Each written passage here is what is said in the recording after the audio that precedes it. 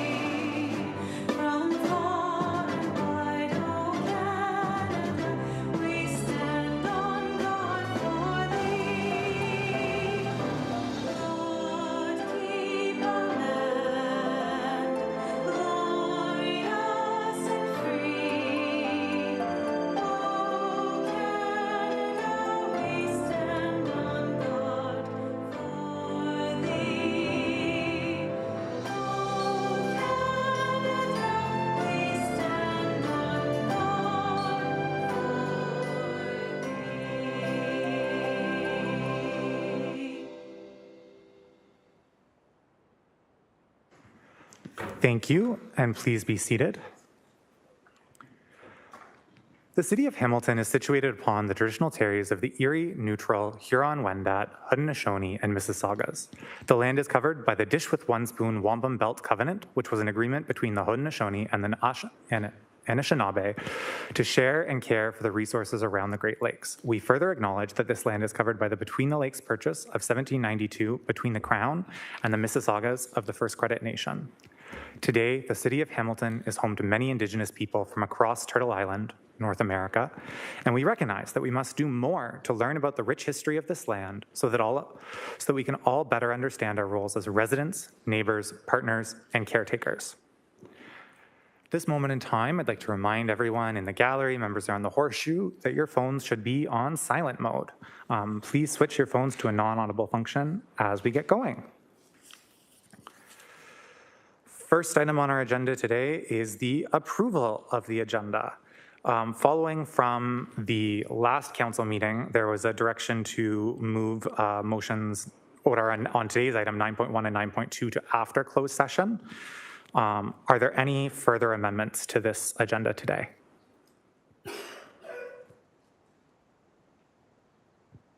Seeing no further amendments, so just a note that we'll be doing 9.1 and 9.2 just after the closed session break.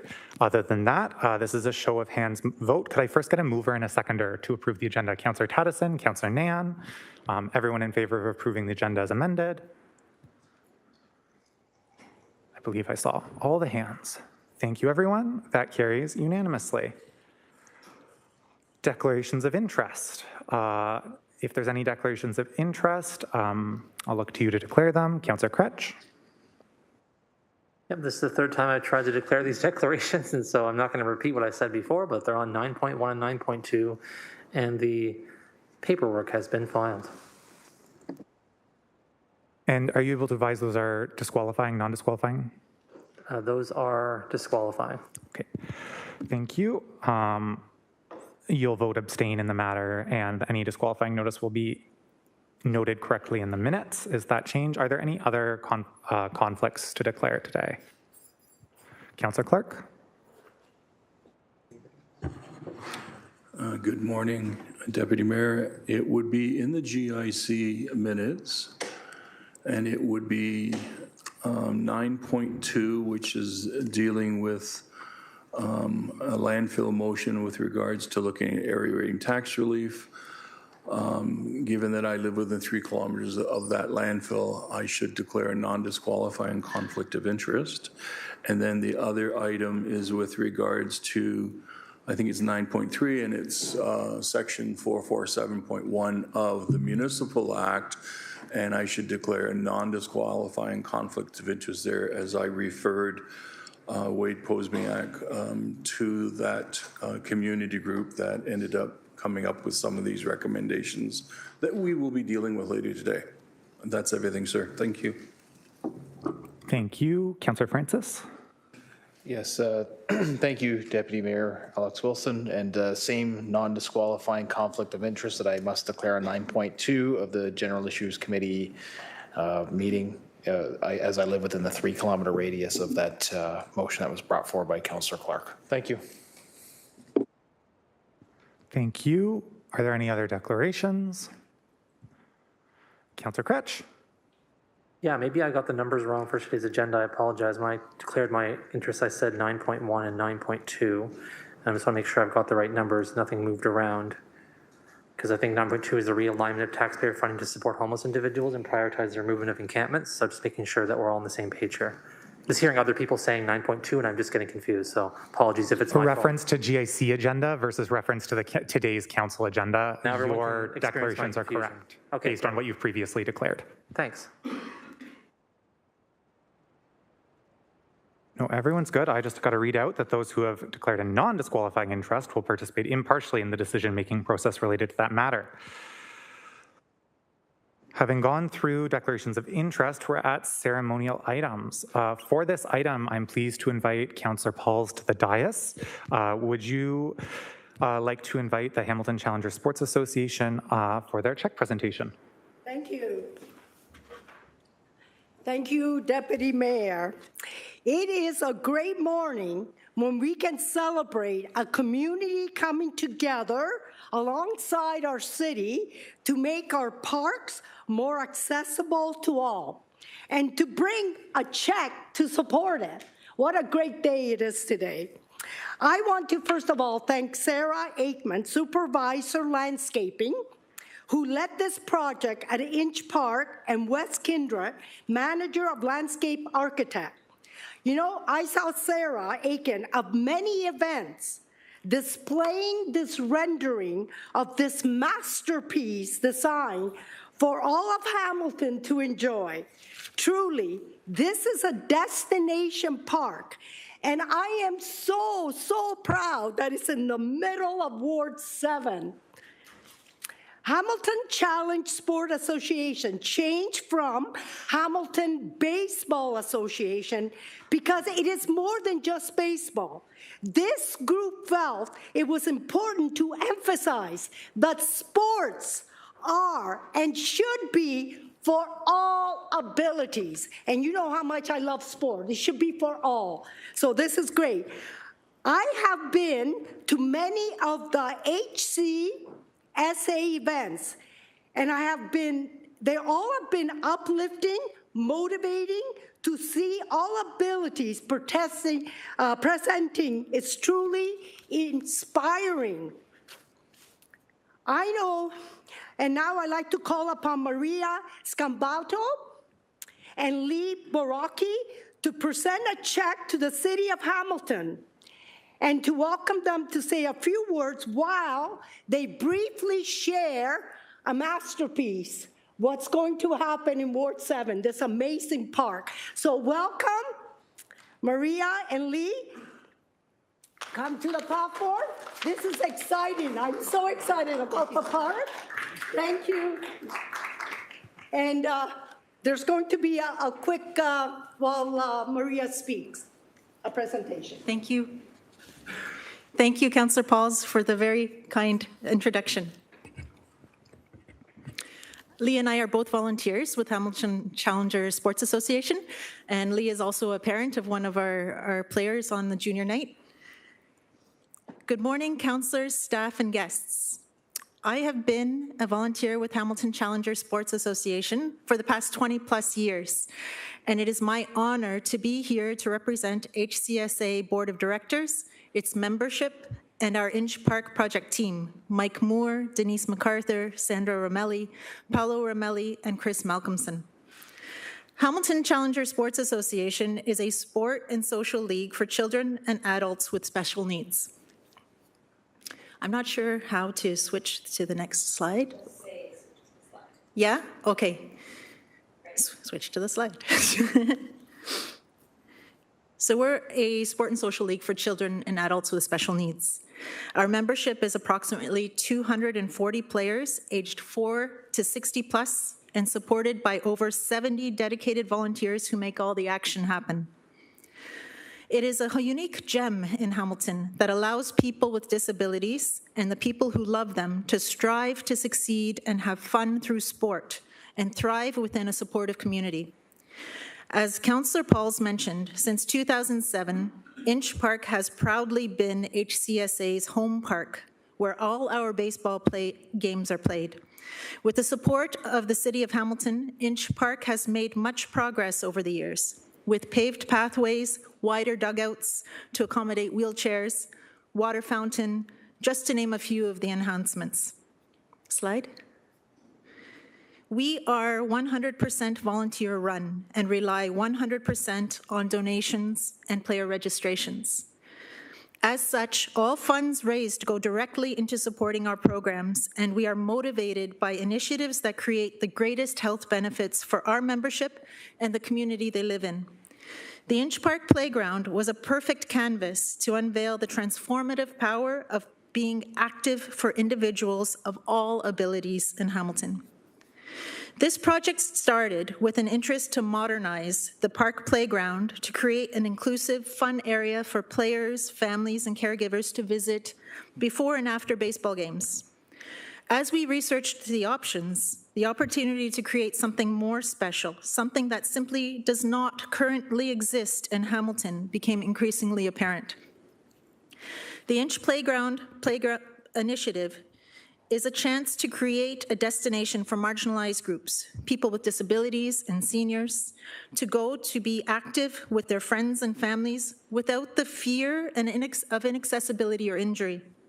It will remove boundaries from the fundamental benefits of play and will provide a pathway for intergenerational recreation where children, seniors, caregivers can share skills and socialize in a safe, fun, and healthy environment. Slide. We are tremendously grateful to the City of Hamilton for its support of the project and for recognizing the need for inclusivity and play in Hamilton. We thank you for daring to change the way we look at outdoor play spaces and for allowing our team to have input to the park design through community engagement, input from our membership and their families giving their own experiences. We would not be in this position without the unwavering support of Councillor Pauls, whom has been instrumental and has brought a great energy to move this project forward. We cannot thank you enough for staying interested in HCSA and for showing up to our events to show it. It is significant and we thank you.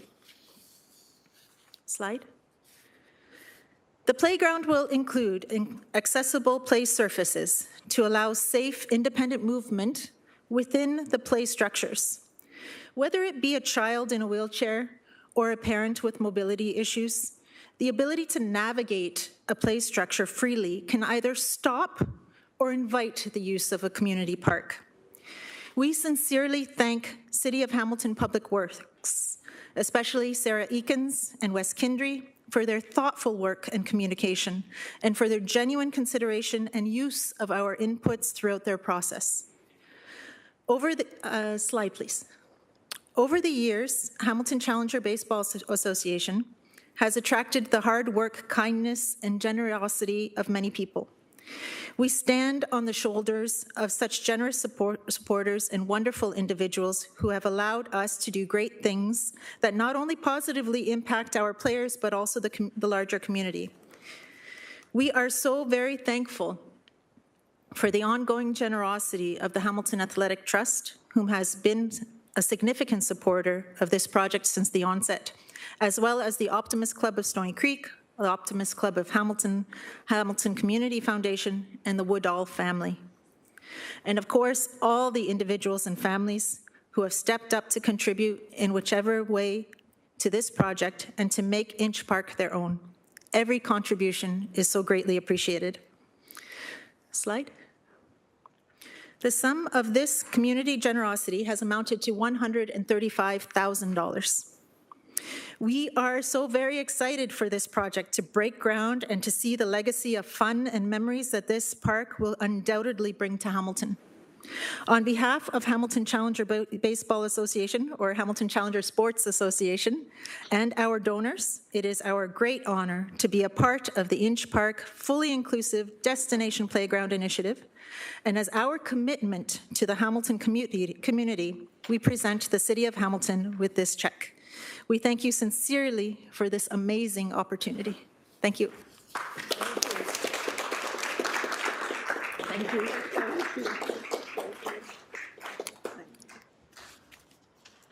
I'm going to invite Mike Moore to come, and because we're going to take a picture with this, the check.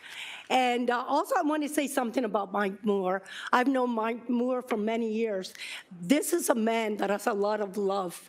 We went to Haiti together, and I saw him dedicating his life for others there.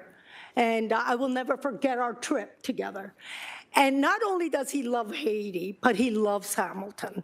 He has dedicated, I think, over 20 years to help everybody.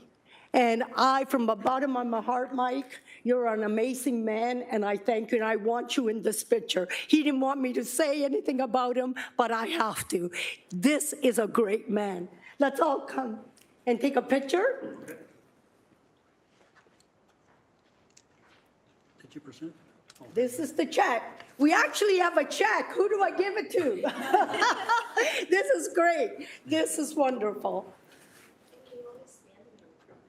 Do you want to have to balance out the height? Yeah. I think we need to go in the middle. Yeah, we'll go in the middle. Can you make sure you see the check? $135,000. That's beautiful. Okay, I'll count to 3. 1, 2, 3. 1, 2, 3, and one more. 1, 2, 3. Let me get a close-up of your check. Yep. It's pretty special. Hang on. Sorry, everybody. I just want to make sure I can get as best I can. 1, 2, 3. Okay. Great. Thank you very much. Thank you very much.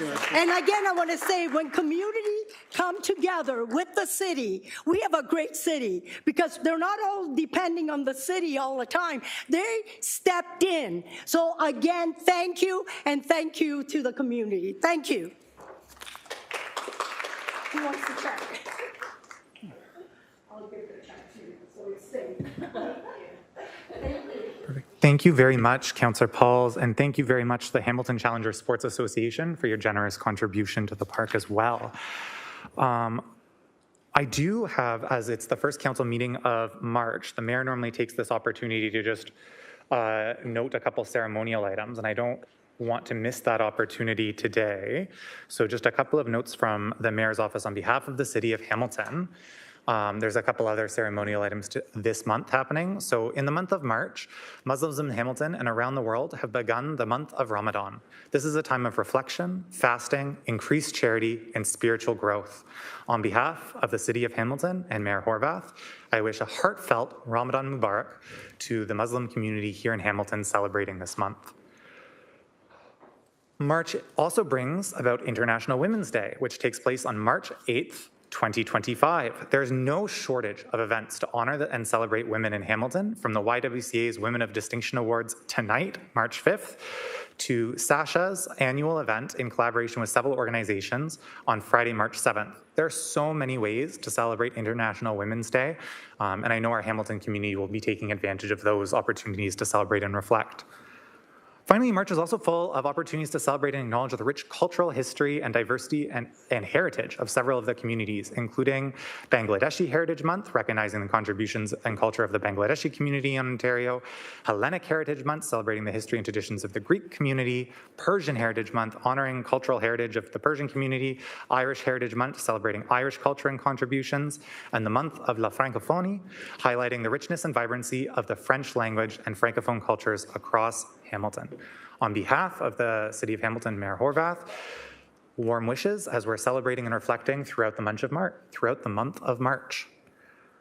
With that, we are now on to the approval of minutes from our previous meeting. Would I be able to have a mover and a seconder to approve the minutes from our previous meeting? Councillor Kassar, Councillor Wang. Is there any discussion about last meeting's minutes? Seeing none, we can proceed with a show of hands vote. That's everyone. Thank you. That carries. We do not have any items for information on today's agenda, so we're going right into committee recommendations. First up is 7.1. This is the selection of the selection committee for agency boards and subcommittees. Councillor Kassar, may I please have a motion to receive and approve the recommendations within the selection committee report? Yes, of course. It's moved by me, seconded by Councillor Tattison, that SABC 25-001, being the minutes of the Selection Committee for Agencies, Boards, and Subcommittees meeting held on Thursday, February 2025, be received and the recommendations contained therein be approved. Thank you, Councillor Kassar. Is there any discussion on this item? Not seeing any, we'll proceed with an electronic vote.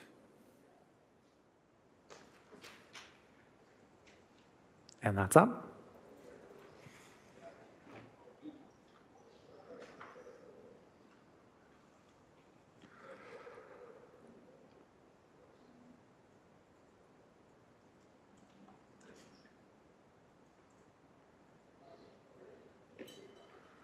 And that vote carries 12-0. Thank you, committee. Next up is the Public Works Committee report. Councillor Francis, may I please have a motion to receive and approve the recommendations within the Public Works Committee report? And I think they'll just walk in the piece of paper down the aisle towards you. And I'm happy to be your seconder. Thank you, Deputy Mayor Wilson. It's moved by myself, seconded by Councillor Alex Wilson, that the Public Works Committee 25-002 being the minutes of the Public Works Committee meeting held on Monday, February 24th, 2025, be received and the recommendations contained therein be approved. Thank you, Councillor Francis, for introducing that motion. Is there any discussion on the Public Works Committee report? Recognizing Councillor Maureen Wilson.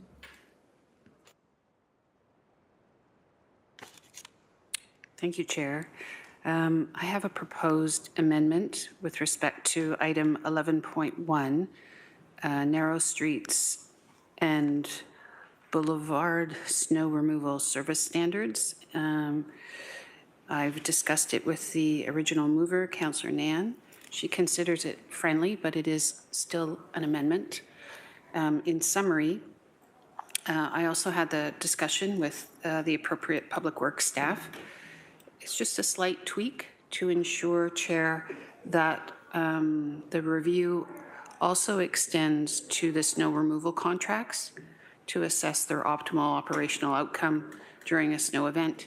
And there's just a slight wording change in A. So it would be a new C to extend the review to the contracts, and just a strikeout of a word. It doesn't change the direction or the substance in A. Thank you, Councillor Maureen Wilson. Just confirming, Councillor Nan, are you okay to second that or say it's friendly? Yep, seeing a nod. Is that language that's already been sent over and can be put up, or is that something that we're going to do auditorily today? I'm seeing nods that it could maybe be put up, and then we can see if there's any discussion.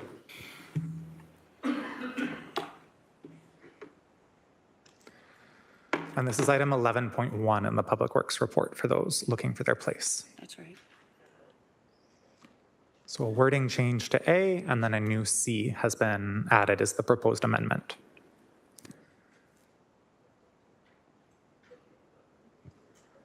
don't want to cut off anyone's processing, but if there's no discussion on this, we can proceed with the vote. If folks want a little bit more time to review, that's also fine. Councillor Clark. So will this review also look at our parking bylaws for on-street parking? I get regular complaints that Hamilton's not like other municipalities where they declare it's a snow emergency and you must get your cars off the street.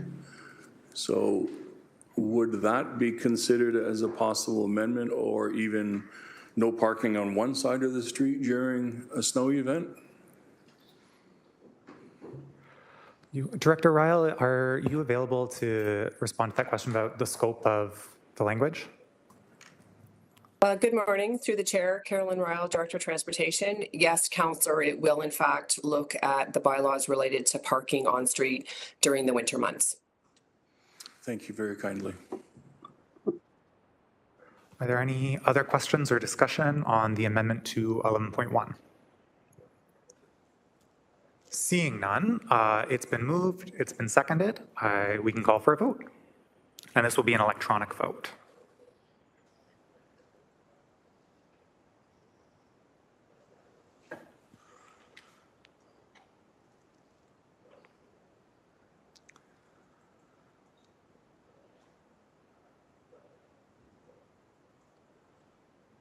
That vote carries 15-0. Thank you to committee. Welcome, Councillor Spadafora. Apologies for not recognizing you. Joined us in the last item there, so thank you for your presence here this morning. I also wanted to go back to now the Public Works Committee report, the main report as amended. If there's no other discussion on the item, it's been moved, it's been seconded. Seeing no other discussion, I'll call for a vote. Electronic. And it's up.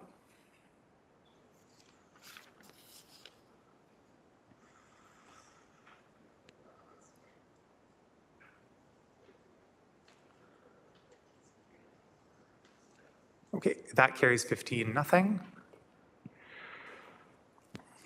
Next up is the Planning Committee report from February 25th. Councillor Wang, may I please have a motion to receive, approve, and receive and approve the recommendations within the Planning Committee's open and closed minutes of February 25th, 2025, and receive correspondence items 7.3A, 7.3B, 7.3BB, 7.3C, and 7.3D.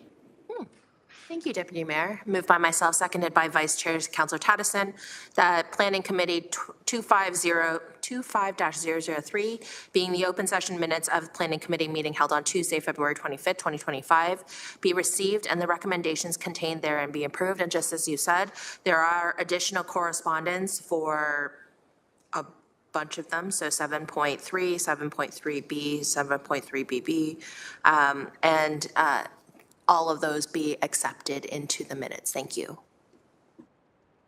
Thank you. Is there any discussion on last week's Planning Committee report and the items for receiving? Councillor Francis? Yes, thank you. Just want a separate vote on minute item 12.4, LS 25009, appeal to the Ontario Land Tribunal for lands located at 399 Green Hill Avenue for refusal of the official plan amendment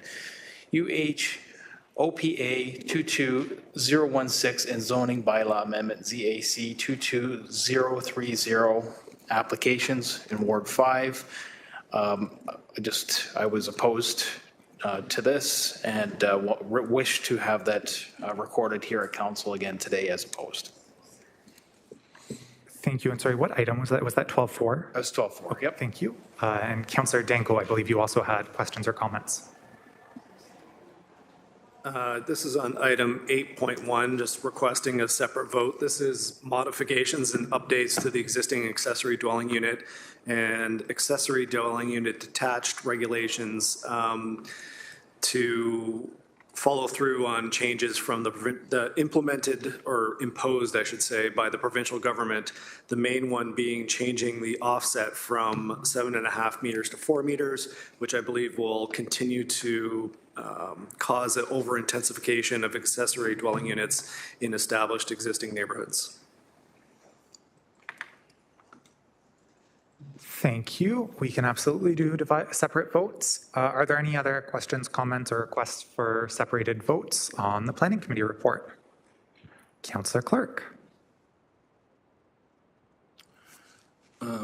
Deputy Mayor Wilson, if I could get some clarification on item 8.1. I understand there's going to be a separate vote on it, and I'm fine with that. It was a change in regulation that brought about additional residential units basically as a right in most circumstances. So the changes that are being proposed here, first, are they as a result of those changes, and are we doing anything more than what the province is requiring of us? Does that make sense, Deputy Mayor? Steve Robichaud, Acting General Manager, Planning and Economic Development Department. Through you to the chair to the councillor, the province first amended the Planning Act to require municipal official plans to allow up to 3 units as of right. They then followed up with additional changes then to say zoning bylaws must allow up to 3 units as of right, whether that is a duplex and a detached unit or a triplex. How that gets configured would be up to the local municipality to determine. And then in response to zoning bylaw regulations adopted by various municipalities across Ontario, the province came forward with new regulations to say that zoning bylaw regulations that were perceived as barriers to the implementation of second attached dwelling units no longer had any force and effect. Staff undertook a review of our zoning to determine if there were any conflicts or with what the province was saying in terms of did we have a regulation that was in the province that no longer what could be in force and effect, and where we identified there was a conflict between our zoning bylaw and what the regulations from the province said. I made recommendations and Planning Committee adopted those amendments to the zoning bylaw to ensure that our zoning bylaw is not in conflict with that regulation as it relates to one or more elements in that regulation. So we are not adding new regulations in that sense. We are just ensuring that our regulations reflect the provincial direction and providing clarification around our regulations as well. So we are not adding anything new in that sense. We are essentially just ensuring that there is alignment based in the regulatory framework in our zoning bylaw and what the province says municipality can and cannot do from a regulatory perspective. Thank you for that, Deputy Mayor. May I ask, just to be clear, I understand that our zoning bylaw is now, if this is accepted, to be deemed compliant with the provincial regulation. Is there anything in our recommendations that is more stringent than what the province is asking? That's the question. Through the chairman, short answer is no. Thank you very much. Thank you, Councillor Clark. Also on our speakers list, I have Councillor Pauls, followed by Councillor Jackson. Thank you. And yes, I need a separate vote from 12.3, the appeal to the Ontario Land Tribunal of lands located at 499 Mohawk Road East, Hamilton, for the lack of decision of official plan amendment application. So I want a separate vote, and obviously I'm going to vote no. Thank you. Thank you, Councillor Pauls. We can do that for sure. Councillor Jackson. Yes, good morning, Acting Mayor Alex Wilson. Can you hear me? We can. Thank you very much. Back to item 8.1, I want to be recorded as opposed as well. I'm glad we're having a separate vote.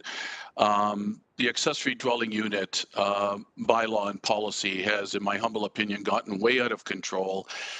Similar to what Councillor Danko has said, you're going to see, and I've already seen it in my ward in a couple of examples, where on a particular 40 by 100 foot lot where you have a principal residence, that particular owner and or out of town landlord that has purchased that property within the rules now with the accessory dwelling units, lax and relaxing of regulations. They've built literally the same size of dwelling unit, accessory dwelling unit in the backyard, literally the same size as the principal residence fronting on the street.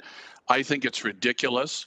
It's caused such an enormous backlash within streets and neighborhoods where this is occurring. We've opened the Pandora's box, sadly, over the last few years by allowing the secondary dwelling units, accessory dwelling units, and regardless of provincial regulation, I think within the municipality of the city of Hamilton, we could have put in place some form of conditions that would have made them more suitable, appropriate, and much more sensitive. If you want to do an accessory dwelling unit, you want to convert a single family home to an accessory dwelling unit with multiple units, you could do it with much more sensitivity to the existing housing stock and the existing neighborhood. And sadly, we've, especially with out of town landlords, such unethical stuff is occurring in many areas. And I forecasted that this unfortunately would happen. This is no longer about Acting Mayor Alex Wilson about building an extra unit for the grandmother after the grandfather has sadly passed. This isn't about building an extra unit for the college kid coming home until they get their career going. Unfortunately, this has been taken advantage of, and the whole legislation's been abused, and I want to be strongly opposed to it. Thank you, Acting Mayor Alex Wilson. Thank you, Councillor Jackson. I do see Councillor Clark on the speakers list for this item as well.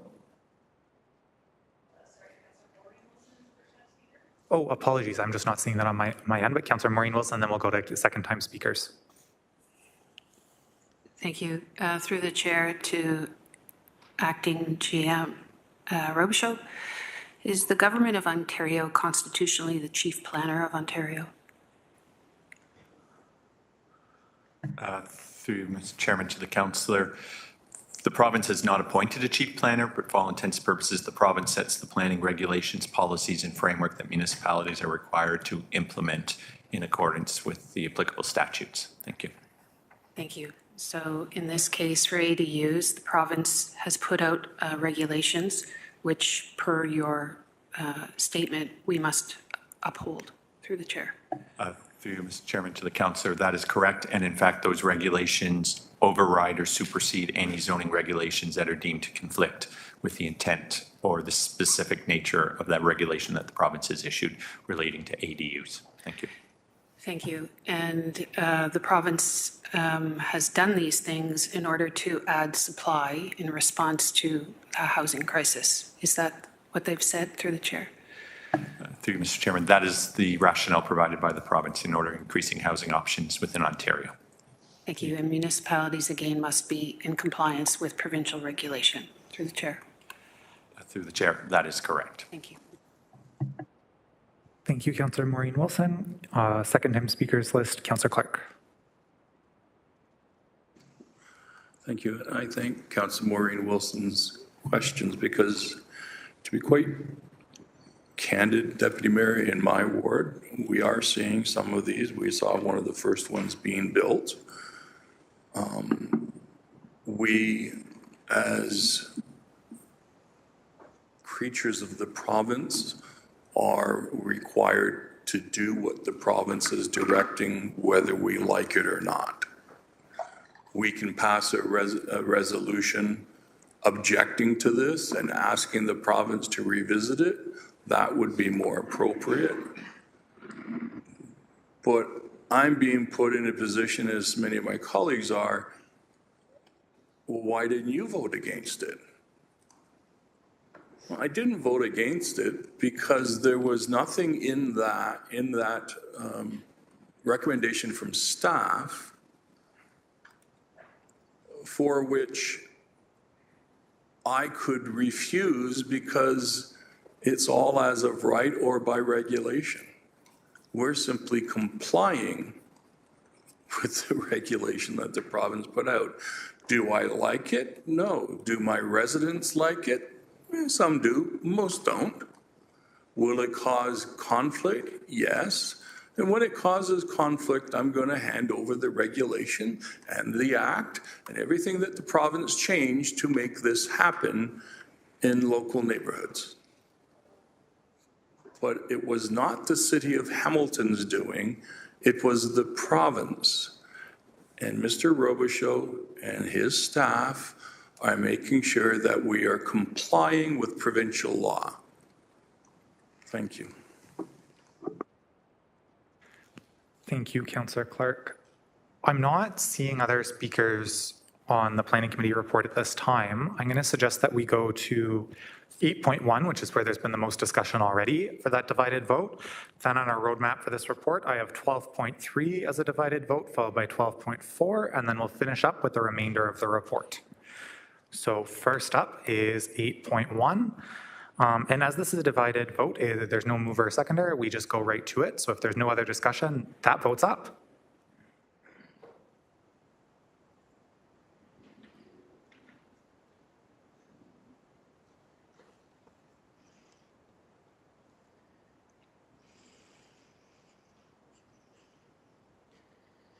And that vote carries 10-5.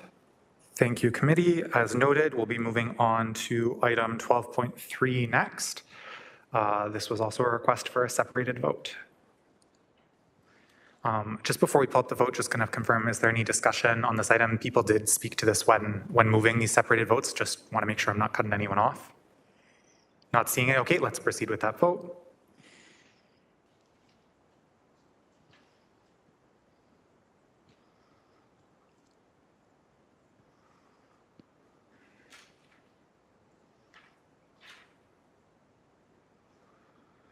That vote carries 10-5. Our next divided vote is 12-4. Any other discussion on the vote before we call for that vote?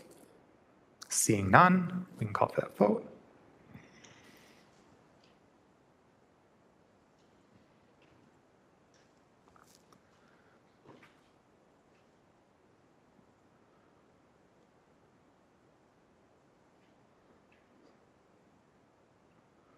That vote carries 10-5. Thank you, committee. Unless there's any other speakers on the report, I'm going to go with the remainder of the report as presented. And we did have an original mover or seconder for that, so it's just the vote, which is now up.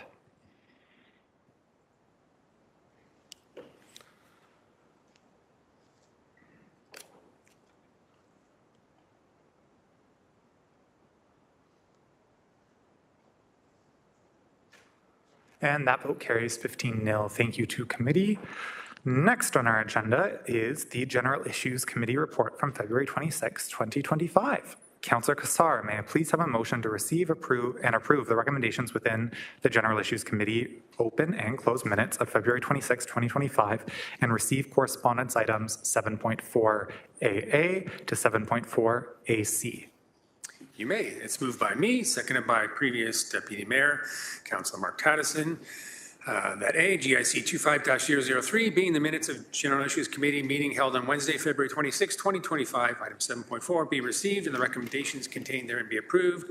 B, that the closed session minutes of the General Issues Committee meeting held on February 26, 2025, item 12.2, be approved and presented and remain confidential. And finally, C, that the correspondence respecting minute items 9.2 and 9.3 explore area rating or tax relief for residents within 3 kilometers of the GFL landfill, and section 447.1 against GFL Stony Creek Regional Facility, item 7.4 AA to 7.4 AC be received. Thank you, Councillor Kassar. I believe that is fresh. Councillor Clark on the speakers list for the General Issues Committee report. Thank you, Deputy Mayor Wilson. Again, I appreciate the opportunity to speak to my colleagues here. I'd like to address 9.2 and 9.3. So 9.2 is exploring area rating or tax relief for residents within 3 kilometers of the GFL landfill. This motion, for the most part, came from discussions that I had with residents in that community who are suffering from ongoing horrific odors from the landfill.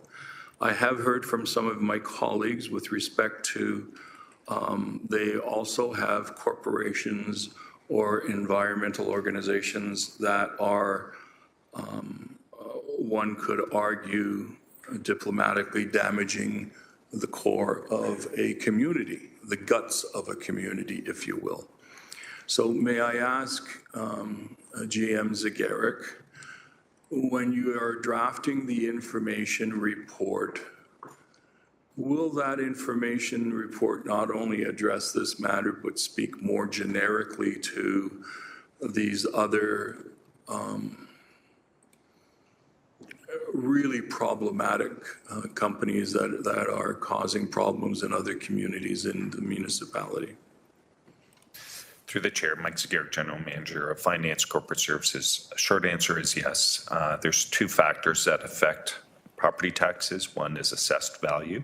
The other is the tax rate. And as it relates to the councillor's question, we'll report back regarding assessment and the role of MPAC and how property owners can request reconsideration for assessment and how MPAC addresses the vicinity of properties next to facilities such as this as it relates to the assessed value.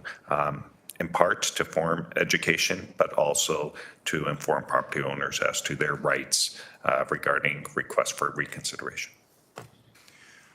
And that was my perspective, to be quite candid, Deputy Mayor. Property owners do have rights, and frequently they get trampled by some of their neighbors. In this case, I'm simply asking that our staff inform not only this esteemed body, but also residents in the community so they actually have a more thorough and comprehensive understanding of their rights as a property owner. Sir, may I move on to 9.3 while I'm speaking to 9.2? Because they're kind of linked in a little bit. I appreciate that. I'll try to live within the time frame. I'm just about halfway through. So the second one, and I really do want to thank all of the residents who wrote to the GIC and Tanisha who appeared before us.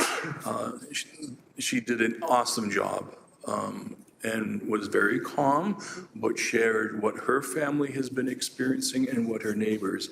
That's not easy to do. Some of us around us remember way back when we were activists in our community and had to speak before council. It's not easy at all. Even today, there are days when it's very challenging. So if I can just speak to, so section 447.1, it's a relatively obscure clause in the Ontario Municipal Act. It does enable a municipality to go to a courtroom if they have evidence of a persistent ongoing public nuisance as a result of the operations of a corporation. If they have that information, then they can ask a judge to basically issue an order that would direct that organization to be shut down pending the solution to the problem. So the two are linked. I have one question, and I think I understood it, but I just wanted to ask our city solicitor, Lisa Shields, and I apologies for putting you on the spot. When you're looking at this resolution, will you be looking at other potential avenues that may help guide those residents or help the municipality help those residents? Can I just ask, how in depth are you going to be looking at this? Is it only to 447, or are you going to be looking at a few other options? Through the chair, Lisa Shields, City Solicitor. To answer your question, Councillor Clark, we will be looking at all aspects of the Municipal Act and what the provisions provide to deal with instances as this. We'll be looking at other legislation.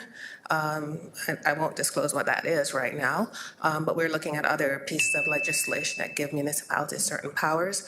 And we're looking at it from a civil litigation perspective as well to determine what other avenues we have to pursue action as a municipality. Thank you. And I just want, I don't think the province has ever apologized to these residents for what they have been going through. I will apologize again today. It is obscene that this has gone on for 2 years. Just unbelievable that there's been no change. And I am very grateful for our senior leadership team there who have been very helpful with me when I've been looking at these motions and trying to understand what I can do to help these residents, even though, and I need to stress this, the landfill is not a municipal landfill. The landfill was provincially licensed, provincially approved, provincially amended and expanded, and the city of Hamilton opposed those expansions officially. So the city does not control this landfill. But if there's anything we can do to help the residents through this problem, I'm hopeful we can find that information. And whatever information we find, Mr. Deputy Mayor, if I may well inform other councillors around this table who are equally experiencing belligerent corporations who refuse to be a good neighbor. Thank you. Thank you very much, Councillor Clark. On the speakers list now, I have Councillor Danko, followed by Councillor Jackson and Councillor Pauls. Councillor John Paul Danko, second time's the charm. Thank you, Deputy Mayor Alex Wilson. On 9.2 and 9.3, I wasn't present for the original discussion at committee. I have no problem asking staff for information and definitely empathize with the residents that live in those communities. It's been articulated over and over and over and over by their municipal representatives. My question, though, is on 9.2 is I believe there is, or at least there's consideration of a private civil litigation by residents against GFL in the province of Ontario. Are we aware of that, and have we been in any discussions in that context?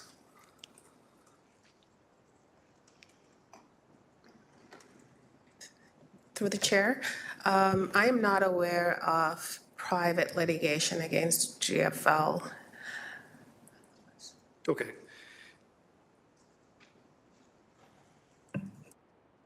Apologies, my attention was over that way. Councillor Danko, you're okay if Councillor Clark jumps in with an answer to your question? Please, Yeah? yes. Councillor Clark? Thank you. I've been working with the community groups on numerous things. I am not aware of any private litigation against GFL. Okay.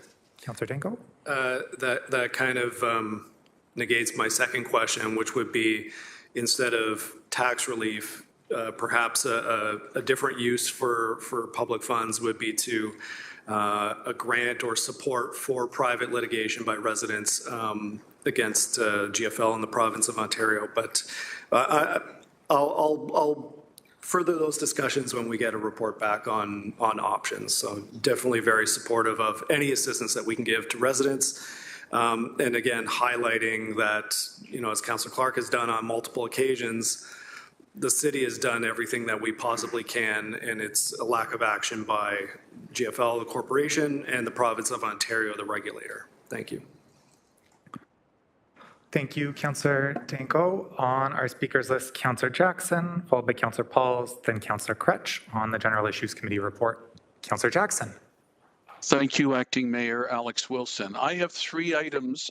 Did you want to stay with 9.2 and 9.3 to exhaust the speakers list there, or are we just roaming around as we get on the If those are some of list? your items, that would be appreciated. Do you mind just letting me know what your items are if you have those Sure. numbers ready? Yep, and if you could put me back on the speakers list then, because it is not to those items. I have 3 items. I want 3 separate votes and to speak to. 8.3, volunteer advisory committees, 9.5, inflation rate, and 11.5, cybersecurity incident, please. And sorry, could you just repeat the number of the very last one? 11.5. 11, thank you.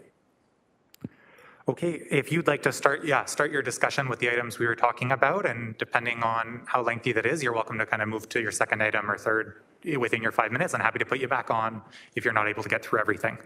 So to be crystal clear, Acting Mayor Wilson, I don't want to speak to the current 9.2 and 9.3. I want to speak to the 3 that I've highlighted, please. Which one would you like to begin with? And we'll start there. All right, thank you. 8.3, volunteer advisory committees. This was an 8-5 vote at committee last week. Little did I realize that when we embarked upon about a year ago through a councillor's initiative to review the 14 volunteer advisory committees, acting mayor. Little did I realize we would reach a point where we would end a beautiful era of volunteerism in our city. And volunteerism appointed volunteers to these 14 advisory committees: mondialization, anti-racism, seniors advisory, veterans advisory committees, and others, excuse me, that reported to standing committees and up through city council. Unfortunately, a couple of colleagues last week made some innuendo about these volunteers were only appointed because of past work on past politicians' campaigns. And, regardless, Acting Mayor Wilson, of how these volunteers got there, they've done tremendous work in this community. And I'll speak mostly to the Seniors Advisory Committee, the 19 appointed members over the many years. They've done great work that I don't think any of my colleagues, and I'll start with myself, could have done the fabulous work of helping seniors, which make up 25% of the demographic of our city, to help them access all the wonderful amenities and services and improve the access to those services across the city, helping to get around Hamilton, recreational facilities, seniors golden pass with the HSR, whatever the case has been, elder abuse with the police services. So I'm saddened that today, if this gets ratified, I'm hoping beyond hope that this will be turned down today. Like I said, it was an 8-5 split vote last week. I'm hoping beyond hope, if it gets turned down today, that we can go back to recognizing the 14 advisory committees, maybe help them be stronger. I know some have been dormant for a while, maybe haven't had meetings or minutes for about a year or more. Let's help them be stronger.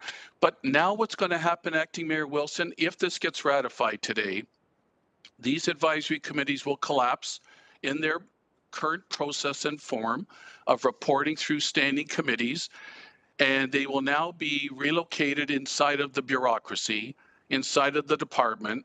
There'll be no more attachment to standing committees and council. I'll no longer be able to feel, hear, see the presence of these wonderful volunteers that over the years brought regular reports on the recommendations on what they were doing to help veterans, to help seniors across the city, speaking to those two advisories specifically. And now they'll be buried inside of departments. Departments will decide who's going to serve from the community, who won't. And we'll be lucky maybe if we get an information report, but there no longer will be regular reporting up through standing committees. And I think that's such a lost opportunity. I'm really, really saddened by the end of an era here, potentially, if this gets ratified. I just don't understand why we don't want to maintain a physical connection, a visible connection to these wonderful volunteers that enjoyed presenting and staying attached with many of us that were liaisons to those committees in terms of their reports to make our city so much better. Anyways, Acting City Manager Wilson, if I had known a year ago what I know now, I would have never supported this initiative. I thought the initiative back then was to make the 14 stronger, better, more forceful, more effective in the community, but now to bury them inside of departments where we'll no longer even have any idea who's there, what they're doing, is very unfortunate, and I'll be strongly opposed to it. Thank you, Acting Mayor Wilson. Thank you, Councillor Jackson. Gave you a couple extra minutes. We will add you to a second time speakers list for those other items. And just a reminder that we can do we will do that divided vote as requested. Thank you also to members and the clerk's team for now specifying which items people want to speak on in the speakers list. Now that I have that information, I think people's general preference to stay on one item and then go back and forth. So I didn't have that item the last time I read out the speakers list. The speakers list in front of me now has Councillor Kretsch on this item, and then Councillor Paul is helping us go back to the 9.3 item.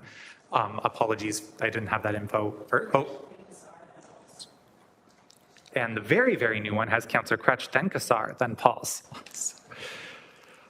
Just on 8.3 and then going back to 9.2. Apologies, Councillor Pauls, I didn't have that info the last time we read it out. So Councillor Kretsch. Thanks. I want to clear up a few misconceptions, as far as I'm concerned, that we just heard. Because I listened very carefully not only to what staff said, and they listened very carefully to our feedback. So what happened was this report came forward earlier. we provided some feedback and said, we really don't want to erase the impact that volunteer advisory committees have. How can we find a balance here to ensure that we're not going to do that? Staff went away. They looked at the Municipal Act and the changes that were made with respect to different kinds of groups and local boards and tried to find a balance, and they came forward with something which I think works. In fact, we had some delegates come forward and some letters be offered that were criticizing the previous report, and those criticisms have been dealt with. And so people from volunteer advisory committees who were opposed to this before are now in support of it. So that's important to say out loud. This is not the end of volunteerism. It's pretty dramatic. It's not the end of volunteerism. We're going to change the name and we're going to enable volunteers to continue to participate. Nothing's going to collapse. In fact, what staff said at the meeting was, quite literally, that the exact vehicle that exists now, something similar to a citizen committee report, will continue to exist so that volunteers can continue to put these items on the agenda. Councillor Clark asked a bunch of questions last time that were all clarified, I thought, by asking how will this work, how the reporting work. It'll continue to show up on agendas. There'll continue to be a space for people to do these kinds of presentations if they wish to, and they'll continue to be involved.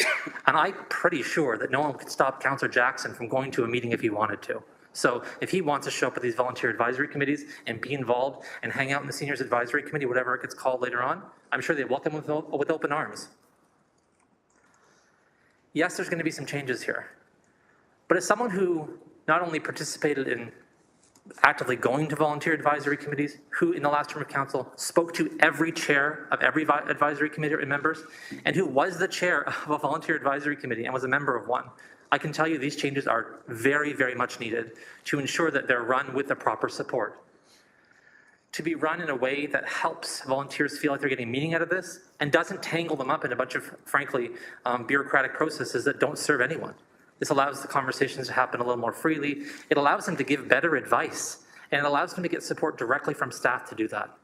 And so right now, the way the system has been set up has been very difficult, and most volunteer advisory committee members I've talked to have said that it has caused harm in some situations to them. It has made them feel like they can't participate very well in these processes, and this is breaking down some barriers so it can be better for community participation. As someone who's been very actively involved in this for a long time, I think this is a good thing, although it'll be a difficult change for some. And those who are concerned about that, by all means, you too can support anyone you want through this process. So I think we should support this. It's been a lot of work by our excellent staff to try and make something work out that's balanced, and I think this is the appropriate way forward. Thank you. Thank you. Councillor Kassar, also on 8.3. Yeah, thanks, Deputy Mayor Wilson. I too am a little perplexed at the characterization that was provided by Councillor Jackson. Thank you for Councillor Kretz for outlining which I believe is an accurate representation of the report, but I would like to just ask staff to speak to the report and specifically the reasons why there was a need for a change. I know that in the report and in the presentation, there was some elements of the structure that were maybe suppressing volunteer participation because of the bureaucracy. So I think it'd be just important for the public to hear the rationale why this was recommended and why it's actually positive. Through you. Absolutely, we can do that. There's just some switching around on the bench, and then when responding, if you're just able to introduce yourself at the beginning. Yeah, Rebecca Benke, Project Manager, Community Inclusion and Equity. I just want to say that this was a lot of community engagement and a lot of consultation that went into this report. We talked to a number of other municipalities. We did analysis about what was working about the current system, what the challenges of the current system were, and what the feedback we were hearing from our community members was. We had overwhelmingly high levels of engagement, both from staff liaisons, from council members, and also from the members themselves. And the feedback was a strong need for change argument, and that change needed to be structural in nature. So that's why the reformat, that's why we're looking at realigning them with departments. And it is also not our belief that this is the end of volunteerism. If anything, this is to support better engagement. This is an engagement method aimed at bringing more people into the conversation, bringing more people to the table, and having more contributory voices. And it directly aligns not only with council-ratified public engagement framework, but also with the council priority of bringing more people into the conversation and responding with transparency. So these are your priorities we're trying really hard to hear, and in trying to hear them, we think we're bringing things to a better place. Yeah, thank you very much. And through you, Deputy Mayor, that's a very helpful answer. And I know change is difficult. There will be change here, but we're looking to improve things. And I don't think we're working in our best interest, the best interest of citizens or the community as a whole, if we're just resisting change when there's a very strong case to make it. So I'm fully supportive of the staff recommendation. Thank you. I'm just going to make sure we exhaust the speakers on 8.3. We'll do the vote, and then we'll close this item off, so we're not kind of crossing over. If there's any other speakers on 8.3, that means getting on the list now, so we don't kind of go back and forth and all around, and then we'll go right to 9.3, and Councillor Pauls will start us off there. I have Councillor Clark on 8.3. Thank you, Deputy Mayor. Just some questions to staff about how this new change is going to work. These liaison groups, is that what I would call them? Liaison groups will no longer be working directly with elected members. They'll be working with staff in different departments. Is that a good understanding of? Yes, that's correct. There's nothing, of course, that prohibited the involvement of council members in these working groups, but the relationship will be to be receiving support directly from staff. So the liaison working groups are interacting with staff. Do liaison working groups provide advice or recommendations to staff on projects? That's correct. And does that recommendation to staff come forward as a recommendation to a standing committee or council? There's a few different options for the vehicle that could take, and I'll defer to the clerk on the specifics of it, but it's our understanding that it could be a component of a recommendation report or a report to a standing committee. Please, I would like to hear from the clerk. Yeah, so through you, Chair, yes, that would come forward in a staff report. You'd see a section there under consultation with regards to how the community liaison group was met, discussed, provided their feedback.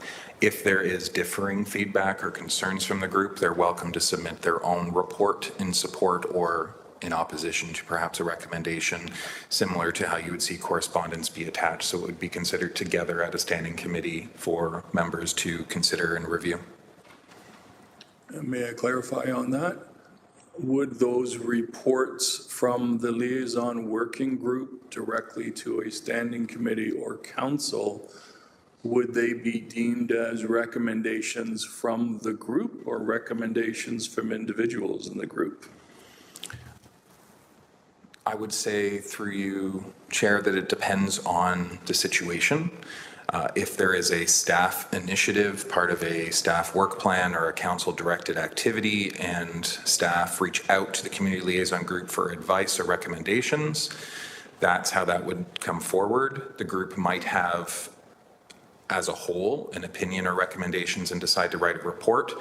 No different than with committees right now. There may be differing opinions, and a differing opinion can submit their own correspondence or writing in the same way.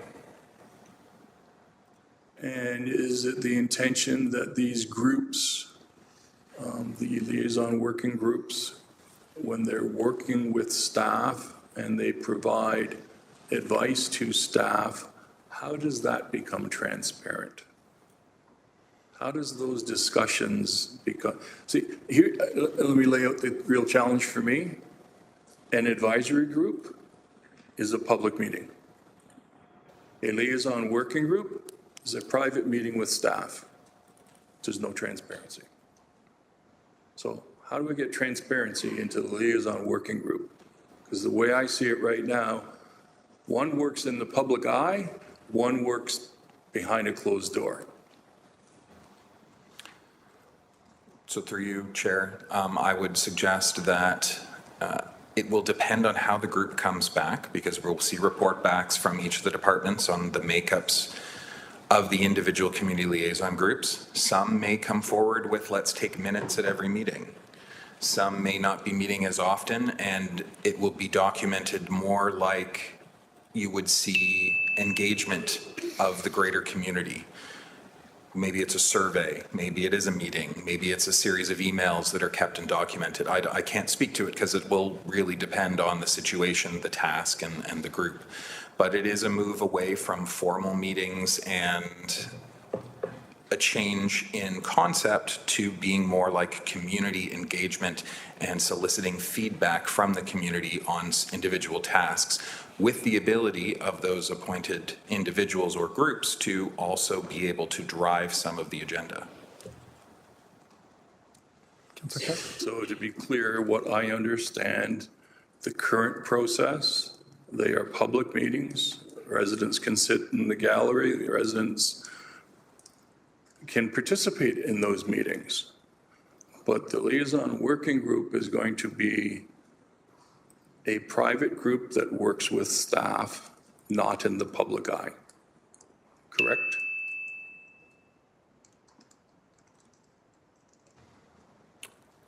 Through you, Chair, I don't know if I would agree with the phrasing, but in concept, yes. I will remain opposed. That is the challenge for me. Thank you, Councillor Clark. Reminder that we're going to do all the speakers on 8.3. So I have Councillor McMeekin currently as the final speaker on 8.3. Yeah, thanks, Deputy Mayor. I'm just reflecting back on the discussion, and I supported the change, and I want to just state why I did so.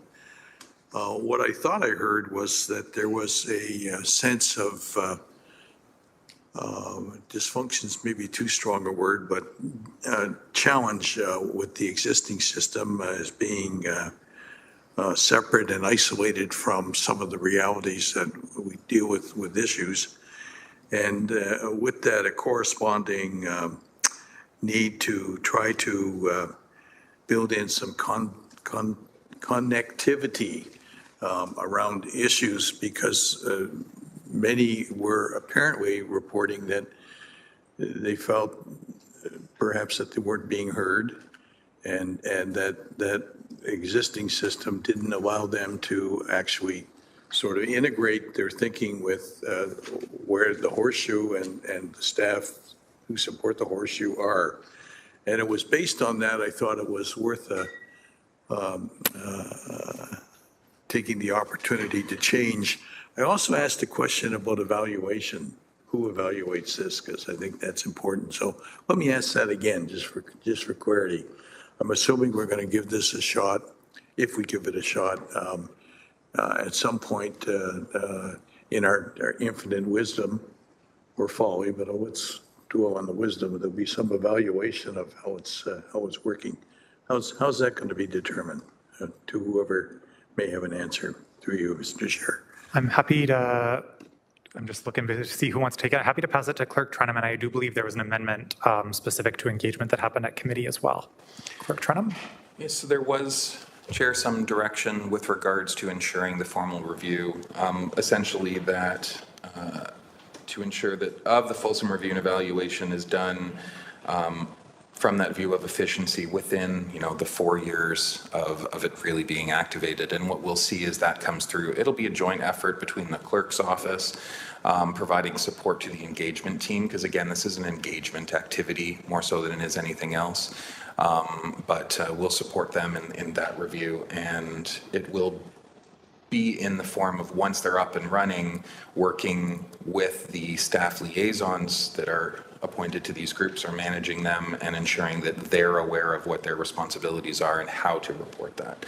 So certainly some specifics to be worked out, but it'll be between the two groups. Councillor McMeekin? Great, thanks very much for that answer. I was just about to call for a vote, but Councillor Taddison, I think you're trying to get in on 8.3?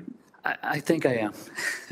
I know it's at a very exploratory stage right now, but would there be any consideration given to councillors being able to sit or attend those meetings that are these liaison working groups, just on a whim, if they've had a committee member or a group member reach out to them? Yeah, absolutely. I think we're completely friendly to that, and that's encouraged.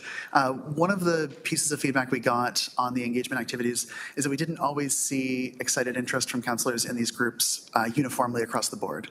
And giving them the opportunity for a kind of opt-in approach might better align with the priorities of that particular councillor's office, and might also give them an opportunity to be engaged when it's meaningful to them, increasing the meaningful engagement we're receiving. Thank you very much. Seeing no other speakers on item 8.3, there's been a request for a separated vote. There's been discussion, there's been questions. I'm going to call the vote.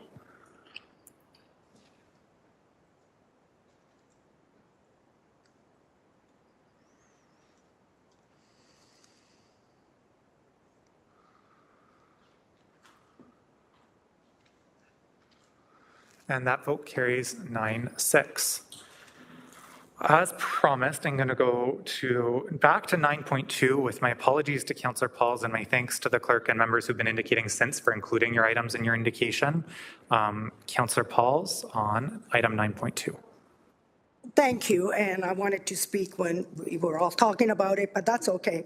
The motion 9.2, exploring area rating or tax relief for residents within the 3 kilometer of GFL landfill. When we get the report, that's where we're going to really get to the meat of it and have a wholesome, bigger discussion. And I want to be clear, I'm saying this because I've had residents in my neighborhood, they want me to do my area rating or tax relief because of circumstance that they've gone through. I was talking to her yesterday, and because it was in the media, everybody knows in the city of Hamilton, we might be doing this. Their ears perked up, and that's when they called me. So I want to make sure when the report comes, what we learn, that we have a wholesome discussion whether we could do this or not. Because I think we will be, in my opinion, opening a can of worms. People saying, well, look what's behind my house. Look what's in front of my house. So I just wanted to make clear, and she was listening today, so I told her that I would bring that up. So thank you. Thank you very much, Councillor Pauls, and again, apologies for the speakers list confusion there. To avoid that on a go-forward basis, what I'm going to do right now is I have Councillor Jackson signaled discussion and a separated vote on items 9.5 and 11.5. Could you just wiggle your hand or wave at me if there's other items that folks want to pull out, so we'll go through them in order. If I don't see any waves or anyone saying let's talk about something else, I'm going to go to Councillor Jackson to do 9.5 next. Not seeing a rush of discussion. Councillor Jackson, are you okay to start us off on 9.5? I sure am, Acting Mayor Alex Wilson. Thank you. Just want to thank Councillor Clark. This is about looking at with the inflation rate, moving ahead to the 2026 budget with a 2.5% target and guideline for the bureaucracy. And we tried earlier this year with Councillor Matt Francis's 3.44, I believe lost on a tie vote or lost on a very close vote. And I know what I'm continuously hearing through the first 28 months of this term of council from my constituents overwhelmingly is affordability and the ability to pay and the tax increases that are occurring during this term of council. So let's hope if this gets ratified today for the exploration of 2.5% rate of inflation, let's hope this brings some more semblance of moderation and realistic aspects to our everyday families that are just hanging in there right now with everything that's going on, not only in our municipality, but in our country and potentially south of the border. Thank you. I'd like a separate vote. Thanks so much. Thank you. And if there's no other speakers on 9.5, we can call for a separate vote. The original dispensation at committee was a 10-3 vote in favor. Not seeing anyone jumping on the speakers list, so I'm going to call for that vote now on 9.5.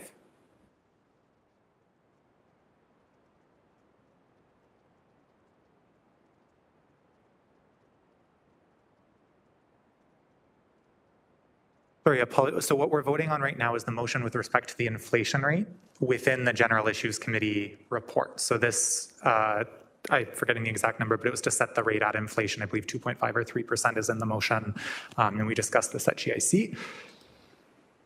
And there's been a request to re-vote on that item today at council.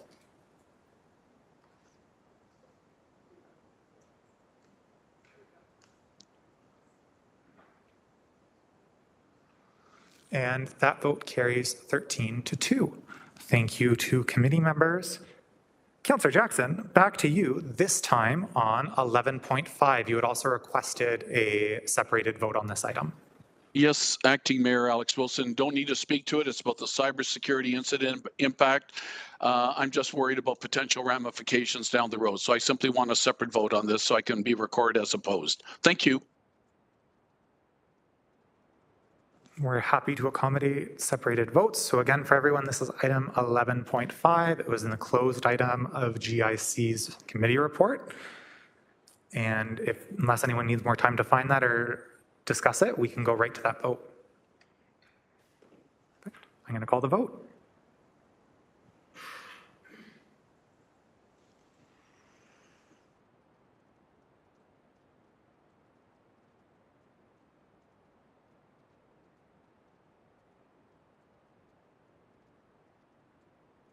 And that vote carries 10-5. Thank you, committee members. If there's no other discussion on individual items of the GIC report, we can go to approving the remainder of the GIC report. It's been moved, it's been seconded, not seeing any other hands looking to discuss any items. Let's call for that vote.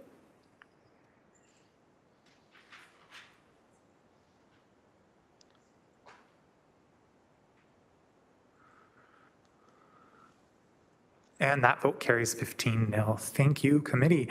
We're next on to the Audit, Finance, and Administration Committee report from February 27th, 2025.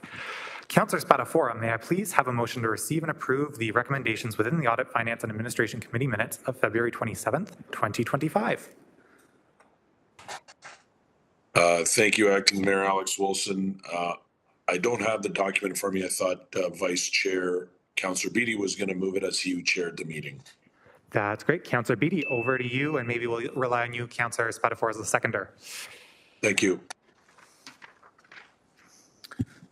Thank you, Deputy Mayor Wilson, and through you, moved by myself and seconded by Councillor Spatafora, that the AFNA meeting held on February 27th, that is AFA 25003, being the minutes of Audit, Finance, and Administration Committee, be received and the recommendations contained therein be approved. Thank you for introducing the report, Councillor Beattie. Is there any discussion on any items within the Audit, Finance, and Administration Committee report from last week? Seeing none, I'm going to call for a vote. That was moved by Councillor Beattie, seconded by Councillor Spatafora. All in favor? The electronic vote's now up.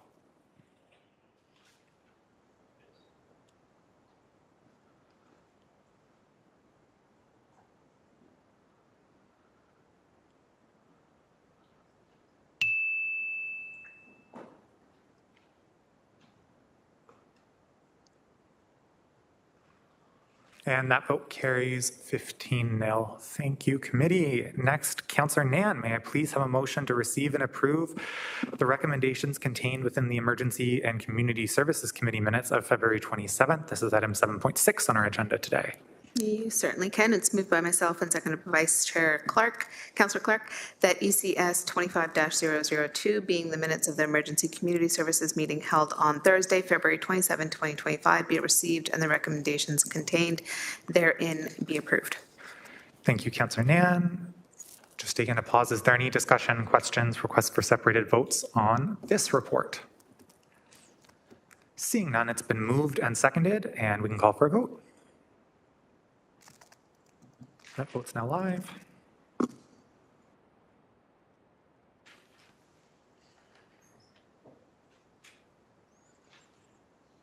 And that vote carries 15-0.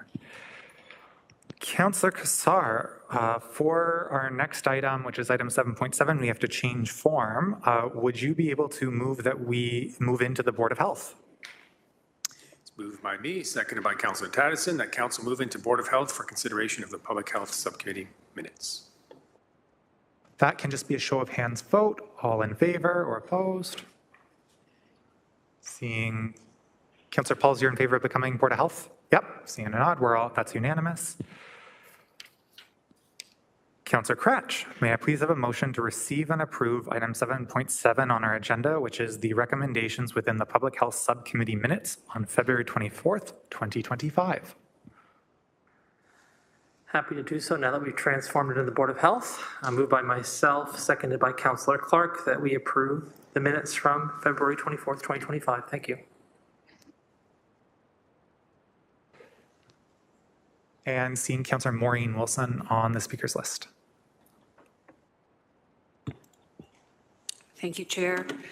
I do not sit on the Advisory Committee for Public Health, but at the meeting, there was a report back in response to a motion that was moved by myself and seconded by Councillor Wang to give an overview of the history of mental health provision and the statutes which have informed it and any particular impacts that have been had in Hamilton. I first want to thank the staff and the community partners who informed the presentation. It was long, but very, very informative and well done. I just would like to underscore the compounded impact that deinstitutionalization has had on this community. In theory, of course, deinstitutionalization was appropriate given some of the issues that were ongoing with institutionalized care at the time. And the theory, of course, being that if we enable patients to be discharged and living in the community, it will provide for a much easier transition in their lives. The challenge with so many things on paper and in practice was that that practice was not supported with sufficient funding. And the indicators that have been of challenge to this city in terms of the intersection of poverty and housing and health were on full display then and have compounded such that are still relevant today. I was reminded that the conversation, of course, had to intersect with the issue of housing. And I just would like to daylight what I heard, the fundamental importance of continuing to lead with a housing first approach when we're talking about mental health. And I was reminded over the weekend of when President Ronald Reagan in the 1980s, there was an acute issue of houselessness and homelessness. And the intentional political response at that time was to move away intentionally from a discussion about the inherent structural deficiencies of the housing system and to shift to mental health. And it was intentional such that the focus became on the frailty of the individual as opposed to the need for full reform of the system. And I'm underscoring that for a reason, because that same practice arguably is at play today. We must provide for a fully funded mental health support system, but first and foremost, for those who are so afflicted, the response is supportive housing, supportive housing, supportive housing.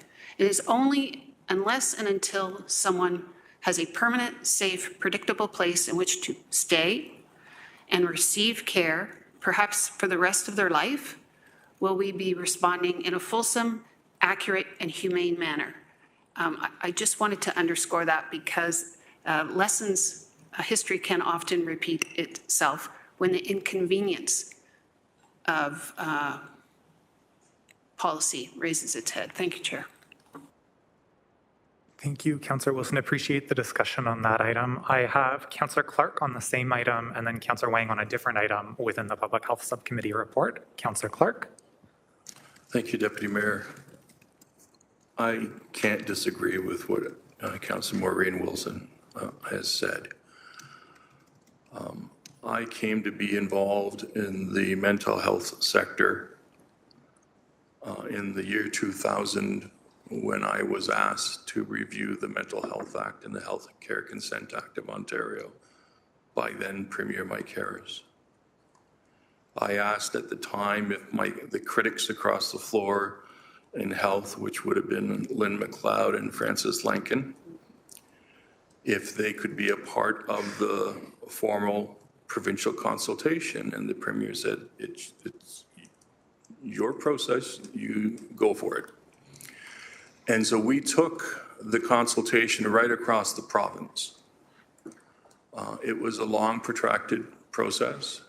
We looked at where the Act is. We listened to survivors of psychiatry. We listened to family members whose loved ones had serious mental illness and were ostensibly a danger to themselves and others. It was a heartbreaking exercise. And the issue of institutionalization came up many, many times. And this committee came to a conclusion that if the province of Ontario adopted what they called community treatment orders, CTOs, it would enable individuals who are being released from institutions to have exactly what Councillor Maureen Wilson was talking about, supportive care. So they would be able to report to a nurse every day, a doctor, whatever the case is, occupational therapists. They would work with counseling. They would help them get through their day so that they didn't fall off their meds or didn't fall off of the counseling process. Because if they did, they fell to the street. And we are seeing this across the province. We are seeing some people who are living on the streets simply because they have a serious mental health illness. And we've all seen them. We walk down the street and we see someone walking down the street having an argument with someone who's not there. Now, mind you, they might have an earbud in the ear. We don't know these days. But they act out. They act in a different manner. And that kind of puts people off.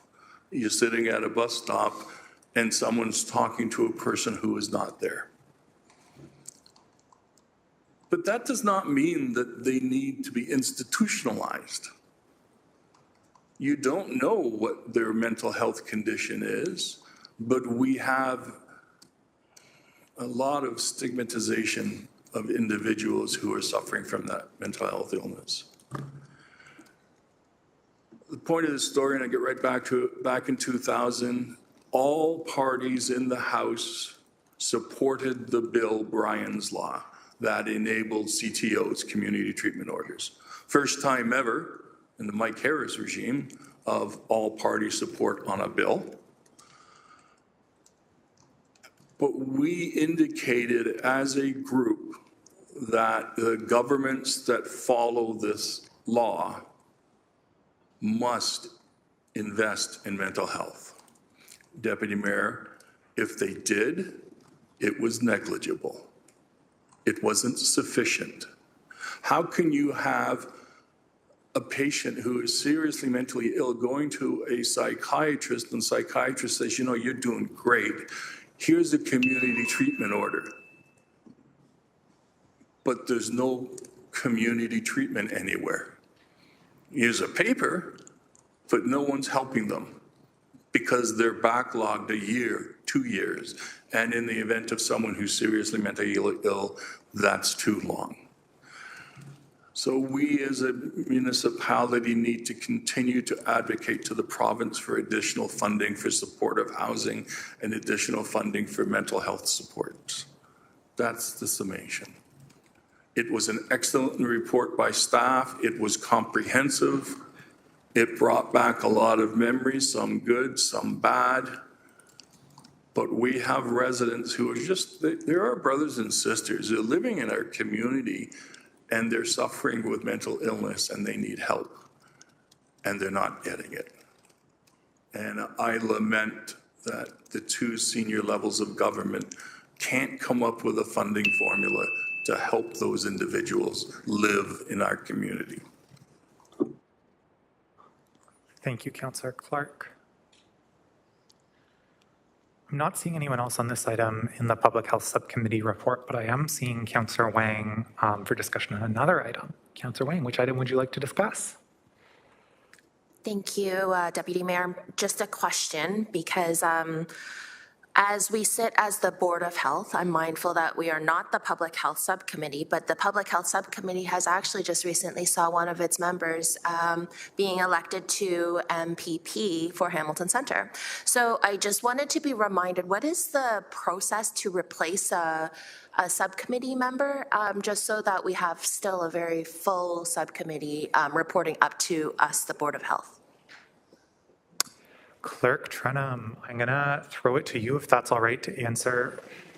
Yep, and thank you, Chair.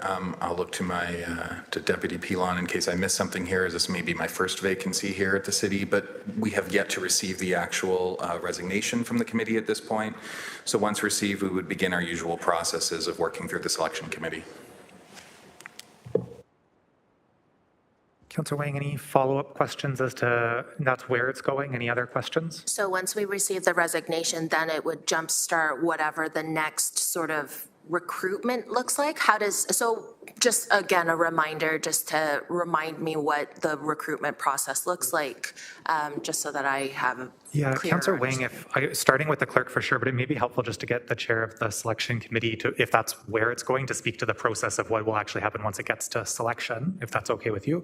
Clerk Dunham, is that any things you'd like to start offering? Only that once we receive that, we'll have a motion on the council agenda advising of that would direct the selection committee to begin the recruitment process.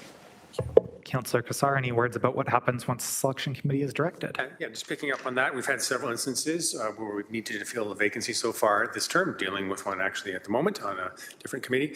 There would be recruitment posted publicly, and that would hopefully generate some resumes, which the selection committee would review and ultimately go through the deliberations on who would be a suitable candidate to replace. Any other questions, Councillor Wang? Councillor Taddison, again to the bell. Not to counter what has just been said, because that is the regular practice, but there have been times when we have looked at past recruits and selected a candidate to fill a committee position. This one being a little bit different. I don't know what the process will be, but we can discuss that at that time. Thank you. Thanks, Councillor Taddison. So just kind of taking those two answers, the terms of reference are going to dictate what selection committee will make decisions as to how those terms of reference will be fulfilled. Council ultimately gets selection committee recommendations and has the final say on any pieces. Direction to selection committee could also be more specific than just fill a vacancy if needed.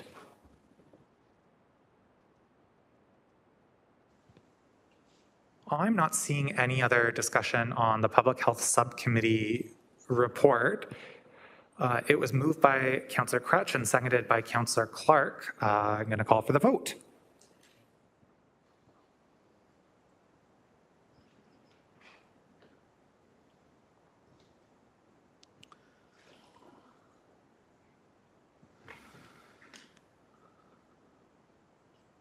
And that vote carries 15-0. Thank you, committee. Councillor Kassar, I'm going to go back to you. Do you have a motion that we rise from the Board of Health? Just finding it here, and yes, I do. It's moved by me, seconded by Councillor Taddison, that the Board of Health rise as council to report and confirm the actions taken in Board of Health. Thank you. Just got to check it. That's a show of hands vote. Councillor Danko, thank you. And that carries 15-0. Thank you, committee. We are now on to section 8, which is items for consideration in our report. There are two. First up is 8.1, strengthening local procurement and resilience amid U.S. tariff threats citywide. May I please have a motion to receive and approve the recommendations contained within this report? Councillor Wang and Councillor Clark. Moved and seconded.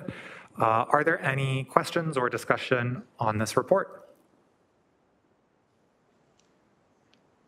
Seeing Councillor Wang. Just a quick clarification as to the dollar thresholds that were allocated in the recommendation number 1. Just wanted to understand where those dollar thresholds came from and what is the rationale for choosing those dollar amounts. Thank you. As we pass it over for an answer, if you're just able to introduce yourself at the beginning of an answer, thank you so much. Through the chair, Katrina Sumra, I'm solicitor in legal services. In terms of the dollar threshold, it is in regards to our obligations under our trade agreements. So it's in alignment with the Canadian Free Trade Agreement, the one that is our domestic trade agreement. Okay, thank you. My second question then through you, Chair, is how does this line up with some of the other conversations, particularly at FCM or at AMO, where they're also trying to amalgamate and trying to create, I guess, opportunities for increased leverage? So I think I'd like to understand how do we also tie this back to some of the greater work from other orders or other groups that are kind of working similarly. Thank you. Going to start with GM Zagaric on that one. Thank you. Through the chair, I will start, and then if Katrina, and I know that our Director of Procurement, Tina, is joining us. With respect to city staff are participating at a series of tables regarding this issue, both procurement tables as well as legal tables, to help inform a common approach across municipalities with respect to buy local, in our case by Hamilton, by Canadian, more specifically not US, recognizing that we have agreements with other partners, including European Union, who are not taking actions similar to the actions that the United States administration is taking as relates to tariffs. So we are sitting at tables to better align how we define local and Canadian, which will be critical not only for city staff, but for vendors to understand as it relates to components of goods or services or construction. What is it that we are trying to achieve, and what are we targeting, so that vendors can be informed to understand how they align with those objectives, as well as we're reviewing the various approaches municipalities are taking as it relates to procurement bylaw, as well as how we continue to honor agreements as it relates to those approaches. And as per the report, these are some preliminary measures to increase the opportunity for buy local and buy Canadian. The work will continue in the coming weeks and months. We'll continue to work across municipalities, across other levels of government, and report back with respect to some further measures for Council's consideration. My last question then is, I appreciate what GM Zagaric has just mentioned. I'd like to understand how our team is going to be working with vendors so that we can really do a deeper dive on the origin of products or where there might be U.S. Sort of ownership. I'm thinking back to some of the challenges with, say, our tiny shelters, where we did do that first level of due diligence to understand that this was a local company, but then ultimately there may or may not be challenges with the product coming from another country of origin. So I wonder how are we going to actually execute on this and see the actual due diligence being done by our teams? Through the chair, I'll start, and I see Director Iacova has joined us as well. You'll see in the report that staff have endeavored to get a preliminary understanding with respect to the various components for goods and services, recognizing we do have an interest to fully realize, for instance, warranties. And sometimes warranties are tied to components, specific components. So there may be some interest to continue to buy outside of local, outside of Canada, in order to ensure that we continue to leverage warranties. And we see this with respect to our water and wastewater services that are referenced in the report. That was the area that procurement started to take a bit of a review investigation of not only addresses. You'll see in the report some statistics with respect to the composition of local versus international. And we recognize in the report, those are effectively distribution addresses. And it doesn't represent necessarily where the components are originating. And so you'll see in the report, we've looked at Hamilton Water as an area that there may be an interest to continue to buy outside of local in Canada, but that work will continue to get a better understanding first from city departments and then potentially from vendors as it relates to their supply chains. And as I mentioned previously, if we define these terms, how might they be able to satisfy the city's objectives? And I'll invite Director Iacocca in case she has anything further to add.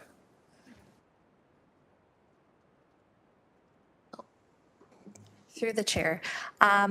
We are currently trying to understand from city departments the implications of the tariffs. We're creating a working group. I know Procurement and Legal have met with our Hamilton Water friends, as well as they have had conversations with vendors to better understand the impact that tariffs will have on our suppliers and our contracts.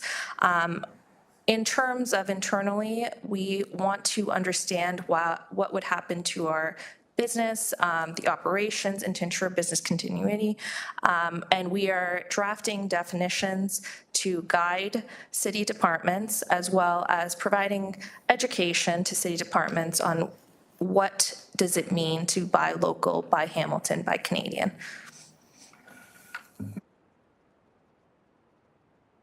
Councillor Wang, you're good? Thank you.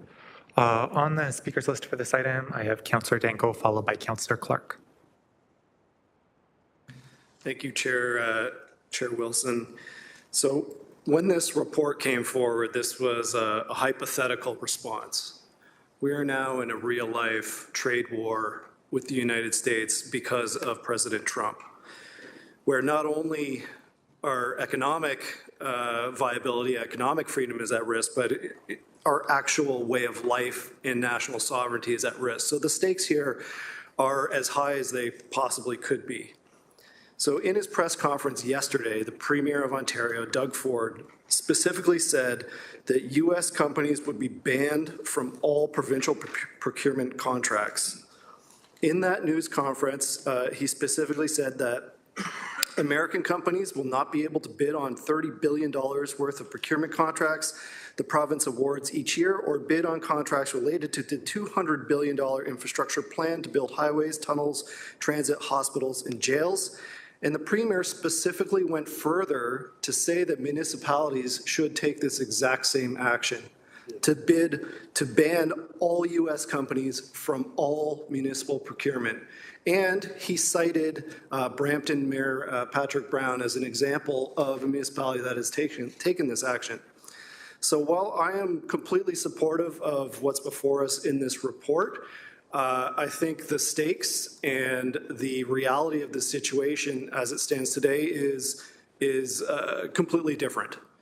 So I do have an amendment to this report, basically saying that the mayor, on behalf of Hamilton City Council, requests the Premier to confirm that his direction is for the municipality of the City of Hamilton to ban all U.S. companies from municipal procurement.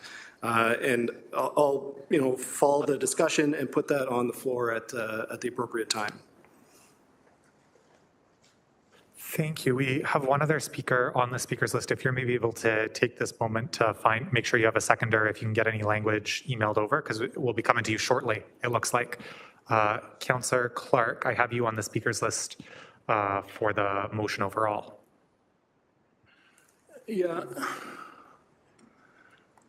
I'm not in any way, shape, or form trying to sound disparaging, But when I listened to the responses to the questions, it sounded like staff was doing their best to provide us reasons why we can't undo these contracts with American firms.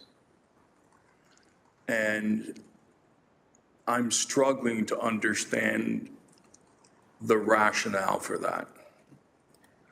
There may be 1,000 reasons why, if we do this, then we're only going to be able to go to these vendors or whatever the case is. But in Hamilton, if this trade war continues, we're going to see layoffs. We're going to see our residents out of work. We're going to see the steel mills try to ratchet up customers in Europe to try to get around it. That's not an easy pivot. They're already telling us about the automobile industry and the impacts that that's going to have there, which is going to be quite striking. And so I'm trying to understand, I guess, some key questions. I agree with Councillor Danko. I would like an answer to that question. I also want to understand if the city controls who they do business with, then why can't the city do a similar thing to other municipalities where they're basically saying what the Premier is saying? Until this trade war is over, no more contracts with American firms. You may have to outlive the contracts you already have, not disputing that. But you can very clearly state that message. So what's the reluctance to make that kind of declaration? Until the trade war is over, City of Hamilton will no longer be doing business, will not be issuing any new contracts to any American firms. Through the chair, I can start, and then I'll invite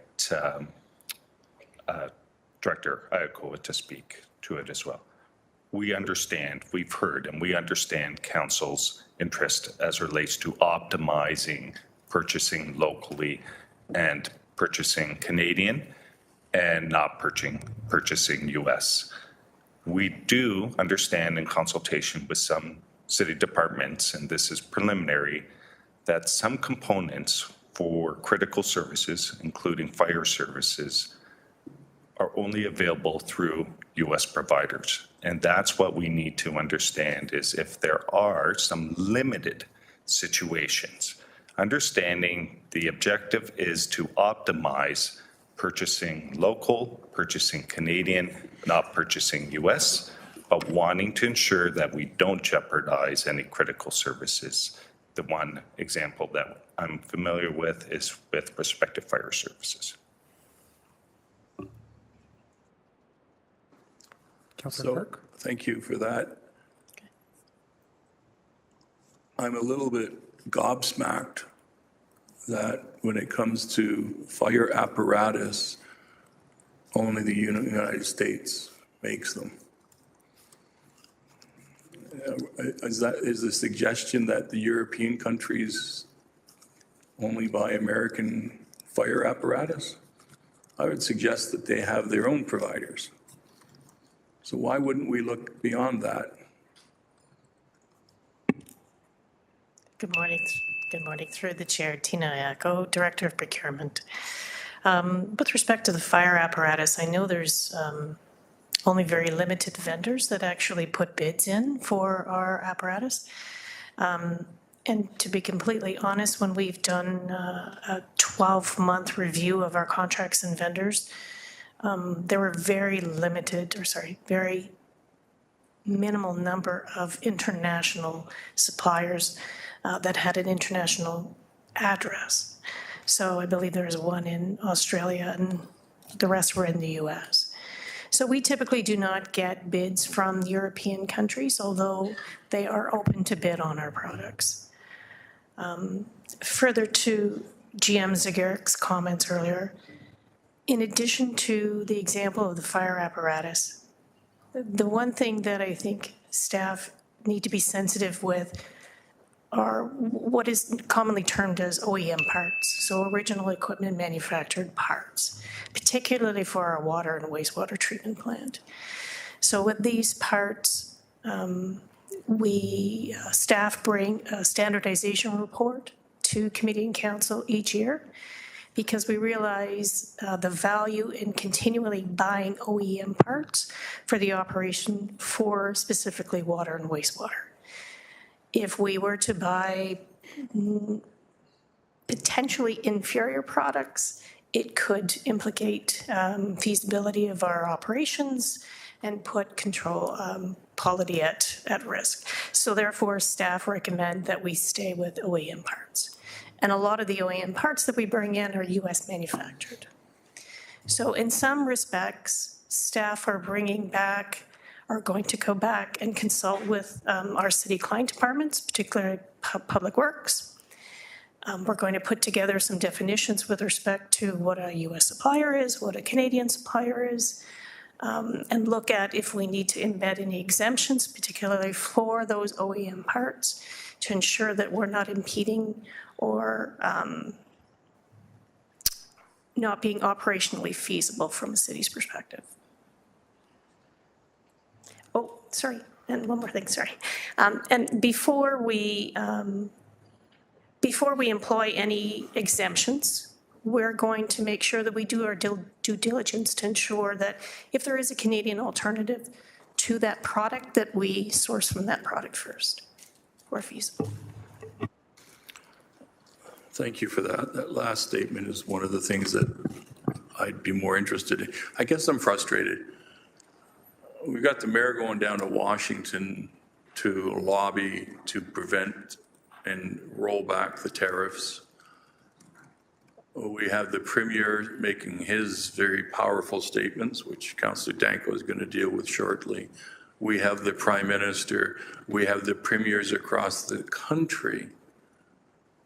And the city of Hamilton is going to say, how dare you bring in a tariff that's going to impact us? We're not going to allow any more contracts with the United States, notwithstanding this. That's the way it's going to look. I get the logic, but that's the way it's going to look. And if this continues and there are layoffs, we're going to have people trying to understand, well, what did Hamilton do to help? And that's my question.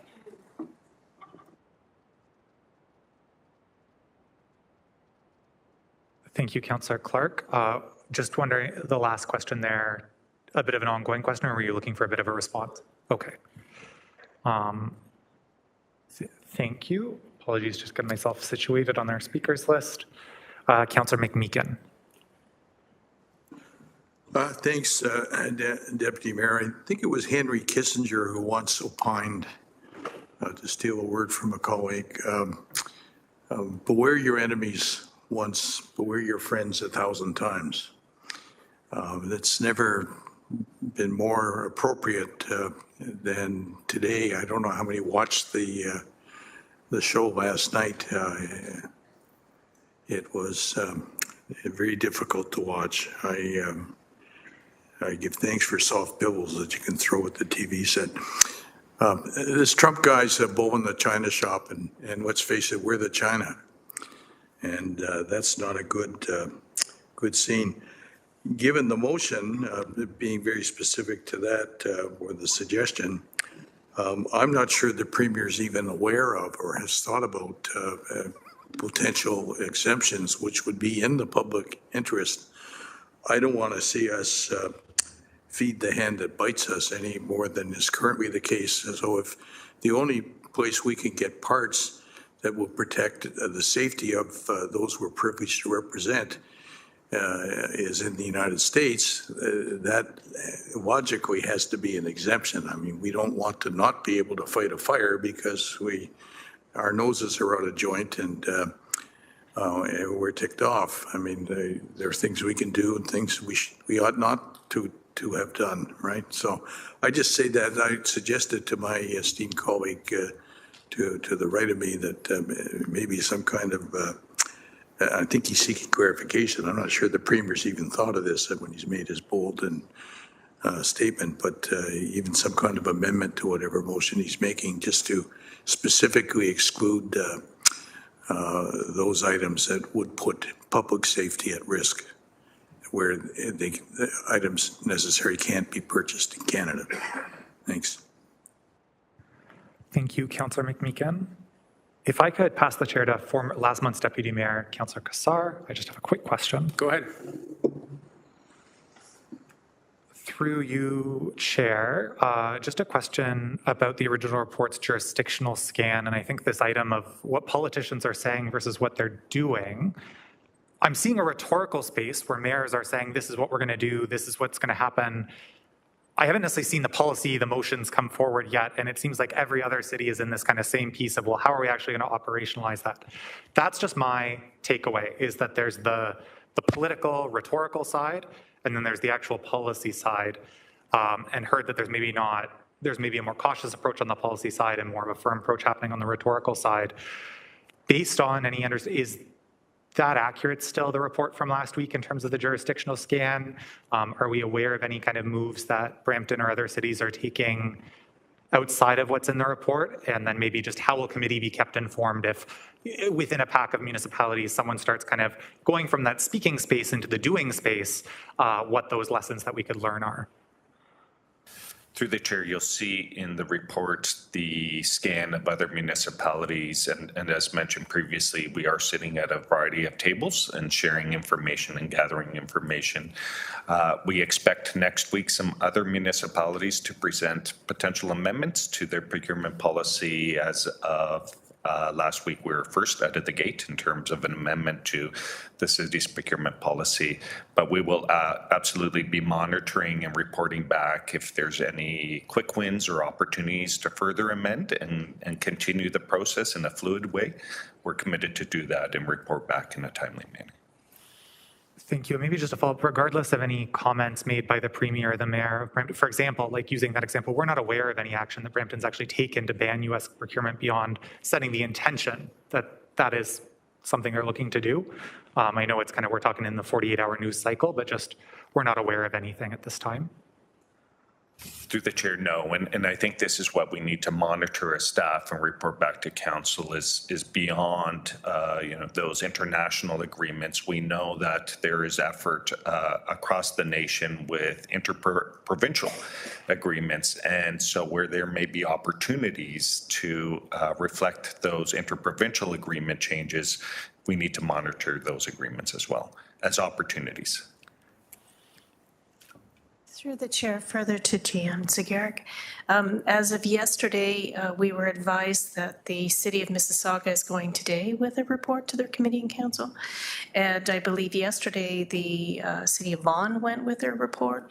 Both municipalities have adopted similar direction recommendations that staff gave in order to mirror the SIFTA thresholds. And I believe there are a few other municipalities coming on still within this month. So things are starting to evolve, but not to the extent anything significantly. And we'll be looking certainly from direction from the province. Thank you so much. Those were all my questions. Oh, apologies, more. Through you, Mr. Chair, and thank you. I just want to respond further from a concept perspective, so everyone knows our position.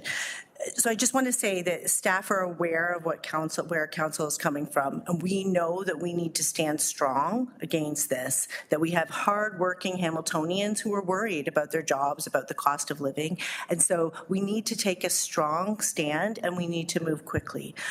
That said, we also need to make sure that all the protections are in place, as members of this council have said, and that we are doing our due diligence, albeit rapidly. So please know that we intend to stand strong, protect our residents, and make sure that we're making changes to the bylaw that allows us, wherever possible, to optimize and utilize Canadian products or non-US products. Thank you. Through you, Acting Chair, those are my questions. Just a quick 15-second takeaway is it seems like to me that the City of Hamilton is leading the way in terms of municipalities currently. There's a commitment to keep doing that. And as other opportunities come forward, Hamilton will continue to be a leader we may not have got our 15 minutes of fame or a shout out by the Premier yet, but I still think that it sounds like the important policy work is going on to be a quick actor in this. So thank you. Happy to take the chair. And Councillor Nan on the speakers list is a first-time speaker, and then we'll go to you, Councillor Danko, to introduce your amendment. Thank you. Through you, Deputy Mayor, appreciative of the discussion around the table. Also, so that my colleagues are aware, all of Councillor Huang, Councillor Beattie, myself joined the Mayor's Roundtable earlier this week in discussions with our local manufacturing and steel sector. And our senior leadership team was represented there as well. And there were some solutions that were discussed there among our colleagues and community interests related to provincial codes and standards. So I imagine, whether it's through Councillor Danko's motion or the ongoing work that staff are already robustly, rapidly engaging in and trying to figure out how we might be able to pivot our procurement of larger items that currently are coded to U.S. manufacturing standards, and getting into a conversation with our provincial counterparts as well as national counterparts about how those codes need to change in order to enable either Canadian-made or alternative market-made products. So things like our HVAC systems, things that are standardized as provincial codes for every single school to only purchase a specific type of HVAC system, and actually open up to make sure that all of the health requirements are there, but that the technical manufacturing components can be accommodated through other manufacturing sources. And so that's a lot of complexity. And so really appreciating staff saying that you're working rapidly, but also recognizing that this is going to be a shared effort with all of the professionals at the tables that our staff are sitting at in order to meet this joint interest that we have as municipalities, not only across the province, but across the country as we get our elbows up. Thank you. Thank you, Councillor Nan. Seeing no other first-time speakers, I'm going to go to Councillor Danko as a second-time speaker to introduce his amendment. Thank you, Acting Mayor Wilson. This is moved by myself, seconded by Councillor McMeekin. Whereas Premier Doug Ford has stated that the province of Ontario will ban all U.S. companies from all provincial procurement contracts. Whereas Premier Doug Ford has stated that all Ontario municipalities should take similar actions to ban U.S. companies from bidding on municipal procurement contracts. Therefore, be it resolved that the motion be amended to include the following clause. This is item 4, that the mayor, on behalf of Hamilton City Council, confirm with Premier Doug Ford and the provincial government that the municipality of the City of Hamilton should follow the Premier's direction to amend our procurement policy to ban all U.S. companies from City of Hamilton municipal contracts. Just to speak to this briefly, I would be prepared here and now to have a blanket ban on all U.S. companies from City of Hamilton procurement. However, I think, following the discussion with staff, there is more complexity to this than just a simple blanket ban. The fact is that the President of the United States is not following the free trade agreement. The President of the United States is not following any international conventions or laws or accepted trade agreements. So I don't see why we should. And I think that's where the Premier is coming from. The Premier is saying we're going to ban everything from U.S. companies in Ontario. That's not following the agreements either. Because as far as I'm concerned, and I think where the Premier is also coming from, is those agreements are not applicable when the United States has started this conflict. What we do have control over is purchasing and new procurement.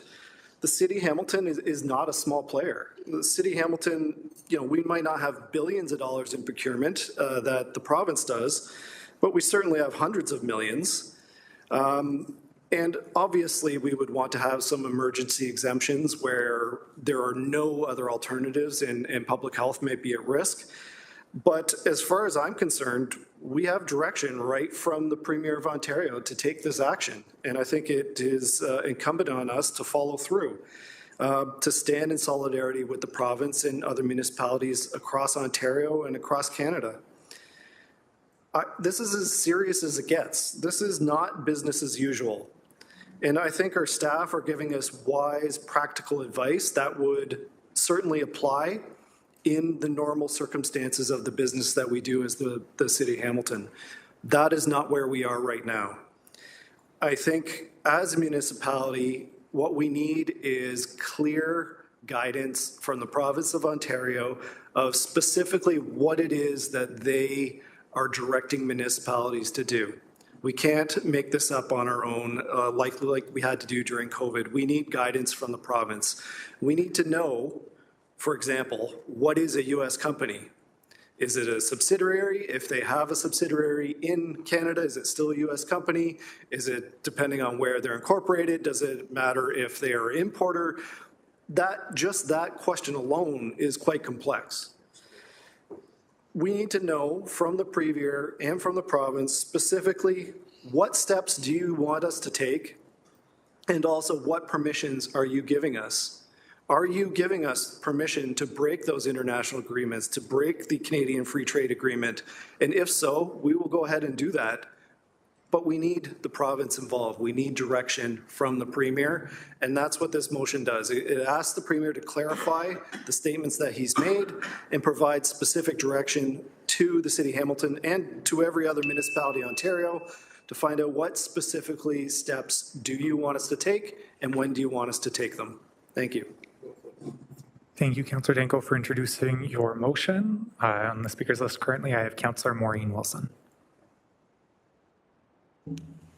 Thank you, Chair. I support the motion. If my question is in order, I was just thinking about the depth and breadth of our action on this file generally. And it's not specific to procurement, but it is specific to the expense of public monies, municipal monies across the border. So if not within the context of this direction, then perhaps the city manager can advise me otherwise of ensuring that if we're expending public money on conferences in the United States, that also be examined for senior leadership. Of course, professional development is important, but it's still an investment of public monies with a nation that is whose administration is not friendly to our sovereignty. Thank you, Councillor Maureen Wilson. I am going to suggest that that's not pertinent to the amendment, so we'll deal with the amendment, but I'll come right back to you with that question when we're back on the main motion. Councillor Cassar on the amendment. Yeah, thank you, Deputy Mayor. Yeah, this whole situation is infuriating, and I share the passion that's been expressed around here of illegal tariffs and threatening sovereignty, and we absolutely do need to respond. I'm thankful for this discussion in the motion. I'm also sensitive to the fact that there is potential impact to citizens, both in layoffs, as is mentioned, and potentially public safety. We know that we need to respond in a coordinated manner, municipalities, province, federally, and we're doing that, but not put safety at risk. We know that American businesses and citizens are threatened by potential negative impacts of tariffs, don't want to get into any additional harm caused here. So supportive of the direction, but we heard what staff said. Councillor Danko, when he spoke to his motion, reflected on it. Want to make sure that we are going to be able to keep public safety top of mind. So if and when this motion carries, maybe to the city manager, GM Zagaric, does that preclude us the opportunity to deal with public safety exceptions as were mentioned in terms of water, fire services, any others? I want to make sure we're not getting ourselves into a corner, but happy to support the direction in general that we're going through you. Through the chair, fully appreciating the direction and the spirit of the issue and the spirit of the conversation.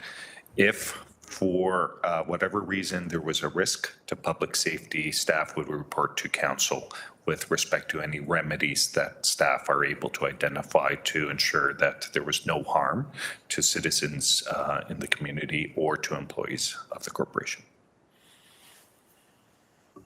Okay, Deputy Mayor, with that knowledge, I'm comfortable, fully supportive of it. Just want to make sure, and for everyone listening, that we are considering the safety of our residents because we have a responsibility beyond just a patriotic duty that we have, but we also need to take care of everyone regardless of what's going on around us. Thank you. Thank you, Councillor Kassar. Councillor Wang on the amendment? Yes, I am fully supportive. I just have a question about where do we put the whereas statements? Because this is a report that's on council's agenda. And then I noticed that in the motion, it talks to adding it as item 4 on the report, but I don't know where we put the whereas statements. Like, how does this get documented? I just want to understand that a little bit better. So, Deputy Mayor, essentially this will appear in the minutes as a separate motion with its whereas statements, amending so you'll see the motion first as presented in the recommendations, followed by this amendment with the whereas statements, and then you'll see the motion as amended. So it'll just be clause 4. That's what you'll vote on afterwards. But it's not a motion, though. This is a report. In the minutes, however, you receive the report and approve the recommendations therein as a motion. Oh, right. Sorry. Thank you. Thank you for that clarity. Yeah, the whereases and the motion will both be there. They'll be in different sections, but they'll both be in the minutes. I believe that we are good to vote on the amendment. I'm not seeing any other speakers on pertaining to the amendment itself. It was moved by Councillor Danko, seconded by Councillor McMeekin, and it would be up for an electronic vote shortly. Now, in fact.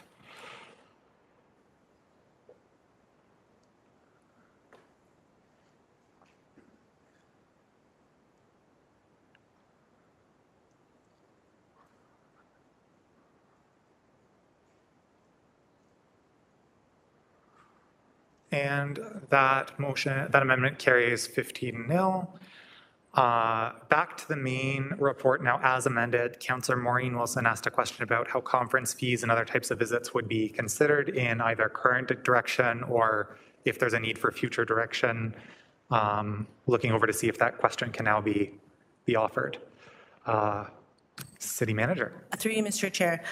And maybe you'll allow me to elaborate on the answer as well. So the short answer to that is yes. Senior leadership team have been speaking about that and the need to review that and only go if it's absolutely necessary. There may not be cases where it's necessary, and so we are having a further discussion tomorrow actually about that, but staff have been asked to do that. I think this might be an opportunity to let the table know that there are numerous things going on, not just related to the purchasing policy, although that is one. There's also a look at DCs. There is also a hub that has been set up about tariffs that was set up in concert with City of Hamilton Planning and Economic Development staff and the Chambers of Commerce. There was a survey that went out to businesses to get feedback on impacts. There was a roundtable that was mentioned earlier that the mayor held. And each and every department has been tasked with looking at the impacts, potential impacts of the tariffs and what we can do in response. That is being reviewed tomorrow by senior leadership team. And so there will be more information coming forward. So I apologize for expanding on it, but I thought it was important that this table and the community know how seriously staff are taking this and the importance we're placing on it. Thank you, Chair. Thanks to the City Manager. Look forward to that fulsome report and better understanding those parameters on why professional development might be considered necessary. Thank you. Thank you, Councillor Maureen Wilson. Councillor Clark on the report as amended.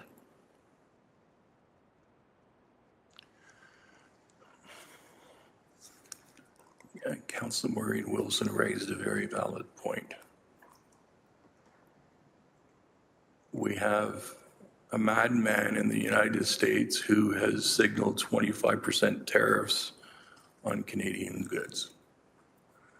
And our response, and I have heard from a lot of people who say, well, I'm not even going down there for vacation now, I'm going elsewhere. This is nuts. Some of it was before he talked about the tariffs, mind you, because they weren't far off the mark on their description. But help me out. We're objecting to the tariff, so no more traveling to the United States on business from the city of Hamilton unless it's necessary. It kind of rings duplicitous. We're either saying, no, we're not going to give them any money for accommodations or anything else while this is happening, or we're going to have wording that makes it possible. And I hope the city manager can see what I'm saying. I get that these things have been planned, but nobody planned on a tariff. And so we have to push back. And if the people who are running these conventions are getting reports in saying Canadians are not coming because of the tariff, they're going to share that up through up through Congress and to the White House. If companies are hearing that Canada is no longer doing business with the United States, that gets spread up the line. Every single pushback that we have becomes a splinter in the eye of the president and his cabinet. So why would we say absolutely, but we might have to? Through you, Mr. Chair, and because we don't have the criteria to return, I was vague, but I'll try to be a little more clear and then we'll return with something more fulsome. So when I'm thinking about travel, not just thinking necessarily about professional development, but there's other things. For example, advocacy efforts taking place in Washington against the tariffs. So that wasn't the question, though. Recognizing that, but also recognizing we haven't brought something fulsome before you. So the intent is to not attend the U.S., but like we had mentioned earlier, we want to at least have done our due diligence and bring that forward. So the sentiment is well taken, and appreciating that and respecting that and wanting not to, just wanting to have done our due diligence to make sure we can provide information appropriately to council. Yeah, it's just important that we acknowledge that, A, he's a bully, and bullies act a certain way, and he will relish the thought of Canada being apologetic, so sorry. We need to hit him back, not just us, but every municipality, every government in Ontario. Thank you. Thank you, Councillor Clark. Just going to take a moment. There's been a discussion about a forthcoming report. Is that likely to come to a general issues committee in March or April? Just kind of closing that so committee has an understanding of when they can expect that. Through you, Mr. Chair, while a date hasn't been selected yet, you can expect it to come as soon as possible. So yes. Thank you. So now we all know when this is coming up next. I'm not seeing any other speakers on the list for the report as amended. It was moved and it was seconded. I believe Councillor Wang and Councillor Clark were the original mover and seconder. I'm going to call for a vote. While that vote is processing, I'm going to suggest that we get through 8.2 before breaking for lunch. Not hearing any giant uproar, and that 8.1 carries 15-0. Going to move to 8.2. May I please have a motion to receive and approve the recommendations within the report and receive items 8.2A and 8.2B. Councillor McMeekan. Councillor Wang as a seconder. Is there any discussion on the report? I'm sure there's lots, just waiting for the speakers list to populate and seeing Councillor Kretsch.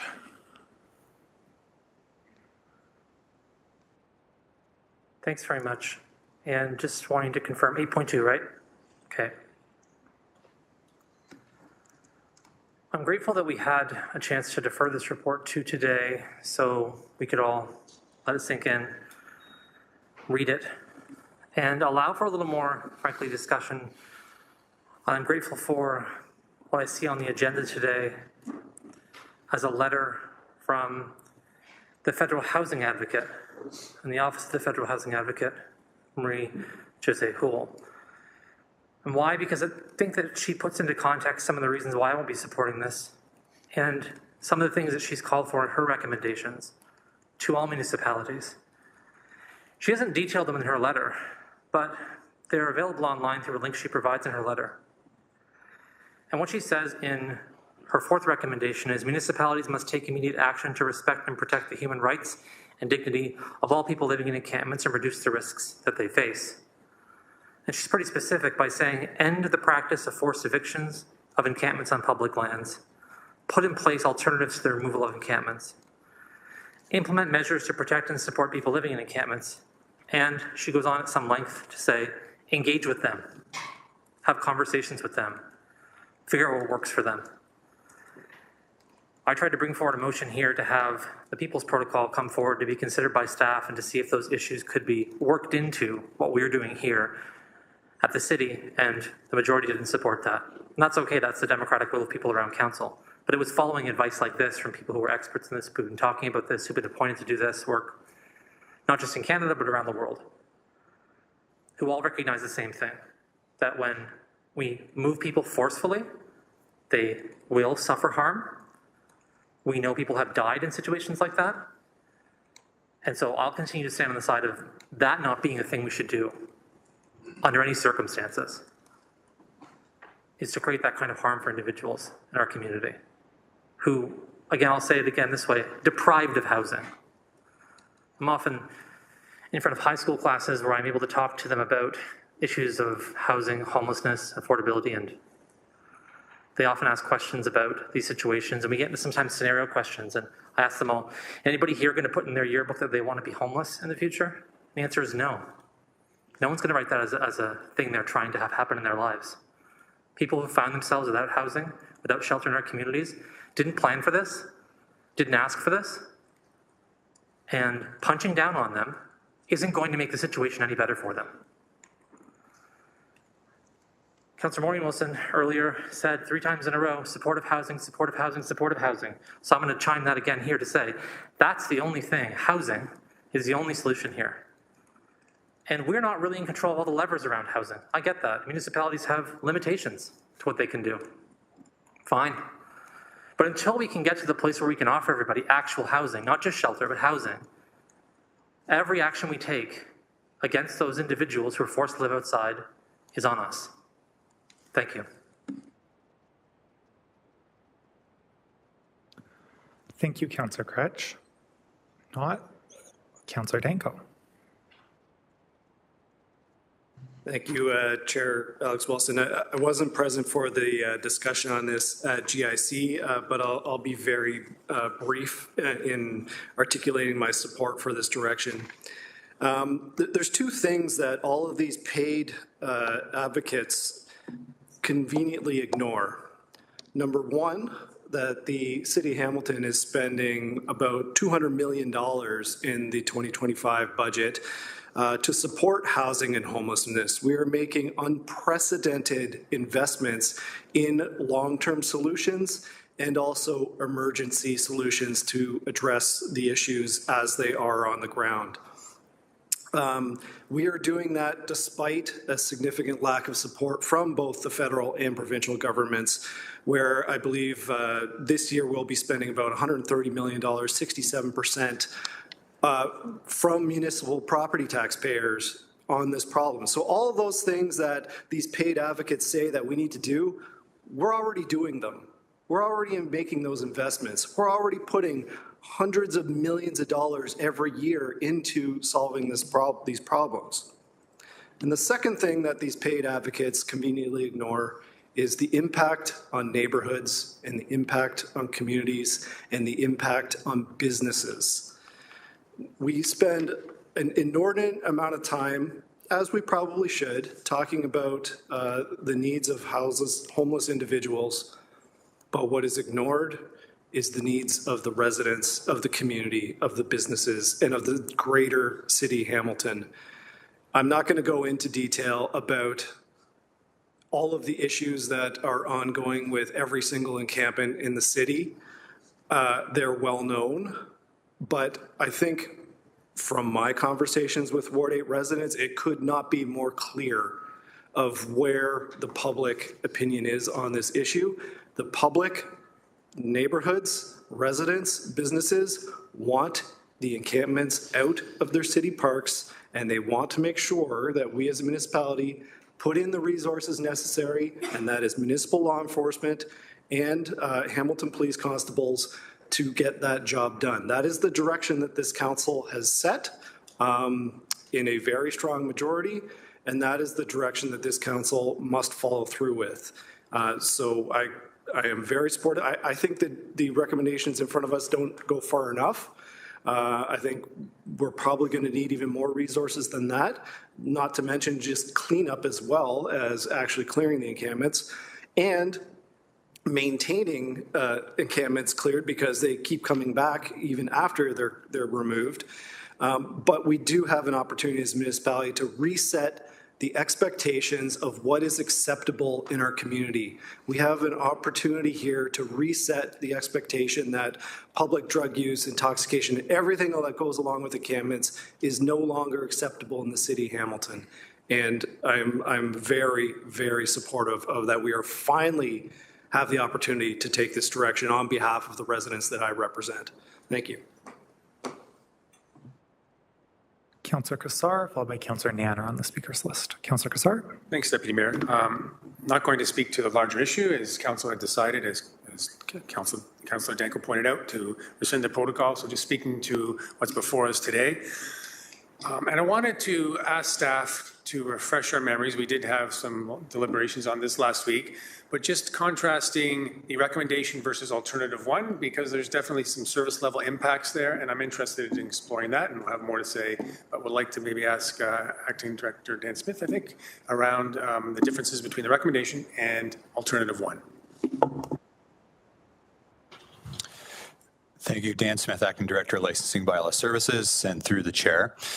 So the differences are, recommendation one is going to require the movement of 4 municipal law enforcement officers off of their regular portfolios over to the enforcement of the Parks Bylaw. With that comes some increased or decreased service levels along with that as it relates to the resources we would have available to do the other bylaws. And what alternative one identifies is the acquisition of 4 additional municipal law enforcement officers that would be brought in specifically for the encampment enforcement in the parks. Thank you. Just a follow-up then. Is there a timing difference in the ability to enact council's direction to rescind the protocol if we decided to go with alternative one and needed new officers? Through the chair, if I understood the question correctly, we would, it wouldn't change the protocol being rescinded. We would utilize staff immediately in the enforcement of the Parks Bylaw and bring on through training our new staff to be moved over to that new program. Okay, thank you for that. So just some comments.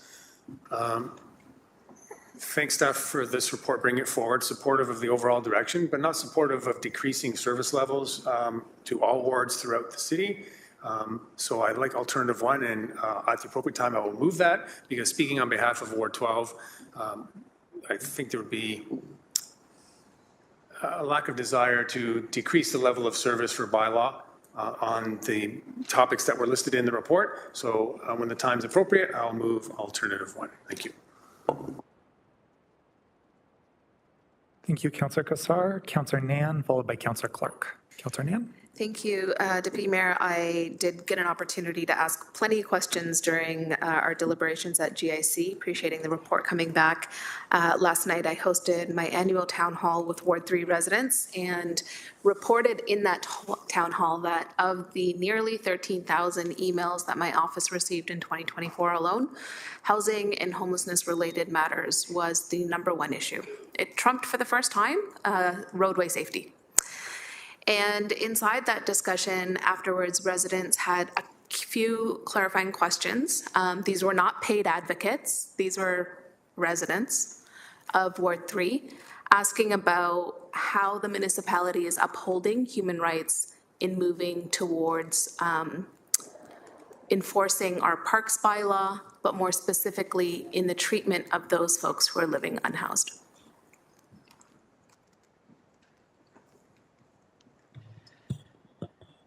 Through the chair, thank you for the question, Councillor. So that is an important question, and it's one we've been working with over the past 18 months, as you know. For individuals that find themselves unhoused, whether we have the protocol or the approach that's before you today, Housing-Focused Street Outreach will continue to work with the individuals on an ongoing basis, as we do now, seek opportunities wherever possible to bring them inside, be that shelter or other housing options as available. That too. We know that beyond that, we've tried to provide opportunities for people to have access to showers, that kind of thing, and those services have been used. We also know that individuals, that we are seeing a reduction in the number of individuals who are in encampments right now, so trying to find opportunities through shelter, et cetera, but we appreciate your concern on that front. I appreciate the response through you, Deputy Mayor. From my understanding in close conversations with staff over the number of years of us dealing with this issue and my privilege to serve on council, staff have been literally embedding a human rights approach to our work with folks who are currently living unhoused. It's been embedded inside of our reports. It's embedded inside of the framework. It is listed as not just a principle in statement, but in terms of the training that is undergone for folks who are doing the housing-focused outreach work specifically. When I asked the question of our Hamilton Police Services last week, what I heard very clearly responded was that they will continue taking a compassionate approach in addressing the needs of those who are living encamped. As the coordinated response is indicating inside of the report today, it also states that by having those dedicated officers in enforcement from bylaw as well as enforcement from HPS, that there will be specific training happening to lean on those kind of principles, not just from a statement in a document, but the way in which people will be carrying out their roles and responsibilities. So my final question would be to MLE, Acting Director, in terms of that orientation for the folks who will be part of this dedicated team, what training and awareness can MLE speak to that housing services did as it relates to the housing-focused outreach workers, but now for enforcement of encampments, upholding the human rights and dignity of those whom you will be encouraging to vacate our parks? Through the chair, so I'll answer the best I can, and if anybody else on the bench may have some more information, I'll pass it over to them. So what we do is we work very closely with Housing Services as well as Hamilton Police, utilizing the skills that they have available to them and pass those skills on to our officers. We've recently had discussions with Hamilton Police about coordinating some training through them as it relates to the discussions and awareness that we have at the sites that we're going to pursue. I don't have the actual names of the training that we've completed, but it has been extensive up until now. We have cross-trained our officers that have not necessarily been in encampments as well. So the individuals that we may have to bring over to this team will have already received a lot of that initial training to start so we can move forward quickly. So if there's anybody, I saw GM Mader, maybe you want to comment? Thank you. Through the chair, Grace Mader, General Manager, Healthy and Safe Communities. Just to follow up, Councillor Nan, and just a reminder too that we are remaining with our focused outreach up front now, regardless of as we move into this new phase. We've also ensured that we're trying to build our system that will meet the needs that those that are have been unmet to this point. For example, those related for couples and people with pets, to try and accommodate the specific needs of our community. Thank you. Satisfied with those questions. Thank you. Thank you, Councillor Nan. I have Councillor Clark, and then we'll go to Councillor Cassar to introduce his amendment. Thank you, Chair. At the last meeting, I asked if we could arrange to have the police here so that they could answer questions at council. So I'm looking to the clerks as to how I can make that happen. So what's on the floor at the moment, Chair, is the recommendations as they're written in the report. So if an alternative is looking to be moved. Sorry, if we could just go one procedural step back. I think Councillor Clark's question is, before we get to any amendments or alternatives, there's a question of HPS. At the GIC committee meeting, there was a procedural conversation about how a question could be directed to HPS. Would a motion need to be used to direct that question? Simply I think put, that's the... Sorry. During the budget process, I wanted to ask a question of the police. I was advised the police are not general managers, therefore you can't ask the question. Too bad, so sad. So subsequent to that situation occurring, fresh in my mind, I asked at the last GIC, can we invite the police and will they be able to answer questions at council? And how do I do that? No, I understand your question. I think we're about to get that answer, Councillor Clark. I think we'll leave it to the chair at this point and to say if there are no objections among members of council that they could proceed. The chair will be taking the clerk's advice. And so if there's any objections, I'm not seeing any at this time. Not seeing any from the members present. Councillor Clark, if you're able to ask your question through the chair, we'll direct it as appropriate. Yeah, so if we could arrange for the superintendent to come to a microphone, that would be wonderful. We have this bit of a dispute over a human rights built process and the impression that the police department are, they're just going to come in and scoop them up and move them away and put them in jail if they have to, and lots of rumors out there. So I'm trying to understand very clearly for the public, what is the police role in this process? So thank you for the, my name's David Hennick. I'm the superintendent with the Hamilton Police. Thank you for your question, and Councillor, and through you, Chair. So the priority of the Hamilton Police is ensuring the safety of all residents, including those experiencing homelessness. I can touch on a couple of points so far that have been asked. I think Councillor Nancy has stepped out, but some of the training. So Constable Sean Hartnett, he's been working with one of our other members, Tony Sansalone, for the past year and a bit, leading our encampment engagement efforts. They have worked very, very closely with city staff and Michelle Baird and her team, ensuring that all the work that they're doing is in accordance with best practice, ensuring that all of our work is charter compliant and making sure that we're taking care of the needs of all citizens the best we can. And as part of the training that Sean has organized for the rollout of this, if it's approved, is going to include some crisis intervention training exposure. So it won't be the full course, but we were working closely with Dan Smith and the team at Bylaw to make sure that their members are receiving basically the benefit of all the experience and everything that we've learned for the past year. Almost 2 years, I suppose, engaged in this work. So I'm confident through the leadership of Constable Sean Hartnett, who we will be making an acting supervisor to work alongside Dan Smith's team, that our work will continue to be charter compliant. We'll look after the needs of citizens living in the encampment and provide the appropriate balanced approach that people expect from us as a law enforcement agency. Thank you. So as I understand it, the police are working in unison with our housing staff and our municipal bylaw staff to ensure that the process is in fact a human rights built process. We're respecting the human rights of the individuals.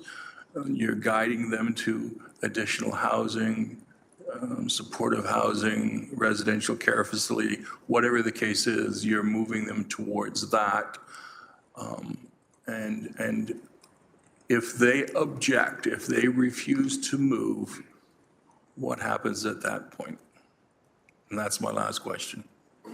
So thank you for the question, Councillor, and through you, Chair. So yes, all of our work is going to be charter compliant and ensuring that it's compliant with the rules and procedures and best practices as they exist today.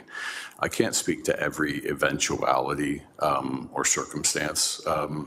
So throughout the document that you see and over the course of the past couple of years, we talk about serving notices and things like that.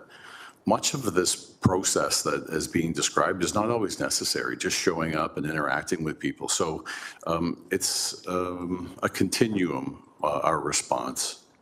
And so I trust in the work of the members. I know they're working very, very hard. They know what they're doing. They're approaching the work appropriately, lawfully, compassionately, and looking after the mental health needs the best they can, making referrals, working with Michelle Baird's team and other community organizations to refer people to agencies to get the supports they need.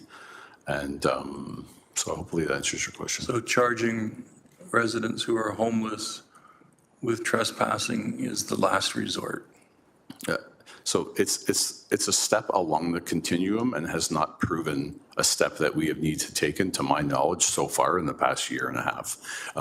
Laying the offense, the authorities are there to allow us and assist us in engaging in our duties.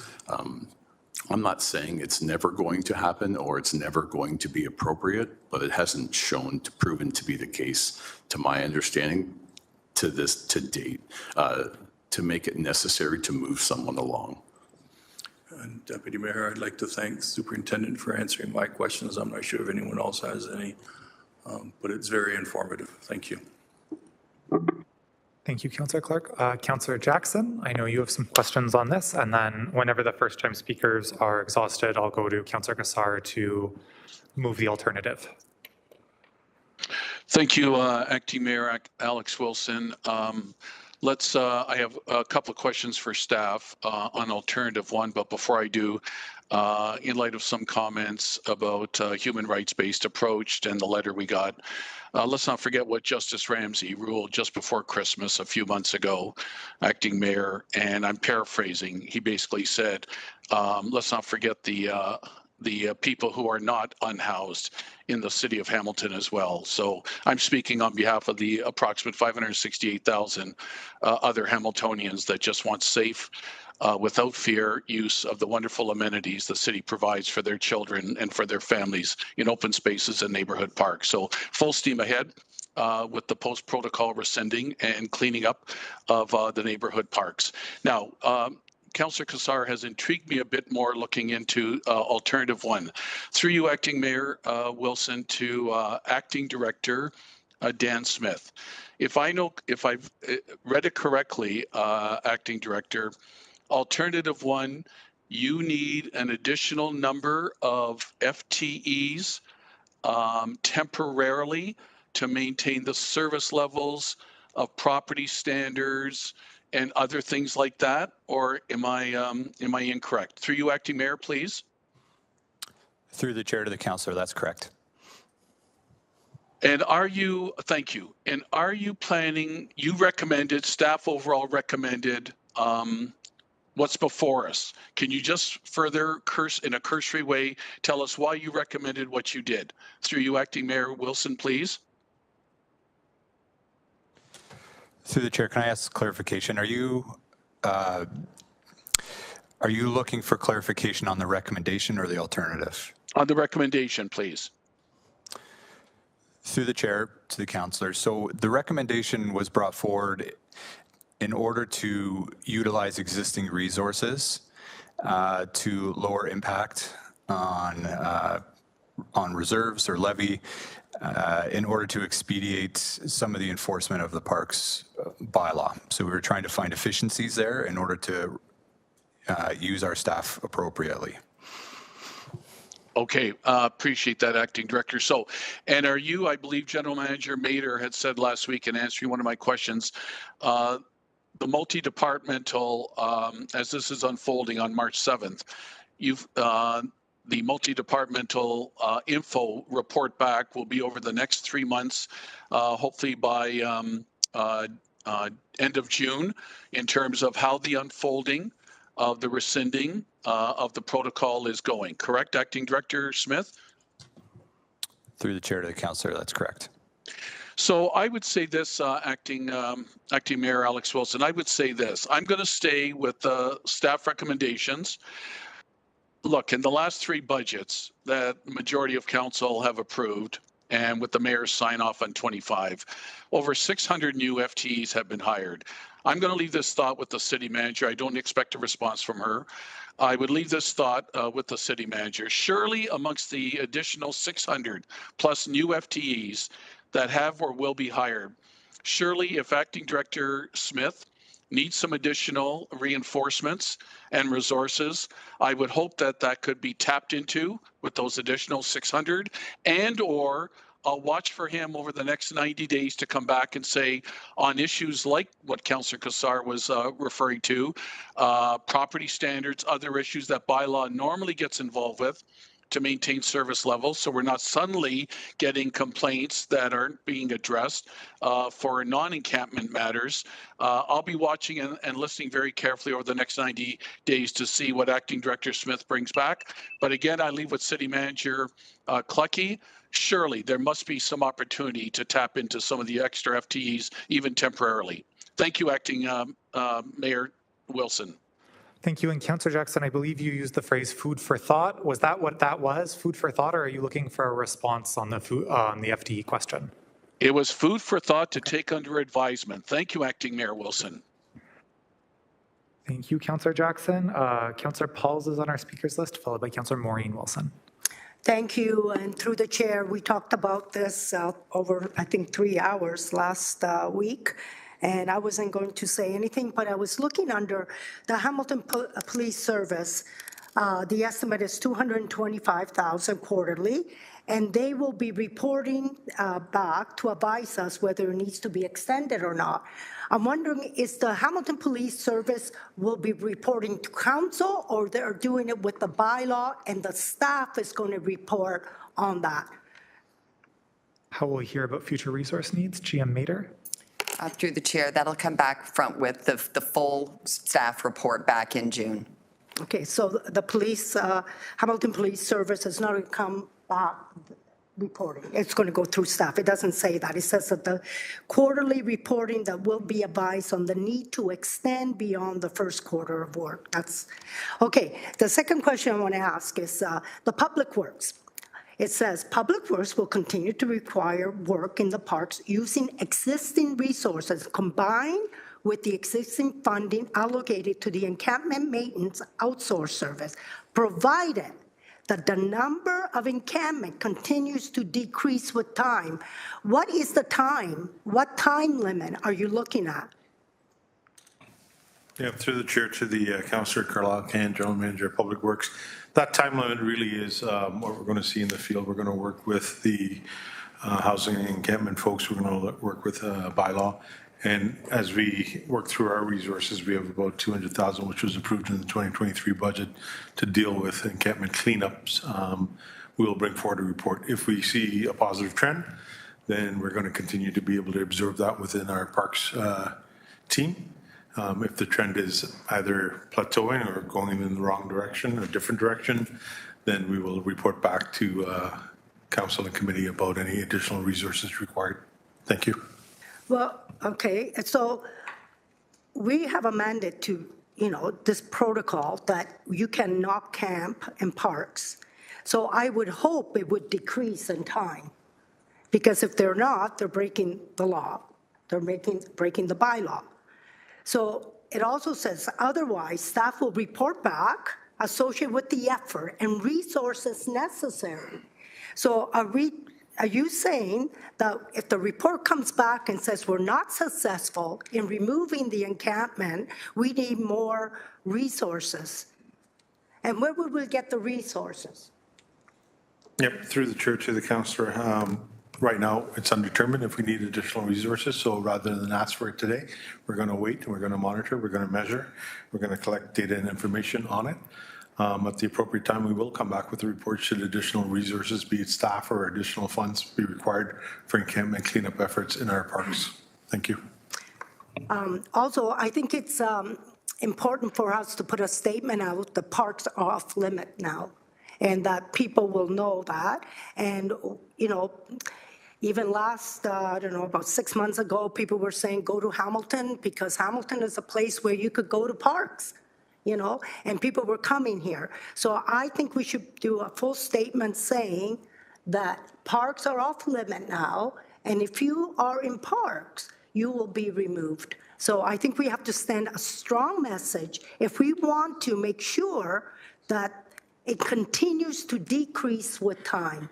So those are my questions. And last week, we talked over 3 hours, so there's not much to say, but I just wanted to make clear that we have now a new protocol that you cannot stay in parks. Thank you. General Manager Mader, did you want to share some information about what the communications plan looks like? Absolutely. So through the chair to the councillor, that information has been shared with all of the individuals that are currently living in encampments from the housing outreach staff since the decision was made at the end of January. I'm trying to think of the exact date. So yeah, that has been, we have been giving that message out, and yes, that will be part of our communications. Councillor Maureen Wilson. Thank you, Chair. I think, appreciate that some people, despite the length of our debate on this last week, maybe just tuning in. So if I could ask through you to Acting Director Smith, could you just highlight for me and for the public when you're transferring your complement over to do this action, what level of service will be impacted through the chair? Through the chair to the councillor. So right now we have about 9 staff that we have as what we call generalist officers that are working within the wards of the city of Hamilton to enforce bylaws such as property standards, yard maintenance, noise, our streets bylaw, things like that. 4 of those officers, should the recommendation be approved, would be moving over to the encampment work related to the parks bylaw. What that will do is leave our staff with 5 individuals, 5 officers to enforce those bylaws. So there is a significant impact in the service that we would be able to provide. We've identified in the report it's approximately a 50% reduction in service, so ultimately probably likely twice as long in order to respond to a complaint, in order to follow up on a complaint, or to provide information regarding a complaint to a complainant or one of the councillor's offices, etc. Thank you. If the report back is in June, are you able to advise, I think you used the word generalist, what your training runway looks like should committee and council direct you to go ahead and say that service gap is really pronounced and the public notice it? What kind of runway would you need in order to advertise and hire and train to fill that gap? Through the chair. Through the chair to the councillor. So we're fortunate right now that we have active postings out, so we anticipate being able to move forward with any hiring or backfilling.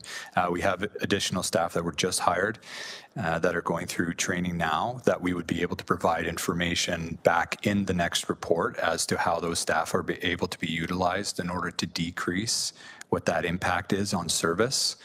But the immediate impact at the start of this parks enforcement is what it is identified into the report before you now. The improvements through the additional staff will be identified in the next report and what those service impacts will look like as it relates to our work. Thank you. I have 2 more questions, one for Acting Director Smith and one for the City Manager. Are you able to educate us on right now when it comes to the enforcement of property standards and long grass and weeds? Is there any part of the city that is more prone to deficiencies or dereliction than others, through the chair. I'm looking about the equity of, what will be the equity of impact, through the chair. Through the chair to the councillor, I mean, we receive complaints throughout all the wards in the city. I would say that the areas that we see some more significant impact and attention from our staff would be in some of the older areas of the cities that have older buildings in them, that have older homes, which we're also hoping will be addressed as it relates to the new apartment rental program that we have in place that will be rolling out in 2026. But I would say in the older areas, the city is where we'd see the most impact. Thank you. My recollection, Chair, is about 2 years ago, there was an FOI exercised by one of the media organizations and so printed in the Daily, which showed very explicitly that the number of infractions are more pronounced in the lower city than they are anywhere else. So it will be the lower city that will be impacted the most as a consequence of this service gap. My final question, if I may, is to the city manager. Further to Councillor Jackson's question about your capacity to just shift compliments around, I'd like to give you an opportunity to speak to that. I'm assuming that if you shift a compliment from one area, that will affect a level of service in that area, or could you help on that one? Thank you. Those are my questions. Through you, Mr. Chair, and thank you for the question. I'll start. I just want to acknowledge the work of staff that they've already looked at how we move staff around, how we redeploy, and how we use existing resources to make this work. So that was an exercise that they went through over the past few weeks, and why you don't see resources being requested in public works, why you don't see it. So I just wanted to make sure everyone knew that that was already an exercise that was done, and with quite a bit of rigor and time. In terms of shifting from other areas, when we were considering that, we also had to think about union agreements, level of service, impact. So all of that weighs in. So to Councillor Jackson's point, it was important that we do that, and we did go through that exercise. But to your, through you, Mr. Chair, to your point, there is also the need to make sure that we are doing it within the requirements of unions and service levels.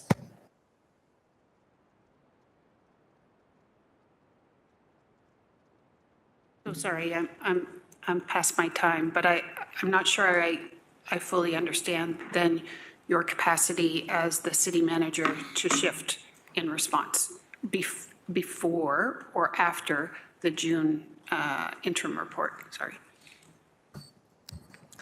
Through you, Mr. Chair. So we have the ability, if we find opportunities, to do so beforehand, with some limitations, I'll say. In terms of whether there is actually the ability, we'll continue to assess, but that it may not be possible. Thank you. So I'm at the end of the first time speakers. I think I'm going to Councillor Cassar, but every time I've said move or something, I see some piece here. So what is the actual activity if Councillor Cassar is looking to advance a alternative, just so I make sure I'm introducing it correctly? So just to confirm, what I had heard was that there was an interest in potentially having alternative 1 be included in the motion. What's on the floor is the recommendation as it's listed in the report. So if council has interest in instead moving alternative 1, my recommendation would be to consider recommendation clauses 1 and 2 separately, defeat those, and then move the alternative. Councillor Cassar, your speaking time. That's kind of the procedural steps from the clerk's team. Do you have any questions, or is there any direction you'd like to propose? Yeah, I'm just trying to digest that. So I'm just trying to locate to defeat clauses 1 and 2 in the recommendation. I'm not following, if you could elaborate. So currently what's on the floor before council to consider is that the reassignment of the 4 full-time FTEs, municipal law enforcement officers, and then the transfer of a one-time FTE. My understanding is alternative 1 is an alternative to 1 and 2. So if the preference is to go with alternative 1, you would want to defeat clause 1 and 2, which is currently on the floor. Another way of going about that is if the mover and seconder were of the same opinion, they could withdraw support for those clauses and instead someone could move the alternative. So we're on the report because the report is what was moved, not Correct. the, okay. Councillor Cassar? Well, just to get clarity on the alternative, I think the main difference here is around the MLE officers. Between the recommendation and the alternative one is just the funding source. Well, that alternative one would do the same as is being done in the recommendation for police, and the project manager is on a quarterly basis access the tax stabilization reserve. And so the alternative is just accessing that tax stabilization reserve for the MLE staff. First, if I could understand if that is a correct interpretation of alternative one. I think we're going to go up to the report writers for that one, just to make sure we're understanding the alternatives correctly and what they speak to. Through the chair to the councillor, do you mind just rephrasing that? Are you looking to see if the alternative will match the financial commitment, or is it specific to how it relates to recommendation 1? Yeah, my understanding was the key difference of alternative 1 versus recommendation is the MLE officers, and that they would, instead of being transferred, 4 new ones would be funded from the tax stabilization reserve. I'm looking for clarity on that is the key difference between the recommendation and alternative 1. Through the chair to the councillors, that's correct. Okay, so it pertains not to 2 clauses, but to 1. And my desire would not be to have to defeat the recommendation. It would be to put the alternative on the floor and then default back to the recommendation should it not carry. Thank you. Apologies if this is, I'm going to just maybe, could we do this as an amendment where we're just amending the language using the language of the alternative, or because I'll see the clerk, but that just seems to be a way to get there, but I don't interpret our bylaw in this way, so I'm going to keep it with the clerk's team.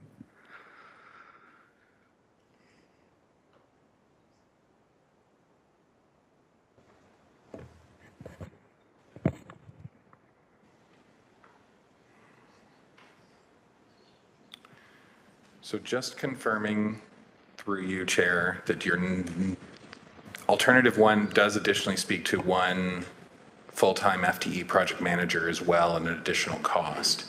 So the decision would really be, is the funding source change contrary to the intent of the motion?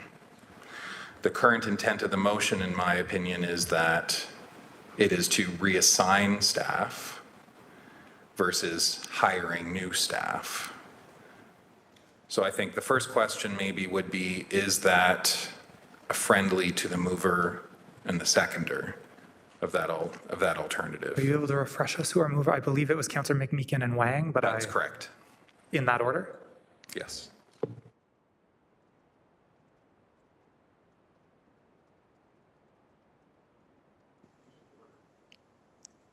Okay, Councillor Clark, on a point of order. They're not quite in conflict with each other. Why couldn't we simply move the motion and then move the second motion to add the additional staffing? Because your motion is not substantively changing this motion, correct?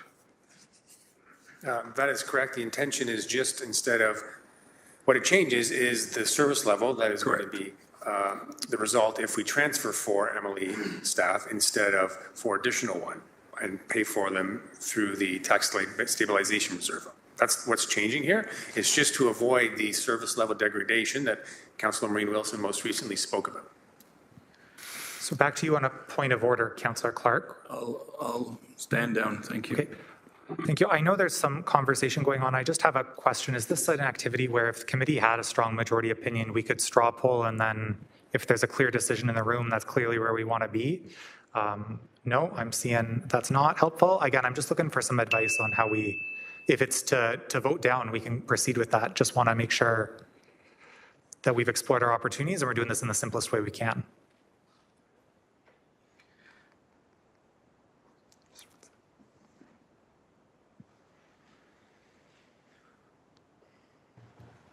I think the best way, Chair, at this point would be to look at the wording of that particular amendment and then making a determination as to whether it's truly contrary or not, and just getting it up on the screen so everybody can see.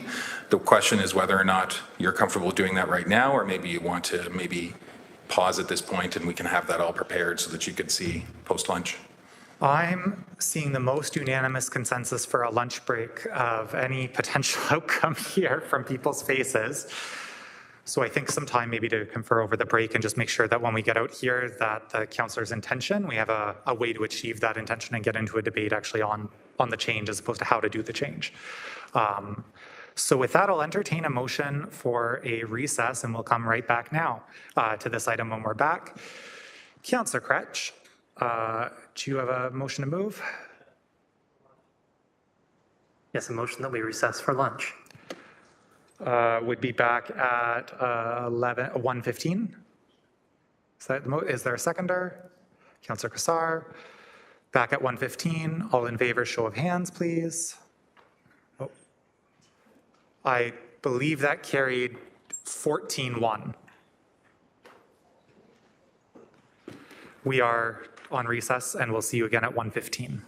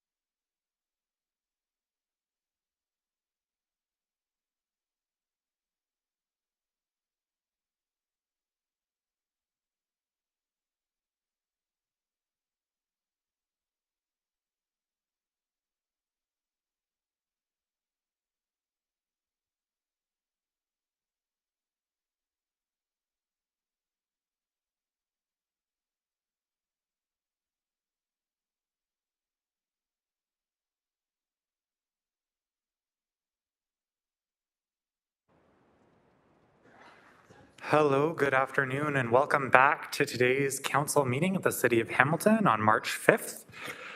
We just recessed for a lunch break. We were in the middle of discussion on item 8.2 on our agenda, which is PED 25083, Coordinated Encampment Response Post-Protocol Citywide. We had finished our first-time speakers list on this, and I'm now going to turn to Councillor Kassar. I believe you have direction you'd like to introduce. Oh, apologies. Councillor Beatty, do you have a point of order or something? I had indicated when I came back into the room to be on as a first-time speaker. Oh, well, if you're a first-time speaker, then we're going to do that before we go to second-time speakers. Apologies, I just didn't have that in front of me. Happy to go to you. It must be lost in the ether somewhere. Thank you, Chair, and through you. I have a question for Acting Director Smith, if I might. I just want to have absolute crystal clear clarity on the two ways forward. And I just want to get some feedback, if I may.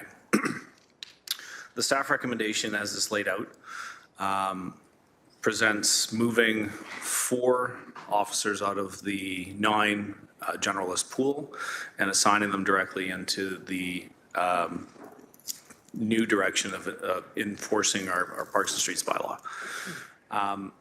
There is a reporting mechanism baked into that for a Q2 report back on how that is going. The alternative would seek to immediately backfill those 4 without necessarily knowing where we will be in Q2. If I could get that clarified through you to the acting director, that's the clarity that I'm seeking. Through the chair to the councillor. Councillor, as you described it there, that's accurate.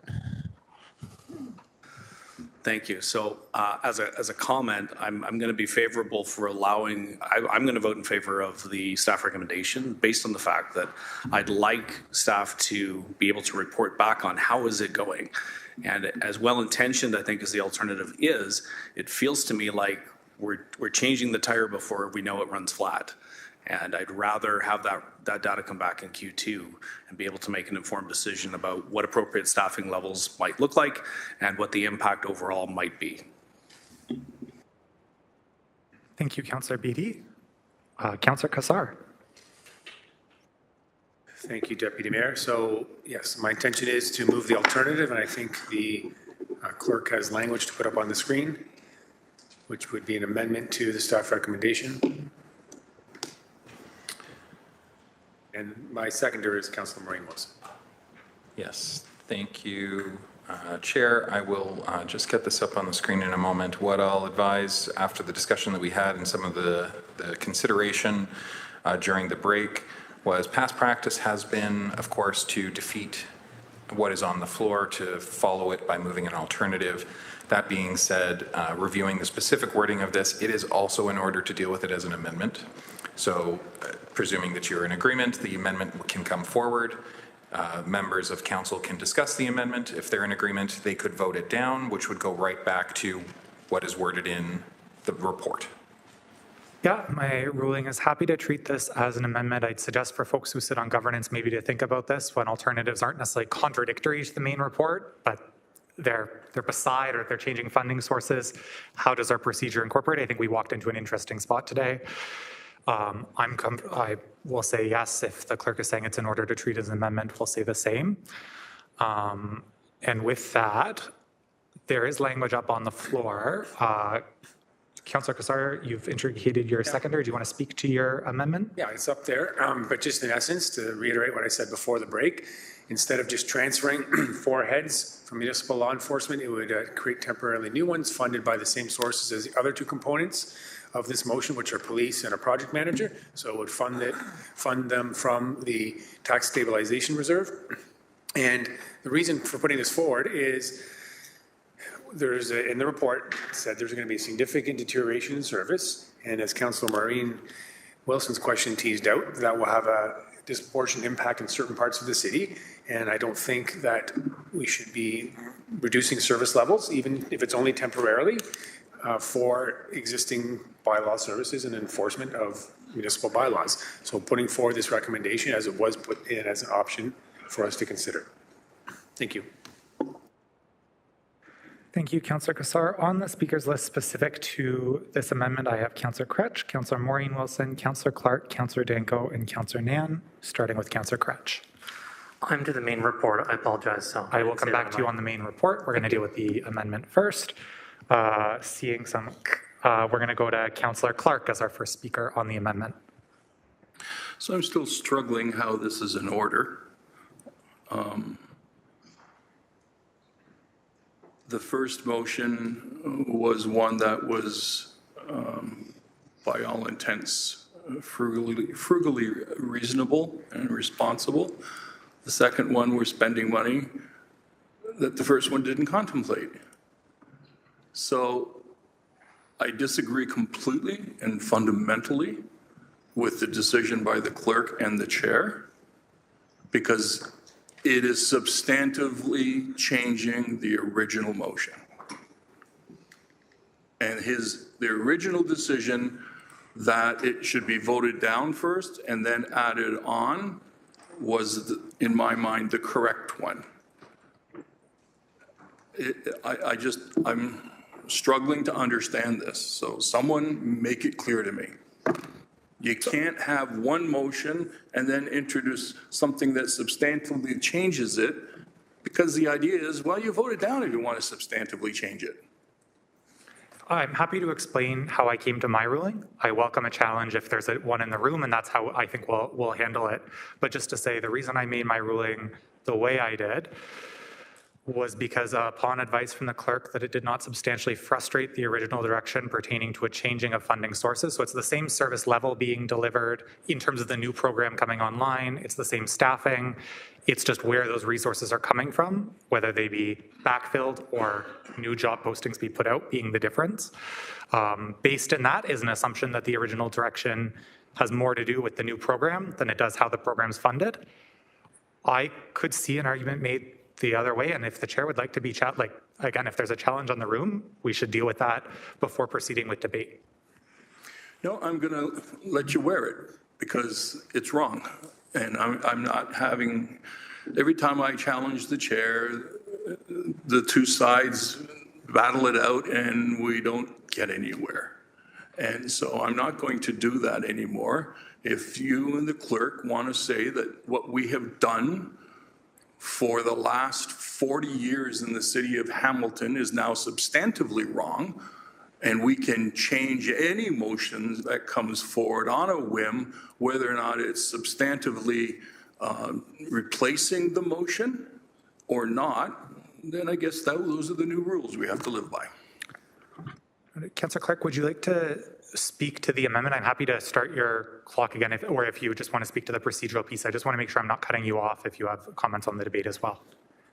I support the original proposal. Okay, thank you. Next on our speakers list is Councillor Danko. Thank you. So in the original proposal, we were going to take 4 experienced, currently on staff MLE officers and reassign them to this file. Cognizant of previous approvals of new MLE officers that could only work on specific files that they were hired to do, in the alternative, this would be 4 brand new temporary MLE officers, which in my mind is quite a bit different than reassigning experienced people. If you're going to be hiring brand new people, bringing them up to speed, they're temporary, so if we're even going to be able to hire them is a question mark, and what the timeframes would be for new hires. So I'm inclined to, the funding is neither here nor there. I don't want to risk services, but I also am cognizant that residents want this implemented as soon as possible. And I think it works best by bringing in experienced people who we already have on staff to do that work. Thank you. Thank you. I have Councillor Nan on the amendment. Thank you. Through you, Deputy Mayor. So just a quick question to staff, and I apologize if this was answered prior to lunch break. I'm going to blame the lunch break for my lack of memory to the discussion prior to. Should the amendment with the alternative go forward, the 4 temporary full-time MLE officers, is it the acting directors thinking that those would be new employees, or is it that should this amendment go forward, the work of the 4 new hired may do the regular work of MLE, and that the trained, experienced, already employed MLE officers would still be deployed to the enforcement around the parks program? If we could just clarify that, because I think there's a confusion at the table about the recommendation from staff being very clear that you want your experienced folks who are capable of doing this work deployed to do the work. The matter is the service deficiency that's going to take place in terms of all of the other work that those 4 individuals would be doing. This motion and this alternative would enable us as a municipality to ensure that that service gap doesn't take place. If I could get clarity, please. Through the chair to the councillor, as you described it, that's correct. We would be utilizing existing staff immediately on the enforcement of the parks bylaw, and then hiring these new officers, training them in order to maintain our current service levels. Thank you. Thanks for clarifying that. I think it's really important for all my colleagues to understand that in their deliberations for this amendment. Thank you, Councillor Kassar and Councillor Maureen Wilson, for bringing the amendment forward in terms of the alternative. I can speak on behalf of Ward 3 residents. Just yesterday, we had our town hall meeting. One of the Mentimeter polls once inside the town hall was, what's the #1 service that you contact the municipality to access? And MLE and bylaw services was #1 among those who are participating in our town hall. And so I know clearly that the season also brings many challenges for MLE in terms of the response to the concerns and complaints in our community. And I want MLE to be equipped to succeed to meet our customer service demand, and therefore happy to support the alternative on the table. Thank you. Thank you. At this moment in time, and just pausing to see if there's any coming in, I don't see anyone else on the speakers list for the amendment. As such, it was moved by Councillor Kassar, seconded by Councillor Maureen Wilson. Now I'm going to call for a vote. Yes, a vote on the amendment.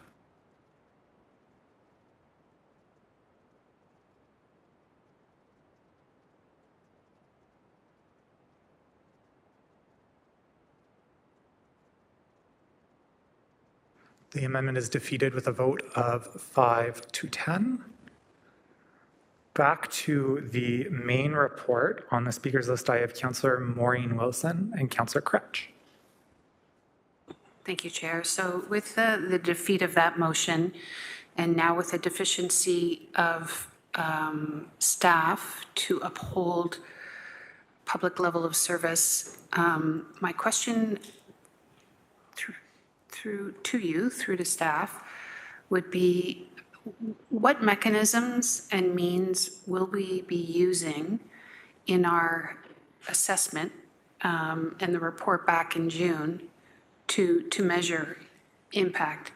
I'm cognizant of the fact that in certain neighborhoods, given the profile of the neighborhood, in terms of the hierarchy of their needs in their lives, sometimes notifying MLE may not be the first need. So I want to be clear on what matrix staff will be using to assess the impact. Thank you. Maybe starting with General Manager Meter and then going around as needed. Through the chair, we'll share this answer. Through to Councillor Wilson, what we're going to be looking at is reporting back on all the aspects on how we are being successful in adhering to the direction of staff as far as the moving of encampments out of public spaces and in parks. I think what we also need to remember is that we are committed to informing you at the same regular basis that we currently are as far as the encampment updates, and that we will continue to be maintaining that level of information coming to you as well. And the other is that we will make the commitment too, that if we, as we experience this journey on utilize or taking this direction. If we run into trouble, you can guarantee we'll be back here in front of committee with letting you know what challenges there may be if there are too many complaints coming to MLE that they're not able to address, if there's too many encampments still existing in parks based on the direction that we're having today, then we will be back in front of council with those updates.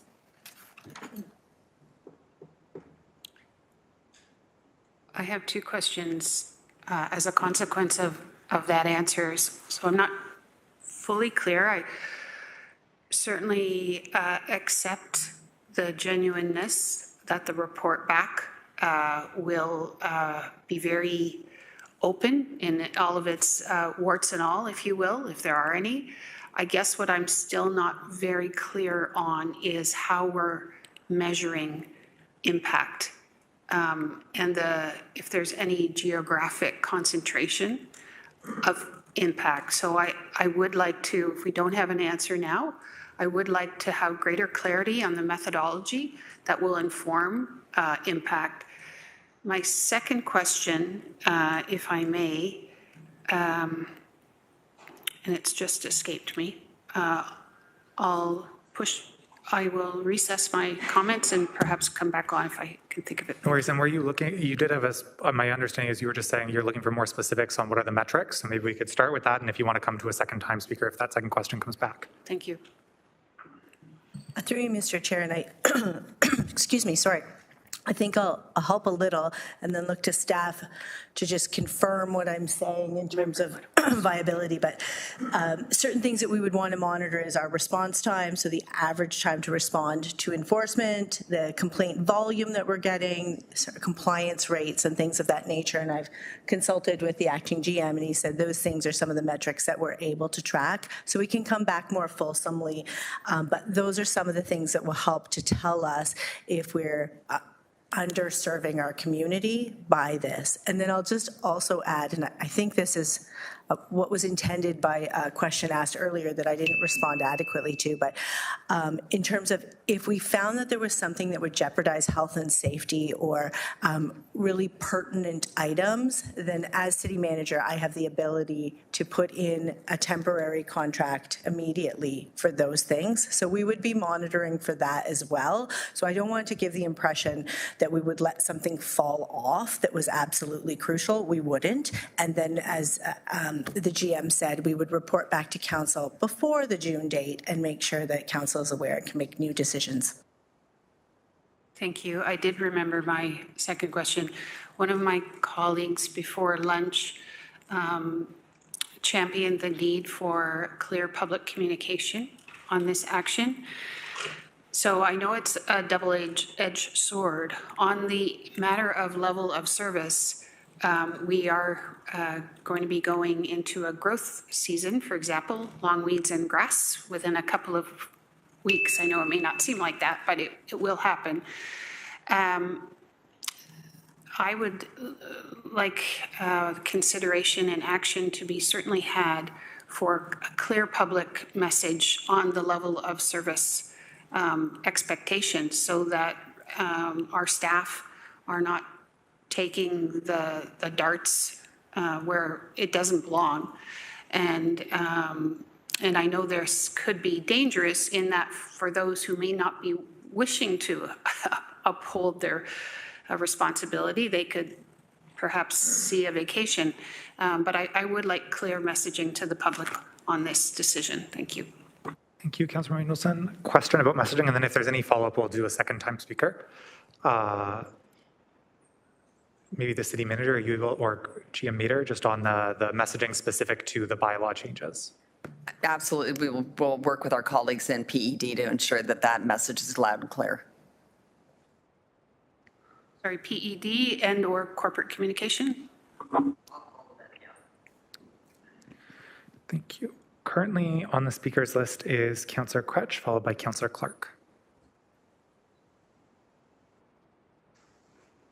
Two questions for staff. Before we had the encampment protocol, if I recall correctly, there was a period where there was not an encampment protocol, and there was at one point a process that we had.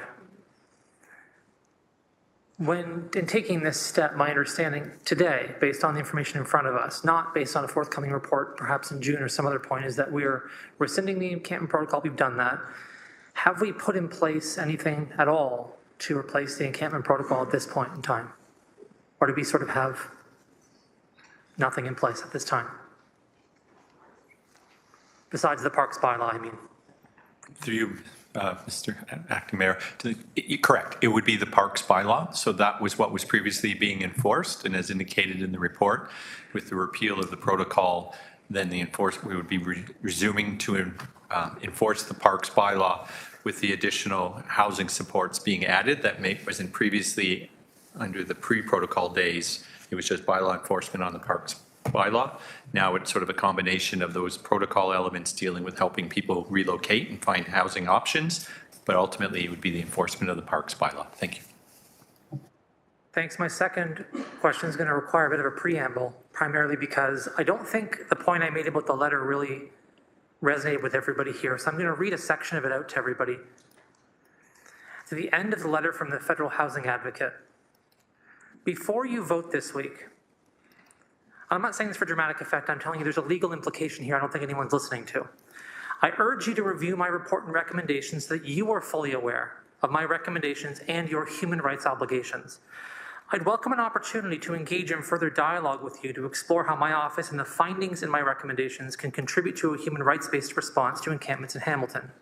For those who don't know, the Federal Housing Advocate is appointed under the National Housing Act, I believe. National Housing Act directs national housing strategy, and the Federal Housing Advocate has the ability to literally recommend to the minister to stop funding for the City of Hamilton if it's not following a human rights-based approach. If I recall correctly, and staff can confirm if I'm wrong, I think that equates to around $5 million in funding that's on the line based on the way I read this letter. And I mean, read the whole letter because it ends with that paragraph where she clearly warns that she has the authority to do these kinds of things. She made these recommendations to municipalities. And so I'm just wanting to say that out loud. I want to ask staff, have you considered the implications of this before bringing this forward? Because she's saying to us that we should be, as city staff or the city, should be reaching out and speaking to her before we vote this week. And so that's how I understand this. That's how I understand the act. That's how I understand what her office is about. I've been following her reports for years. And so not taking that step, I think, puts the municipality in a risky position. So I want staff to comment on it. Point of order, Chair. If we're having yet another... Recognize the point of order. If we're having yet another legal challenge, charter challenge by yet another activist group that is going to hold our parks for hostage again, this is not a discussion to have publicly. This is a discussion to have in camera.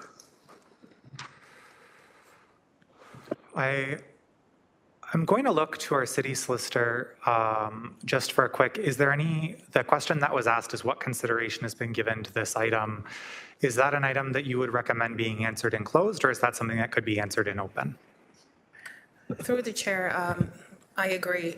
If we're going to give advice around what the impacts of the letter, what the impacts are of the housing letter, the letter from the housing advocate, then we would probably need to look at it more fulsomely in camera.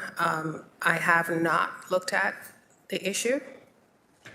I'll be very clear about that. And if any impacts, but certainly we can talk about it further in camera.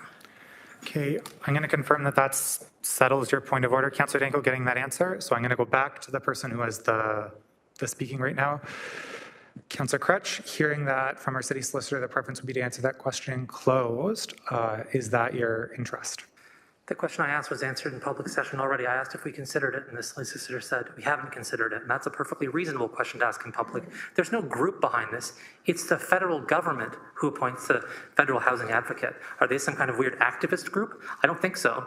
And so I'm just reading the letter and making sure we consider it. If people would like to have a discussion in closed session, I'm happy to do that. Happy to move that we have a discussion in closed session about this to make sure that we're considering our obligations. If somebody wants to second that. Okay, sorry, is that you'd be happy to do it if there's interest, or you are moving it right now? Discussion, because I'd like to get a more thorough answer. You would like based to have on further the discussion? Solicitor's response. Is there a seconder to deferring this report to after a closed session item, and we can add this to the close that we're already going into? Councillor Clark.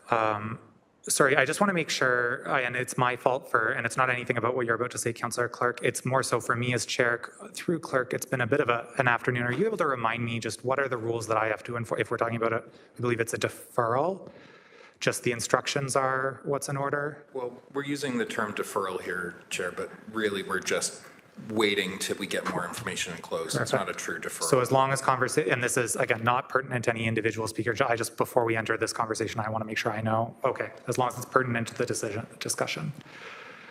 Councillor Clark, please start us off, and apologies for that. So is there a motion on the floor now? That's a good count. It was seconded by Councillor Nan. There is a motion on the floor to take this and go into closed. So the question I have is I thought I heard the city solicitor say she would have to consider this. And so we're handing her a letter and saying, give us your legal advice. Not giving her any time to do any of the research, which seems slightly unfair to me. And I just want to make sure, is there any follow-up you're looking for at this time, or are those comments? I want to make sure I'm directing it if you'd like it to go to the bench. Okay, let me be more clear. Does the city solicitor need more time to review the letter and consider common law before she provides advice to the city? Through the chair, that would be correct. Thank you. Thank you, Councillor Clark. I don't have anyone on the speakers list. There is a motion that's been moved and seconded. If there is no discussion, my understanding is our next steps are to proceed to a vote. Excuse me, Acting Mayor Wilson. Oh my good, apologies, Councillor Jackson. I did a scan, but I didn't see your hand. I was looking for an e-scribe. The floor is yours.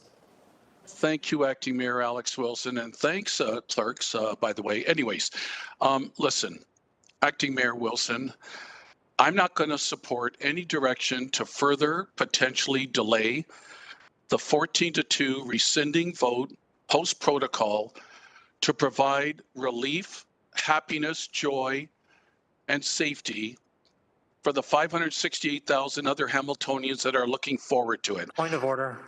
This is a fascinating intervention at the last Jackson. minute. I'll come right back to you. There has been a point of order called, so I have to address that, and then I'll return to you, and the floor will be yours again after the point of order is addressed. Councillor Kretsch, you've called a point of order. The motion on this is just to wait to have this discussion after closed, not to debate the entire motion again. This is not an order, this discussion. Well, is there any restriction on what I'm speaking to? There's no deferral. Just 1 second. I just want to hear the point of order. I'm going to take a second to process it. Councillor Jackson, I'm going to come back to you in just a moment. The floor is yours. Just thinking it through.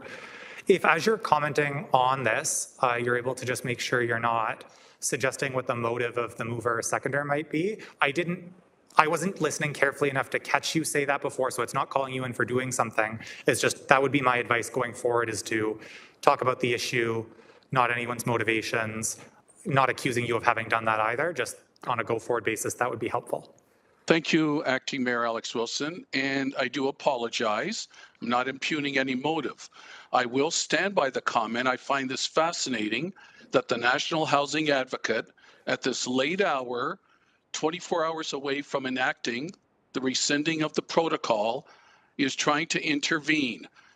And if we're going to potentially delay this to go in camera to hear more information, I can almost imagine what's going to happen when we come out of camera, and we can potentially, because of what we hear in camera, ignore what our citizens across the city overwhelmingly have begged and pleaded for. And I know they're going to throw their papers up in the air again if there's any further delay of the rescinding. That's my worry. That's why I have no interest in going in camera. Thank you, Acting Mayor Wilson. Thank you, Councillor Jackson, and apologies for missing your hand earlier. I am Now not seeing anyone on the speakers list to discuss this motion to change the order of our agenda, go into closed, so we can proceed with a vote. It's been moved and seconded.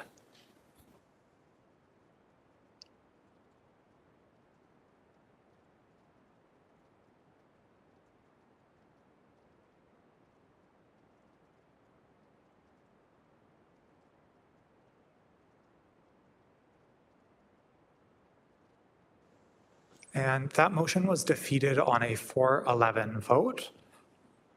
So we are on the 8.2 as originally written by staff. We've had discussion for the first-time speakers. There's been an exploration of the alternative. There's been an exploration of going into closed. Is there any other speakers on this report?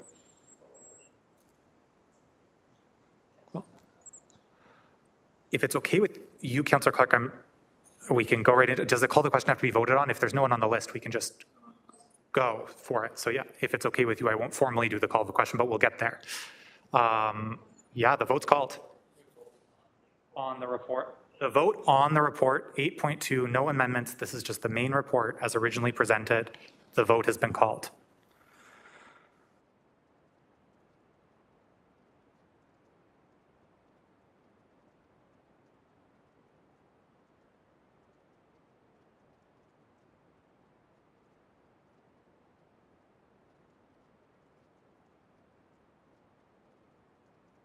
And that vote carries 13-2.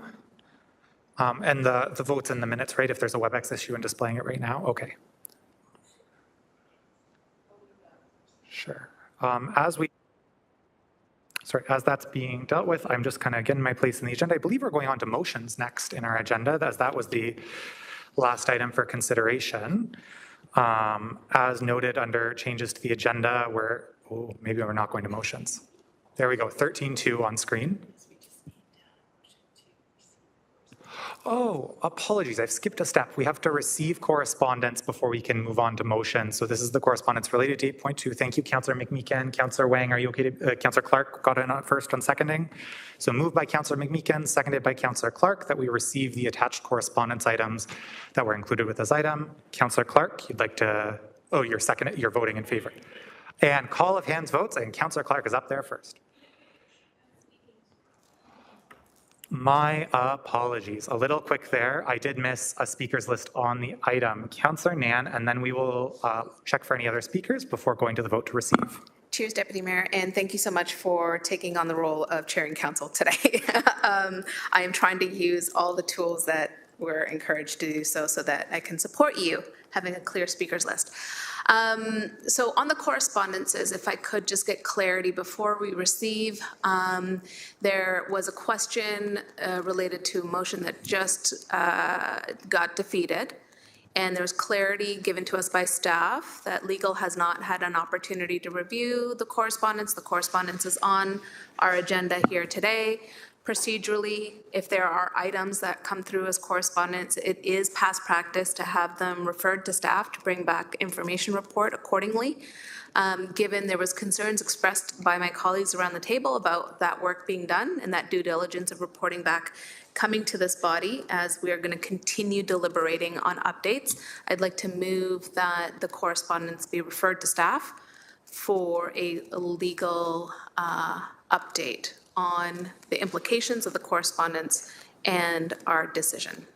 Councillor McMeekin, is that a friendly amendment in terms of instead of just receiving this, but receive and refer to legal for a report back as the mover, if that's friendly with you? I'm happy to have Councillor McMeekin accept it as friendly. Perfect. Councillor Clark as the seconder. I'm seeing a big nod that that's friendly. That might just save us a step. So if there's, I'm going to pause. Is there any other conversation on receiving and referring these correspondence items moved by Councillor McMeekin and seconded by Councillor Clark? I'm not seeing any. I'm seeing some trepidation though. So Councillor Clark, I'm going to call the vote. Yes. Just receiving and referring it to legal staff for review.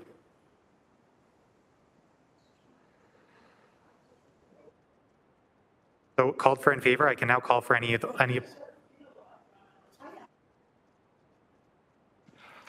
Okay. I'm opposed, Acting Mayor, please. So the amendment was friendly. This is to receive correspondence items and have them be referred to legal in their receipt. That's what's on the floor. And I'm going to redo the vote. If it's committee's preference, we can do electronically. We can do it via show of hands. I'm happy to make sure we call for those in favor and opposed, as it seems like this will be a divided vote. So that the amendment was friendly. So we're past that point in time. The vote is now up, and you can vote no if you don't like that outcome for sure. Are we okay to do a show of hands votes for this one? So I'm going to call all in favor. We're going to do it electronically. Thank you. So we're going to call for an electronic vote. Moved by Councillor McMeekin, seconded by Councillor Clark. And it's going to be electronic. Oh, but there's speakers. I just want to make sure that we're voting on the entire piece, but the friendly amendment is that the legal will come back later, correct? So if we vote against this right now, that means that you're voting against the entire, no? Just the correspondence. Thank you. This is just to receive okay, thank you. and refer correspondence. That is the only activity going on. I do recognize Councillor Clark on the speakers list. Just, I never eat potatoes at lunch. Just to be clear, I just would remind everyone that when I asked the city solicitor earlier about if she needs time to review it and consider common law decisions, she said yes. So this is simply referring it to her, and we will get a legal report back from it. That's all this is, and it's completely appropriate. Thank you, Councillor Clark. I am going to make sure, because this one's been a little bit like, please, if you want to speak to this, now is your opportunity. Otherwise, we are going to move on. Okay, I'm calling the vote, and it's going to be an electronic vote. This is to receive and refer correspondence.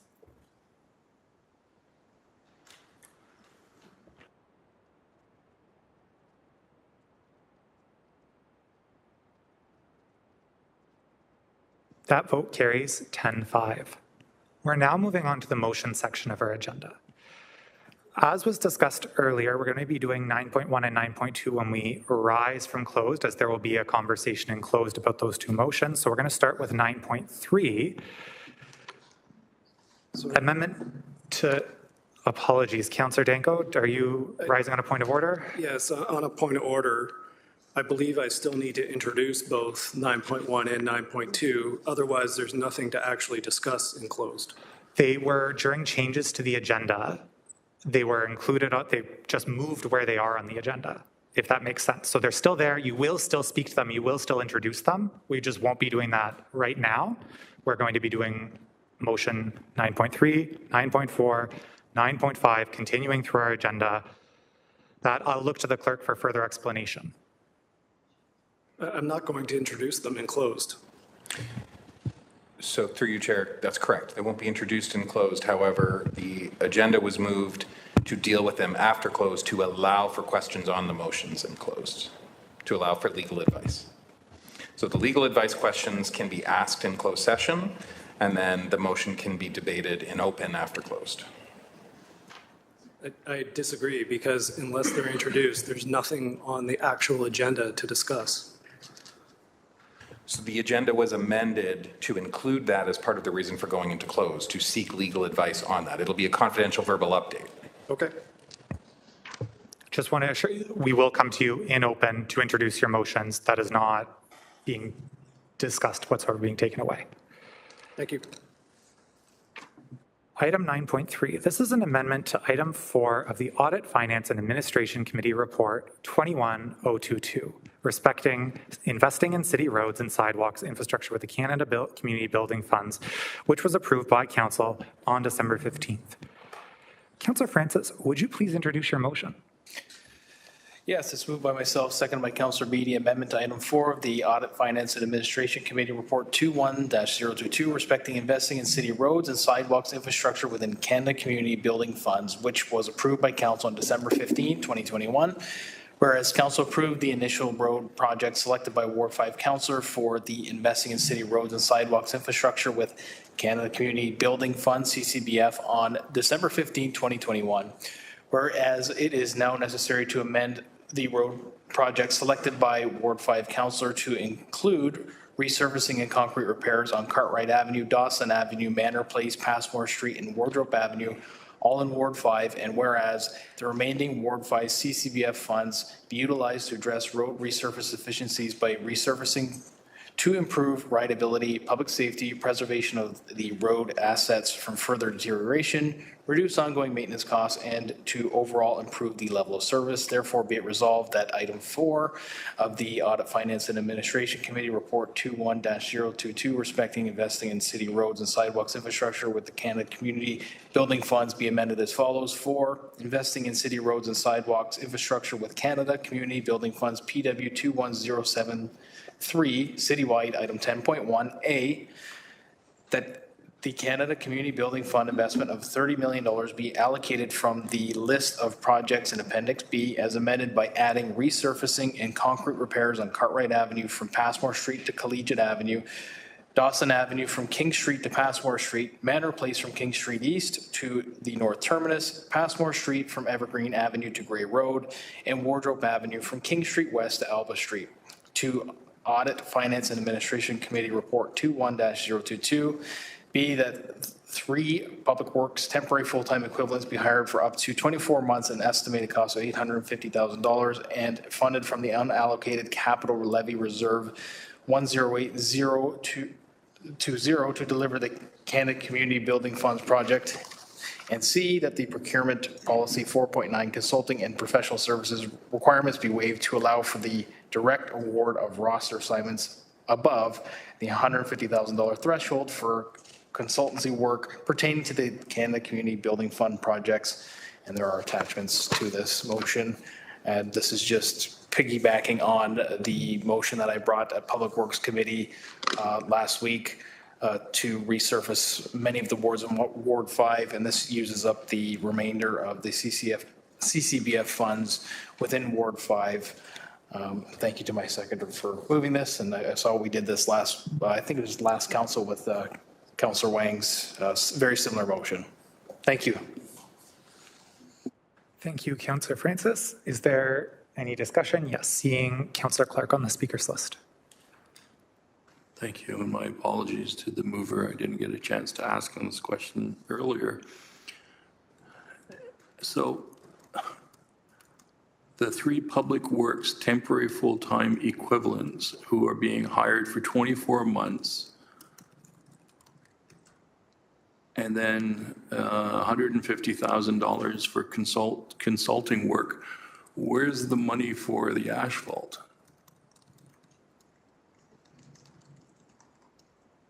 Apologies, Councillor Clark. This is,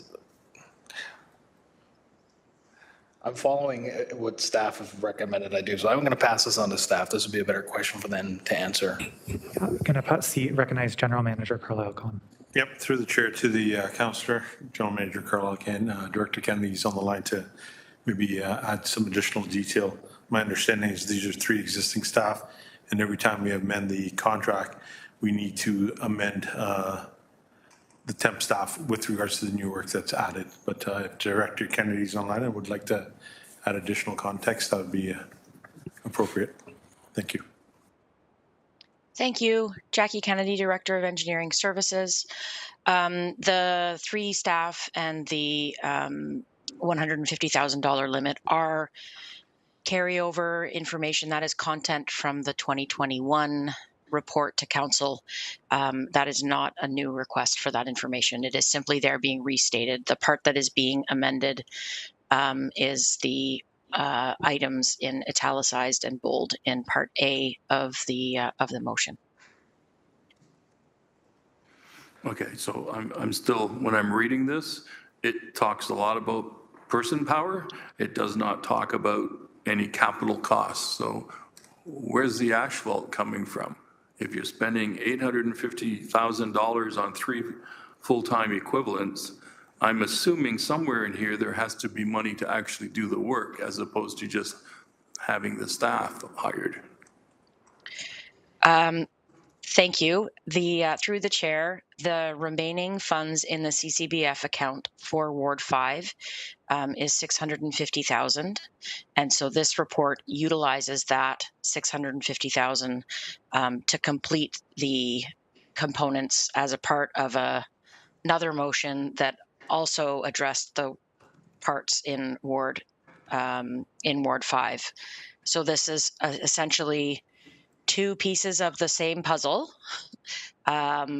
where this is using up the remaining CCBF funds as the councillor suggested, and the report that went through Public Works Committee using area rating funds provides the other piece of it. Thank you. I did not see area rated funds anywhere. So the funding sources are two then. One of them is the Canada Community Building Fund, and then the second is area-rated funds to complete this project. Thank you. Yes, that is well said, and completes the story on the funding. Thank you. Thank you. Thank you, Councillor Clark. Are there any other speakers on motion 9.3? Seeing no other speakers, I'm going to call for a vote.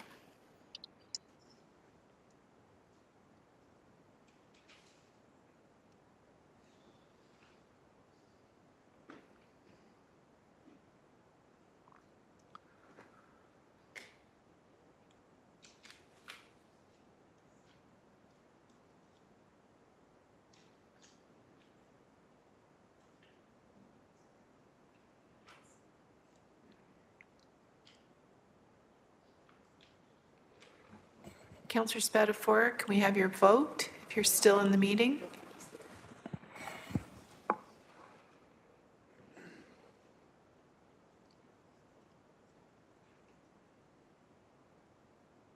And that vote carries 14-0. Next on our agenda is item 9.4, City Housing Hamilton Corporation Board of Directors. Councillor Nan, would you please present your motion? Thank you, Deputy Mayor. Happy to. Moved by myself and seconded by Ward 4 Councillor Tammy Huang, also Treasurer of City Housing Hamilton. Whereas Vice President Christine Griffith notified the CEO of City Housing Hamilton Corporation and the Chair, City Housing Hamilton Corporation Board of Directors, of her resignation on February 18, 2025.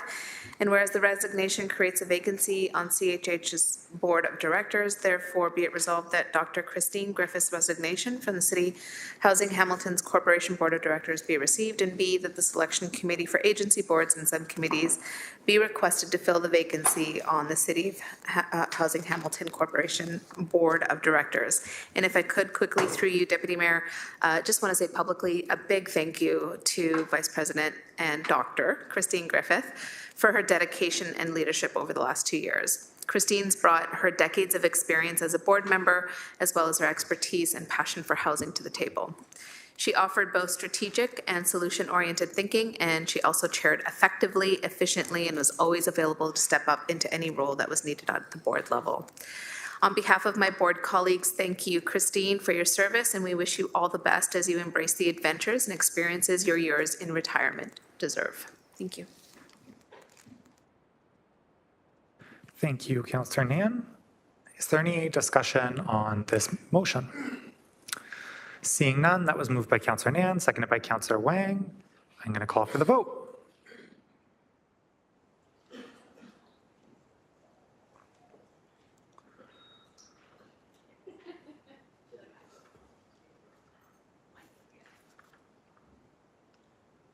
And that vote carries 14-0. On to 9.5 on our agenda. This is support for the issuance of a manufacturer's limited liquor sales license by the glass for Aquanova Brewing Company. Councillor Maureen Wilson, will you please present your motion? Thank you. It's moved by myself, seconded by Councillor Jeff Beattie, that this council confirms their support for the issuance of a manufacturer's limited liquor sales license by the glass for Aquanova Brewing Company at Unit 1314, 67 Frid Street in Hamilton. To my colleagues, I think this is about perhaps the second one of these this term that has been done. The facility has a tasting room, and the Alcohol and Gaming Commission requires confirmation by the municipality that we do not have any concerns.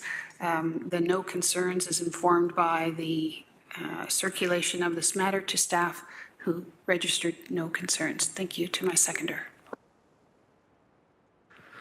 Thank you. Is there any discussion on this motion? Seeing no discussion, this was moved by Councillor Maureen Wilson, seconded by Councillor Beattie, and the vote is now up.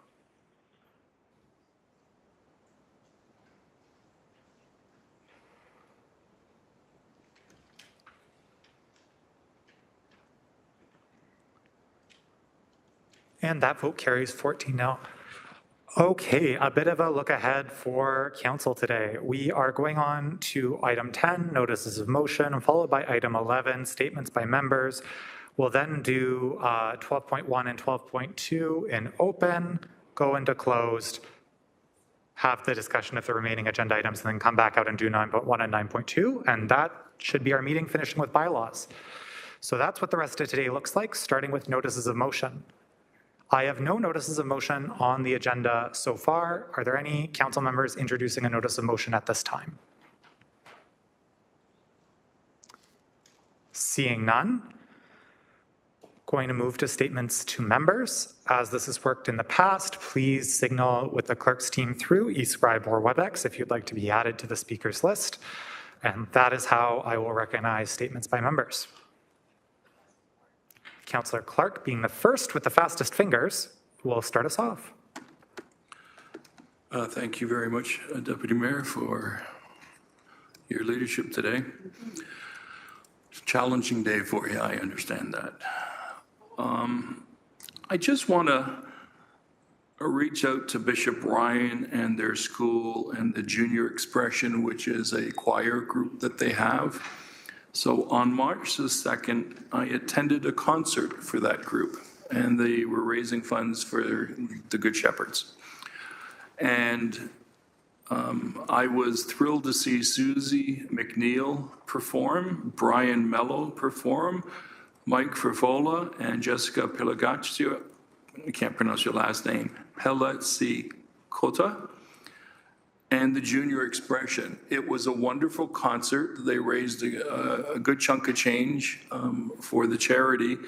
But what was interesting is some of these singers came through Bishop Ryan.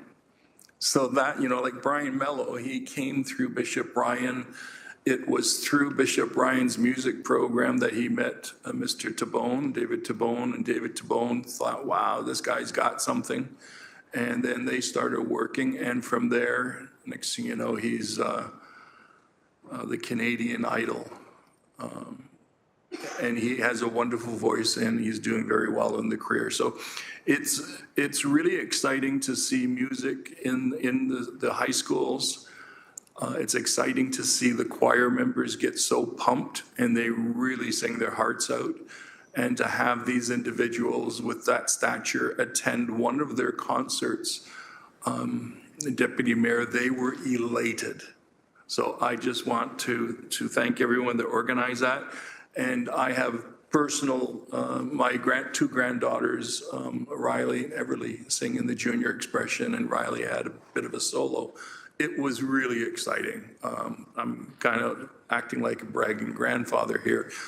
But it's a wonderful program had by Bishop Ryan, and just to see some of the results of their music program, it's absolutely astounding. So if you ever get a chance to attend the Expression or Junior Expression from BR, they will blow your mind. Thank you very much. Thank you, Councillor Clark. Next, for statements by members, Councillor Pauls, followed by Councillor Cassar and Councillor Jackson. Councillor Pauls. Thank you. I just want to say tomorrow, March 6th, from 6:30 to 8 p.m., I'm holding a community meeting for Ward 7 residents at Sackville Senior Recreation Center to discuss the Vincent Massey Park Extension landscape, Vincent Massey Park Extension. If you live near there, please come out. We'd love to hear from you. Landscape Architectural Service and Parks will be there, and I want to thank staff for their time for coming. Also, I really want to take a moment to thank Director Carolyn Ryall and the Roads Department for their responsiveness assisting Ward 7 with snow removal following unprecedented levels of snowfalls a few weeks back. I had so many emails and the response has been fantastic. So I just want to say thank you. And two more things, Mayor. I want to thank Clayton Pereira regarding the VUT tax response. I don't know about you, but I've had hundreds of people calling me with complaints, with not knowing what to do. And I want to tell you, Clayton did a fantastic job of calling most of my residents back and helping them navigate how to do the VUT tax, because it's, when we have 200,000 homes and people don't know what's going on, it's very confusing. It's a confusing time, especially when they receive their taxes as well, thinking that they have to do it by January. They're panicking. I had one gentleman call me, an older man, saying, they're going to fine me $10,000. Help me, help me. I literally had to go there and reassure him that that wasn't the case. So I just really want to thank Clayton for that. And my last thanks is to Maria DeSanto regarding property taxes. She too had to step in and call some of my residents because they were panicking about their taxes. They hadn't received it or they didn't know when it was due. So both of them, they did a fantastic job. So I want to thank them for helping me with my residents' calls and for a fantastic job. The people that called me about the VUT tax that were frustrated, that were really didn't understand, they said the call that they got from the city meant so much to them, and they got it done. So thank you again.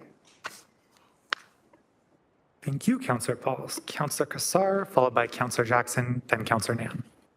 Thank you very much. Just one announcement in Ward 12 on March 19th. We're having our next town hall at the Ancaster Memorial Arts Center. The topic will be Hamilton Police Services, and the leadership from Division 3 will be there to talk about the services they provide, to talk about statistics, and to answer questions of residents. So inviting all of Ward 12 residents, March 19th at the Ancaster Memorial Arts Center, and 6:30, I think it is. But we'll be posting that on social media, so look for those details. Thank you, Councillor Kassar. Councillor Jackson, followed by Councillor Nan. Thank you, Acting Mayor Alex Wilson. And first of all, Acting Mayor, thank you a couple of times when you've your flexibility and latitude has allowed me to have an extra minute or two with earlier discussions. I apologize for running over time, and if you need to dock me on your member statements a minute or two, feel free to do so. Couple of public service announcements, and then I just want to make a comment on the VUT as well. Couple of public service announcements. If you recall, we were about 10 hours at the council meeting last on February 12th, Acting Mayor Wilson. And we all decided, instead of allowing member statements and going in camera, that was the day that a massive storm a winter storm was to begin over the next few days, with the 60 centimeters being dumped on our city. So I've got a couple of leftovers that I would have announced that night, didn't get a chance to. From Seniors Advisory Committee, want to thank a member, Ann Elliott, for her years of service to the Seniors Advisory Committee. Unfortunately, much time over the holidays she took to reflect, decided that she just couldn't make all the meetings that she wanted to, but was an invaluable member to the Seniors Advisory Committee. So for the public minutes and record, Ann Elliott, thank you for your years of service volunteering. Also, back on February the 8th, fabulous dinner. Over 500 people braved a snowstorm that weekend at Michelangelo's to support my Trenholm Bocce Association annual Valentine's Dinner Dance. Again, great kudos and congratulations for the volunteer efforts of the executive of President Paula Valeri and executive members Morris Marcella, Osvaldo Tavani, and Manny Vecchione. To get over 600 tickets were sold, over 500 attended when a major storm was hitting that weekend. It's just incredible support and devotion to this great volunteer group, and money being raised for the new canopy. Lastly, Acting Mayor Wilson, and I'm not here to debate the VUT at all. If staff want to just provide a comment, I'll leave it up to General Manager Zagarek or City Manager Clucky if they wish to. I just want to simply say, there's a lot of frustration out there in my ward regarding the vacant unit tax and declaration. And people have asked me, they're very much aware of public stories about the fact that a new division within finance of 16 full-time equivalents have been hired to administer the program. Obviously, I'm not going to get into the nuts and bolts of many of their comments of dissatisfaction with the program that's in place. But if staff wish to comment, they don't have to, because this isn't debate time. But I think it would be really important and would be most welcomed if they wanted to provide a comment or two as to the status of how the VUT is currently being rolled out, the additional time allotted without penalty, what the 16 FTEs are doing at this time to accommodate our taxpayers, because this is the first time ever they've had to fill out this type of form. But right now, a lot of frustration in my ward, and we're trying to manage through it. And city staff, where necessary, have been available and helpful, but at this point in time, it definitely is a work in progress. Thank you, Acting Mayor Alex Wilson. Thank you, Councillor Jackson. And following up on, I think, your recognition that this is statements by members, we're going to continue that statement piece just to not open up kind of a slippery slope when it comes to this item in the future, but appreciate that. I will note that there were some items, I believe, about this extension in the planning committee, either this or the past planning committee, where that extension was approved by committee and council. On statements by members, I have Councillor Nan followed by Councillor Taddison. Thank you, Deputy Mayor. First of all, just wanted to remind all of Hamilton that the Springtide Bulb Show Cherry Blossom Festival is kicking off this March 7th, going on until the 16th at the Gage Park Greenhouses, open from 9 a.m. to 5 p.m. daily. There will be a flower market and cafe, DIY workshops, as well as weekend family activities. Reminder that this has free admission as well as free parking, and encouraging donations to Hamilton Food Share if you do enjoy heading over to Gage Park for this incredible display that takes place every year. Also wanted to say a big thank you to everyone who attended our annual town hall yesterday at the Morelli Rec Center. We were able to go over 2024, go into some details around the 2025 budget, clarify priorities for 2025, as well as talk about 2026's budget. Folks were really great with their questions. I want to give a big shout out and thank you to our Housing Secretariat staff, Director Lewis and Senior Project Manager Rojas, who both also attended, as well as our housing providers in the city who are building among the 260 new affordable and supportive housing units in Ward 3. That included YW, that included Sacagawea, Indwell, as well as our partners at St. Matthew's House as well, who weren't able to attend but are among those delivering those units. Yeah, and there is an opportunity for those who might have missed attending virtually or in person for you to follow along. We'll be posting the video recording of the town hall for you to enjoy at your leisure after spring break. Thank you. Thank you, Councillor Nan. Councillor Taddison. Thank you very much. I was honored to be judging for the inaugural Healthcare Hacks Showcase at McMaster University on March 1st, where undergraduate students from diverse backgrounds came together to tackle pressing healthcare challenges with innovative ideas aimed at addressing critical issues. The healthcare challenges covered mobile and virtual services for remote communities, software designed to better direct Indigenous healthcare, AI-driven myocardial infarction diagnostic tool, and a prescriptive exercise platform that tailors fitness programs for seniors.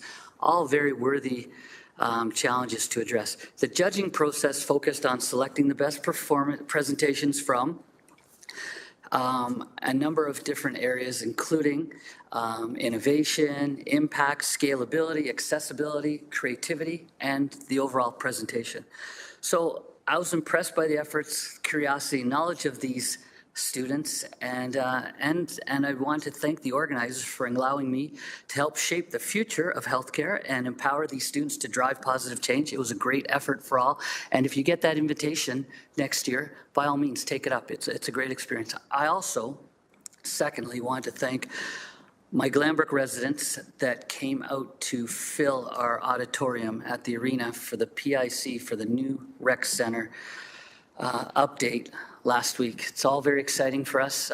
We're looking for that rural equity access to, a rec center and swimming and pool and gymnasium and a walking track, all that good stuff. So thank you very much for staff as well for facilitating that. Thank you, Councillor Tadeson. Going to do a final call for any statements from members. Councillor McMeekin. Yes, thanks, Deputy Mayor. These are interesting times. I want to share something personal. I've been losing a lot of sleep lately with the state of the world. Perhaps some of you are in that boat as well.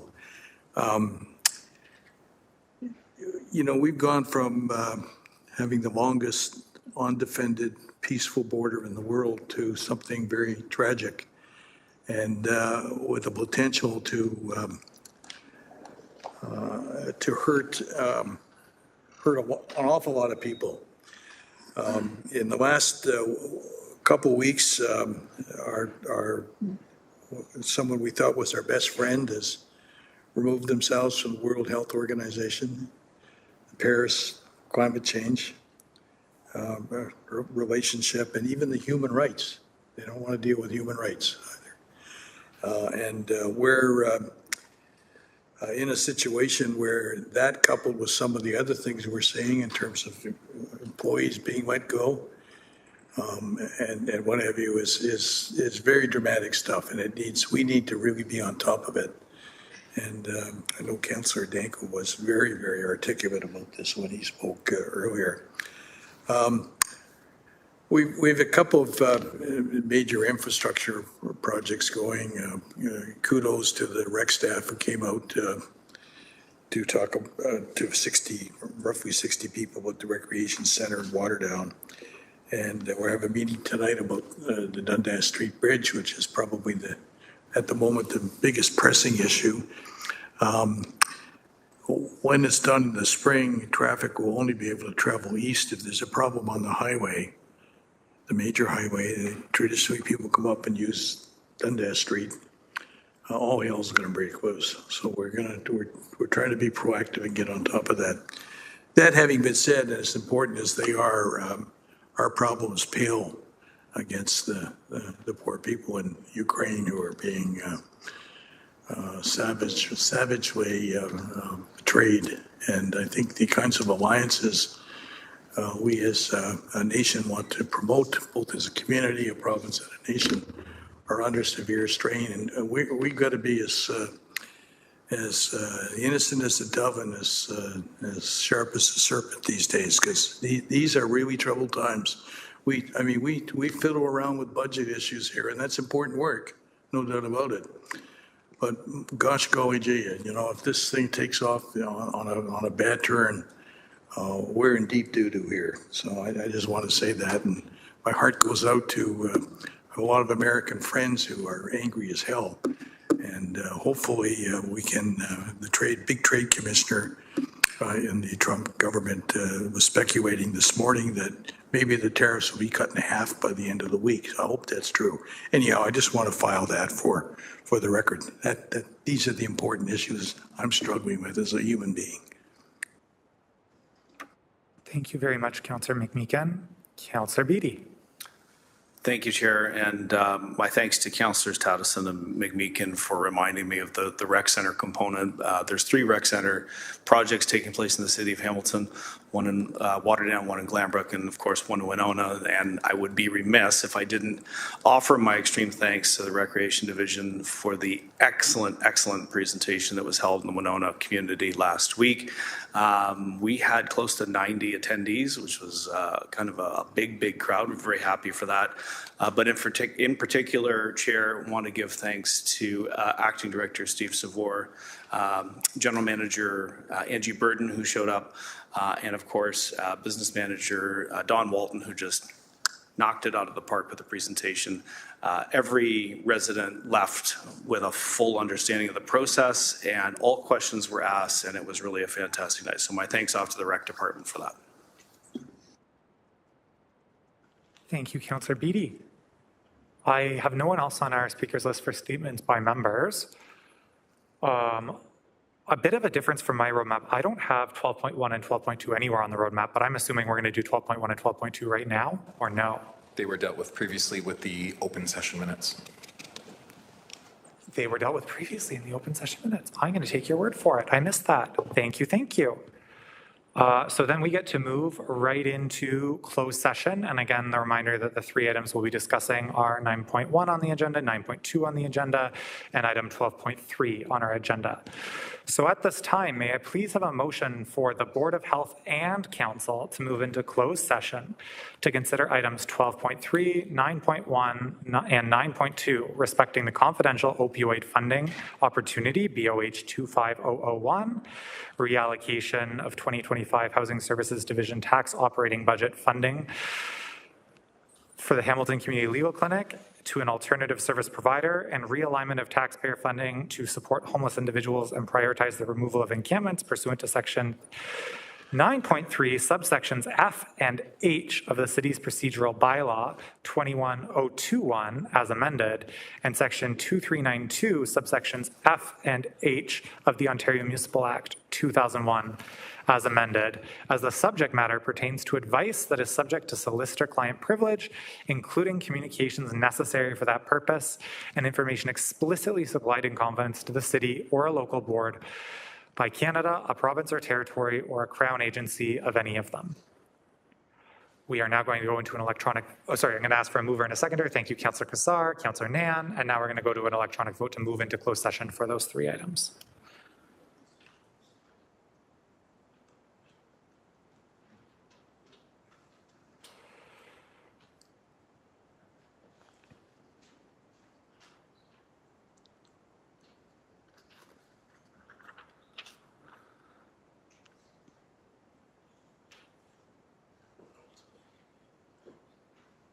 And that vote carries 13-0.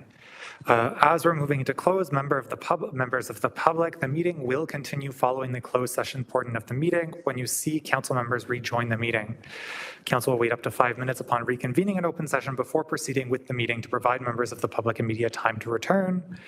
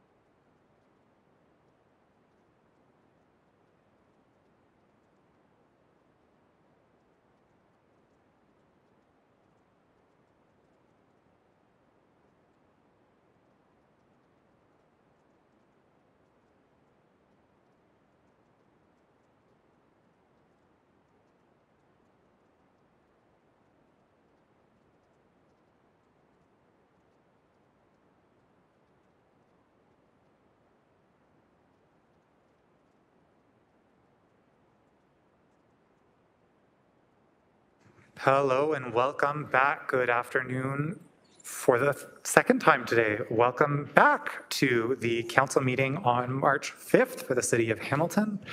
We have just risen from closed session and we'll be continuing on with the remainder of our agenda. As we're rising, the first thing we're doing is 12.3. May I please have a motion to receive the report, approve the directions to staff, and maintain the confidentiality of the report until the funder has issued an official announcement regarding the funding.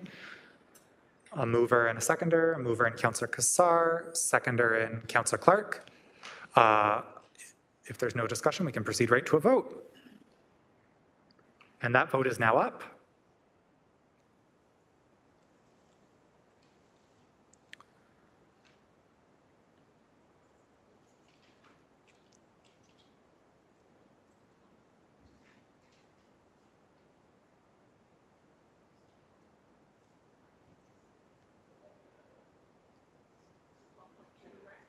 Yeah, this is 12.3, the funding announcement. That carries 10-2. Okay, next on our agenda is Councillor Kassar. May I have a motion to rise from the Board of Health? It's moved by me, seconded by Councillor Taddison, that the Board of Health rise as council to report and confirm the actions taken as the Board of Health.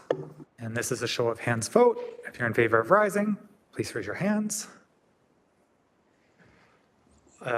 That was all in favor after some decision making. Thank you, that carries. We've risen as Board of Health. We are now back to motions. Item 9.1, this is the reallocation of 2025 Housing Services Division tax operating budget funding for the city of for the Hamilton Community Legal Clinic to alternative service provider. Councillor Danko, would you please present your motion and your seconder? Thank you, Deputy Mayor Alex Wilson. This is moved by myself, seconded by Councillor Francis. The reallocation of the 2025 Housing Services Division tax operating budget funding for the Hamilton Community Legal Clinic to an alternative service provider.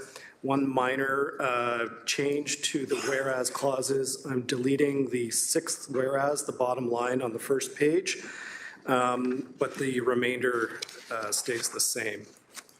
The direction before you is that housing services staff identify an alternative service provider to the Hamilton Community Legal Clinic to support the Hamilton Tenant Support Program, and that the $290,000 in annual funding allocated to the Hamilton Community Legal Clinic in the 2025 Housing Services Divisional Tax Operating Budget be reallocated to the alternative service provider. So just very briefly, in August of 2023, the City of Hamilton approved annual funding beginning in 2024 last year and continuing indefinitely for up to $1.197 million from the tax operating budget, which included annualized funding to the Hamilton Community Legal Clinic in the amount of $290,000. So what you have before you today, and just to make sure I'm clear, my comments here are my own personal opinion and in no way represent the opinions of this corporation of the City of Hamilton. This is not retaliation. This is accountability. And there are so many that I think it speaks to the amount of entitlement in this community that they have a difficulty understanding the difference between retaliation and basic accountability. The question that I hear from quite a few taxpayers is, why is the City of Hamilton using public money to fund an organization that is suing the City of Hamilton? It's like suing your parents. My answer is, organizations, do whatever you want with your own money on your own time. But when we're talking about tax dollars, there's an issue of fundamental basic accountability. So the accountability that we apply to vendors, suppliers, contractors under the procurement policy is that if you sue the City of Hamilton, you are not eligible for any city contracts. However, somehow that level of basic accountability doesn't apply to social justice organizations, which I think is a blatant double standard. And I believe that's also a huge concern for taxpayers and broader policy for any organization that's involved. My preference would be to not single out any specific organization, to have broad policy, the procurement policy that basically mirrors the procurement policy. But unfortunately, technically, the Community Legal Clinic is not actually suing the City of Hamilton. They are representing individuals who are suing the City of Hamilton. So, you know, again, that raises a new level of lack of accountability, in my personal opinion, because those 14 homeless individuals didn't organize themselves. They didn't decide to sue the city on their own. They didn't come together and retain a lawyer by themselves. They were retained, organized, and put up to it by somebody, in my opinion. The legal clinic has been involved in various court injunctions to force homeless encampments in parks. They've been involved directly in negotiations on the encampment protocol with the aim of having homeless tent encampments maintained in city parks. And to insult injury, even when the city is 100% successful in court, we can't even reclaim costs because the individuals suing us are homeless and have no means to pay. So, in my personal opinion, I believe it is reasonable to conclude that due to their own actions, some residents may have lost confidence in the Hamilton Community Legal Clinic as a service provider that is receiving public City Hamilton taxpayer dollars. In my personal opinion, I believe it is reasonable to conclude that the commercial relationship between the City of Hamilton and the Hamilton Community Legal Clinic may be impaired. And in their own words, the Hamilton Community Legal Clinic, in their letter, said that the majority of their funding is from the provincial government through Legal Aid Ontario. And in their own words, they said that removing this funding will have minimal impact on their services. So in that way, there's no retaliation here at all. Again, this is simply accountability. What is before you is reallocating funding from the Hamilton Community Legal Clinic to an alternative service provider, so it is maintaining that service. The fact that we have on our budget an indefinite annual funding source for an organization with minimal to no council oversight, I think is in itself a severe issue that needs to be addressed. But in this instance, at least we have an opportunity to right that wrong. Potentially, we have millions of dollars that are going out the door every single year automatically in annual funding agreements with to various community organizations with pretty much no council oversight. So in this case, we do have a right in the contract to terminate this contract without cause with 30 days notice.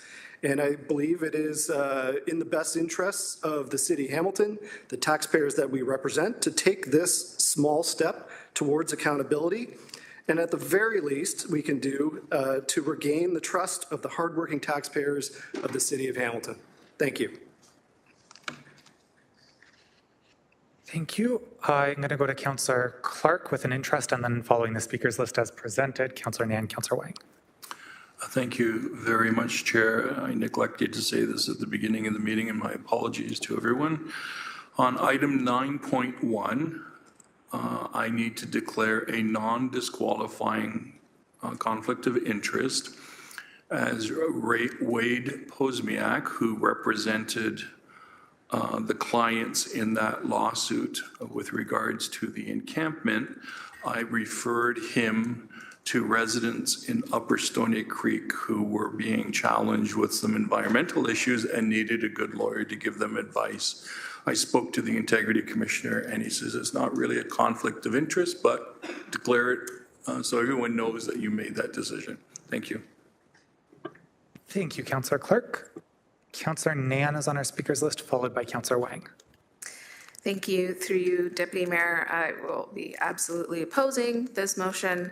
It's in my opinion that it is more of a personal crusade versus one that is within the best interest of this corporation, let alone the interests of those tenants who rely on the quality and exceptional service that they receive from the Hamilton Community Legal Clinic in accessing the Hamilton Tenant Support Program. And it's really unfortunate that we wasted so much time and resources having this on countless agendas and causing so much concern in our community. And I'm talking about concern being expressed by residents. I'm not talking about any organization or anybody who is otherwise a lobbyist or, in the eyes of some, a paid advocate. According to the staff of the City of Hamilton, as well as residents who have accessed the tenant support program, this organization has fulfilled their obligations under their service agreement for this program exceptionally. In my opinion, this motion is retaliatory in nature and can cause reputational harm to the legal clinic. The role of legal clinics, and the reason that they exist, is as community-based organizations that provide legal services, including legal information, advice, or representation. And they focus on areas of the law that directly impact low-income individuals and families. The areas most legal clinics become experts in is around housing specifically, including issues with landlords, dealing with bad faith evictions, and tenant rights. They are the only organization in this municipality capable of carrying out the services inside their agreement with this municipality at the cost that they are carrying those services out in. This is a program that is being carried out by the municipality in partnership and a bona fide service agreement in a manner that is responsible to the fiscal bottom line of this corporation and holds the interests of our corporation in terms of our pursuits to protect affordable housing, as well as to protect those who currently live in them and are facing precarity in their housing. Truly, Deputy Mayor, it is absolutely unfortunate we're spending any airtime on these two motions. Thank you. Councillor Wang's next on our speakers list, followed by Councillor Clark. Thank you, Deputy Mayor. I wanted to ask a question to staff on the therefore be it resolved. It says that housing services staff identify an alternative service provider to the Hamilton Community Legal Clinic to support the Hamilton Tenant Support Program. I just wanted to get some clarity as to, we heard that the Hamilton the HCLC is a nonprofit that is supporting low-income residents. Are there other organizations that could fulfill this, therefore be it resolved? I just wanted to get that clarity. Through the chair, thank you for the question, Councillor. So there are private legal clinics within the city, of course, but there is not another legal aid or an agency that would be able to do it at this cost. Okay. My second question then is, I hear the private alternatives. Do these private alternatives also offer low income, like service low income residents in French or in a specialty with Indigenous culture? Through the chair, sorry, Councillor, I don't have the answer to that question. I wonder if City Solicitor Shields might know.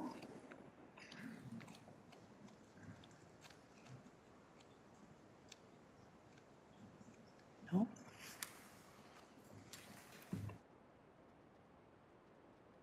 Through the chair, I do not know that answer to that. Okay, thank you. And the crux of my reasoning and my thought process here is that the Hamilton Community Legal Clinic provides a specialized service, but also is able to provide it in French services, as well as they provide Indigenous services for Indigenous residents. As Ward 4 is one of the largest urban wards that has a larger Francophone population, as well as a large urban Indigenous population, my struggle with this is that beyond a lot of the other excellent points that have been brought up, is that there is no other alternative service provider that is able to provide these level of services and the added specialties within providing it in French, as well as Indigenous rooted culture. I understand the mover's sort of perspective on this, but I cannot support this in this form at this moment. Thank you very much, Chair. Thank you, Councillor Wang. Councillor Clark is next on our speakers list. Thank you, Chair. Is it fair for me to ask staff what services the legal aid clinic provides to tenants in our municipality who are working poor or poor? They don't have the funds to hire a lawyer themselves, so they go to legal aid. What does legal aid do? Councillor Clark, is your question specific to the Hamilton Tenant Support Program that we fund, or just the general basket of the services, or all both? I was going to get to the second half later, but the first half is we have an agreement with them. What do they do with that financial agreement that we support them with for? Through the chair. So the legal aid clinic, with respect to this funding in particular and this contract, we entered a contract with the legal clinic after council supported the tenant support program, and this was a key part of the program to support tenants who, in most cases, they're facing bad faith evictions. So they do things like evidence gathering. They are their legal representation when they need to go to the landlord-tenant board. So they do that. They'll support them with the applications for the board, for example. During the time period of July to December 2024, they supported 236 tenants. So these are tenants that, in some cases, Acorn brings forward as needing support. In some cases, they're tenants that we are working with in housing services, and we know they're going through this process. So legal aid will support them. Of those 236 tenants, 127 were individuals that were served N12. So that means the landlord is evicting them for their own personal use. We have another 67 that were evicted as a result of units needing repairs, so those rent eviction kind of individuals. And we have 37 individuals that had above guideline rent increases. So those are the kinds of pieces of work they're working on our behalf with this funding. And to be clear, we have an agreement. We, the City of Hamilton, has an agreement with the legal aid clinic to provide those services. Through the chair, yes, that's correct. Thank you. There is a bylaw within the municipality that, if I understand it correctly, can give the municipality the opportunity to say to a vendor who chooses to sue the city for whatever reason that while you're suing the city, you're no longer going to be eligible for procurement. Do I have that correct? Is there someone that can speak to that, please? Through the chair, City Solicitor Lisa Shields. That is correct. We have the procurement bylaw and our policies that do not permit vendors or in litigation with the city to bid on city contracts. Would the legal aid clinic be considered a vendor? Through the chair, they are not a vendor. They did not bid on any city contract. They are in an agreement, a contract with the city at the city's request. Thank you. So that's pretty helpful. The other concern that I have, and I'm not sure if this is happening, and you can tell me if I'm out of line legally, I'm concerned that there may be an appeal to Justice Ramsey's decision on the charter challenge with regards to how the city dealt with the encampment and the encampment protocol. Is there an appeal filed already? Do we know? Through the chair, yes, there was an appeal filed within the 30-day period after the decision. Okay, and so we don't know if the appeal is going ahead, but they have reserved their right by filing the appeal within the 30 days, correct? That is correct. Thank you.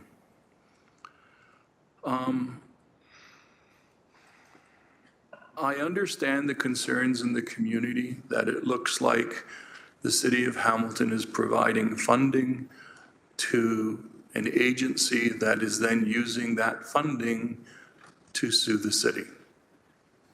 That's the perception. That is the optics. But I just heard from Director Baird that we have an agreement with the legal aid clinic to help these individuals who are really challenged with landlord-tenant issues for the most part. That seems to be the bucket that they all fall into.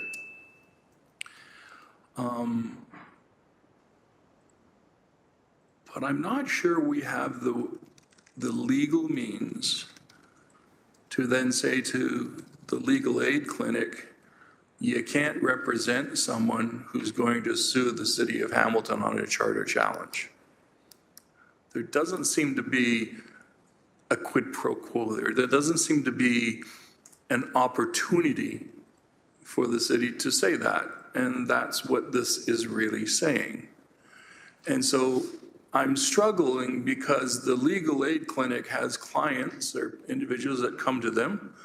I'm not sure how this decision came about to sue the city on a charter challenge over the encampment, notwithstanding the fact that it occurred and there was a judgment in favor of the city. I'm truly concerned that the language that is in this motion could be deemed by the courts to be retaliatory. And that will have some significant ramifications on the appeal if the appeal goes ahead. So for those reasons, while I understand the optics and the concerns in the broader community, if we go down this road, there are far greater risks to the city of Hamilton than simply voting yea or nay to this particular motion. So I'm going to oppose the motion. I think we have to be very careful how we proceed. I understand the concerns and the sensitivities, but we can't tell the legal aid clinic who they can and cannot take on as clients or what they can or cannot do with their client. Thank you. Next on our speakers list, Councillor McMeekin. Thanks, Deputy Mayor. I have some thoughts on this. Let me wander for just a second. I saw a TV clip recently where at a luncheon meeting with American governors, President Trump said, is the governor of Maine here? She said, yeah, I'm here. And he said, well, you're suing us about transgender rights and kids. Yes, that's right. I'm standing up for basic American human right values. And he said, well, if you continue to do that, you're not going to get any money from the feds, you know? And I just thought that was so instructive, you know, the people who are the most vulnerable, who perhaps even on a good day are the most desperate to get legal assistance. I know in a previous, what seems now like a previous lifetime, I referred a lot of people to the legal aid clinic for help. The only place to go because they didn't have $20 in their wallet. You know, they didn't get some free legal advice. They were done. So we talk about righting a wrong. I'm all for righting wrongs. I think homelessness is wrong. I think people who are forced to live in encampments because they don't, from their situation, feel they have any other opportunity is a wrong we need to correct. I know we're talking about a legal firm that was engaged with encampment protocol in reference to wasting time and energy. Well, gosh, we sure wasted a lot of that around this horseshoe, if that's the measure. I think we've been spending, what, 8-9 months talking about one protocol after each, a little bit better, but none of them perfect. So I just flagged that. I'm going to oppose the motion too. I'm frankly pleased to hear that they're doing an excellent job. that they're doing the job that we approached them to do and contracted for them to do, and that they're doing it well, and that people who otherwise wouldn't have any assistance, legal assistance, are getting that help. Frankly, I think we're damn lucky to have a legal clinic that's makes themselves available to stand up and try to right the wrongs. We may not agree with their tactics all the time, and we would be unhappy with what happens. But I think that's a fundamental freedom. You heard of the Bill of Rights and the Charter of Rights and Freedoms? You know, that should apply to everybody, Chair. And I don't think we should do anything that can be perceived to be either retaliatory or aimed directly at homeless people and their advocates. Thanks. Thank you, Councillor McMeekin. At this time, I'm not seeing any other first-time speakers, so I'll pass the chair to previous Deputy Mayor Councillor Kassar, add myself to the list. So I just want to clarify that the previous answer through you to acting chair to staff that are we aware of any alternative service providers just seeking clarity, the answer was no. At the same financial rate at least. Through the chair, yes, that's correct. No is the answer. So if this motion were, like if A is passed and B is unimplementable, what happens? So B is finding an alternative service provider, A is canceling the funding. If we cancel the funding, but there is not an alternative service provider, what happens to the Hamilton Tenant Support Program? Through the chair, so the tenant support program is broader than this particular piece of work. The legal aid clinic has been supporting tenants before we had this agreement with them. This will reduce the resources that are available to them, and we don't have another source that we'd find those resources. Thank you. I want to come back to that piece about what happens next, but on the note of resources specifically, there's been a conversation about how we're funding the lawsuit against us. Legal Clinic does lots of things. We've talked about that today. Do we have any concerns as staff monitoring this agreement, checking KPIs, doing any management, that any dollars related to the contract for the Hamilton Tenant Support Program were in any way used in any other legal cases or anything not related to the funding agreement? Are there any concerns with staff, any anomalies, any reason that that would be a going concern? Through the chair, no. So we do have clauses in the contract with respect to performance, and we do monitor. We know in this case that the funding pays for one lawyer at the legal aid clinic as well as a paralegal, and the work they're doing is the work I described earlier. They do some other work around tenant supports too. They'll help people with interpretation, for example, of the Residential Tenancy Act, so people know what their rights are. But we know that they are doing the work that we're asking of them, and we have ongoing conversations and check-ins with the legal aid clinic with respect to what that work looks like. The other piece I just wanted, I guess, maybe to provide some commentary on is this piece about who's actually suing the city. The legal aid clinic is in no way, shape, or form, Chair, suing the city. They're representing clients within their mandate who are, we wouldn't hold a planner accountable for their clients' actions as long as they're following their professional standards. This is a professional standard. This is a professionally regulated profession. If there are concerns that lawyers working at the Hamilton Community Legal Clinic, and I haven't heard any today, aren't following their obligations under that professional standard, the appropriate place for a complaint would be the Law Society of Ontario. I haven't actually heard any concerns regarding that professional standards, though. I do want to go back, though, to the, if we can't find a provider, what happens to the program, this current piece of the program that's being funded? If these services will no longer be provided as a result of passing this motion and the services were previously provided via council direction, how is this not reconsideration through the back door, Chair? And I think I'm directing it through you, maybe to our clerk's team to think about. So looking to the clerk who's thinking.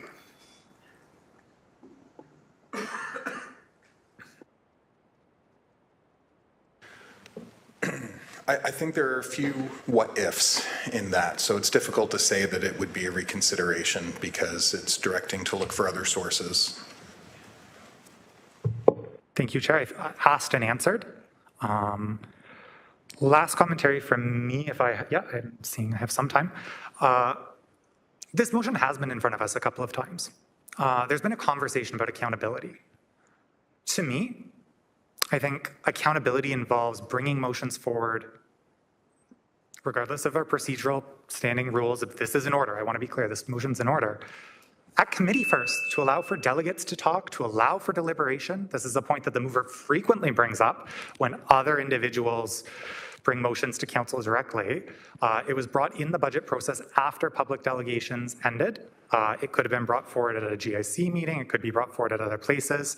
I get that there's been procedural hiccups to this, and there's been timing reasons that this hasn't been able to proceed at previous meetings.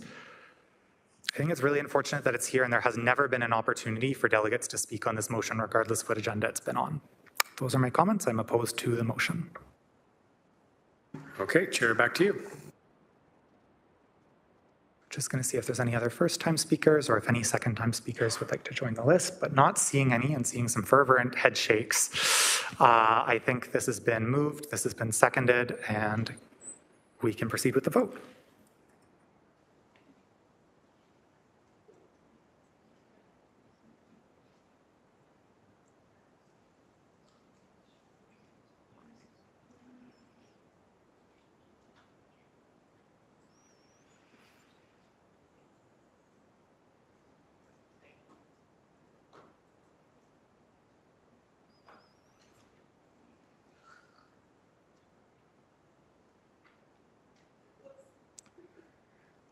Okay, and that is defeated 3-10 with 1 abstention. Our next item on the agenda is 9.2. This is realignment of taxpayer funding to support homeless individuals and prioritize the removal of encampment. Councillor Danko, would you please present your motion and your seconder? Thank you, Deputy Mayor Wilson. This is moved by myself, seconded by Councillor Francis.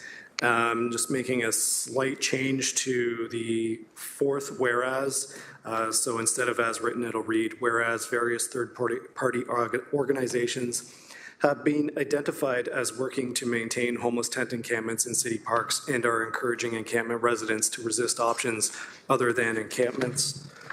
The action being requested here is that housing services staff be directed to identify and itemize all city funding allocated to homelessness support, social agencies, harm reduction, and encampment outreach organizations.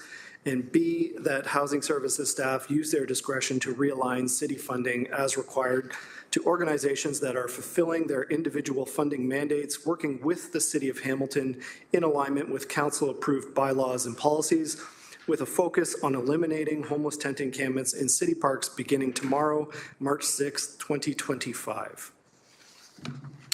So following the previous discussion. Sorry, Councillor, just your seconder, and then please go ahead. Sorry, is Councillor Francis. So following the previous discussion and correspondence from various social justice organizations, I think it's fascinating that the number of publicly funded social justice organizations feel so entitled to their taxpayer funding that they're that anxious about a tiny level of public accountability. I think it speaks volumes, frankly. The City of Hamilton is investing $186 million, $125 million funded by municipal taxpayers. That was in 2024. This year, I believe it's even closer to $200 million. That works out to be over $215 per resident per year. I believe that we as a council have an obligation to the taxpayers of Hamilton to ensure that the tax dollars that we are assigning are being used to advance council-approved bylaws and policies. To me, that is the fundamental responsibility of municipal government. The council-approved bylaws and policies is to restrict homeless tent encampments in parks beginning tomorrow, March 6th, and beginning clearing and the permanent removal of encampments in parks. We do know, and we do know this, that there are organizations that are actively working to encourage encampment residents to resist options other than encampments. Residents have also observed this and articulated this to various councillors, reporting instances where they believe homeless individuals were receiving organized assistance to set up and relocate and provision encampments in city parks. So the question then is, are any of these encampment support organizations receiving city funding? And to be honest, I don't know the answer to that. At this point, I don't want to know the answer to that because I don't think it's relevant to the discussion. So as discussed in the previous motion, we have potentially millions of dollars in operational funding that is part of departmental budgets that is just going out of the door every single year with little to no council oversight. So if any of these organizations are receiving taxpayer funding, city funding, that is what Direction A points to. It's to, let's get a list. Let's find out how many of these organizations are actually receiving city funding. What are they doing? How was that funding approved? What is the mechanism for accountability for that funding? Because right now, we don't know. The bottom line is that council has voted to end the encampment protocol and clear encampments out of parks beginning tomorrow. Every organization that we work with has a mandate that they are required to fulfill in exchange for public funding. Despite what some think they're entitled to, there are no blank checks from the City of Hamilton. If these organizations are actively working to maintain encampments, if they are receiving city funding, and if they are working against council-approved bylaws and policy, then as a council, I think we have a clear obligation to assure that they don't receive any further public funding because they are no longer fulfilling the mandate to which that funding was approved. If that funding could be better used by other organizations that are actually working with the city to fulfill their mandates, that are working with the city approved mandate to focus on eliminating homeless tent encampments, then that's where that funding should go.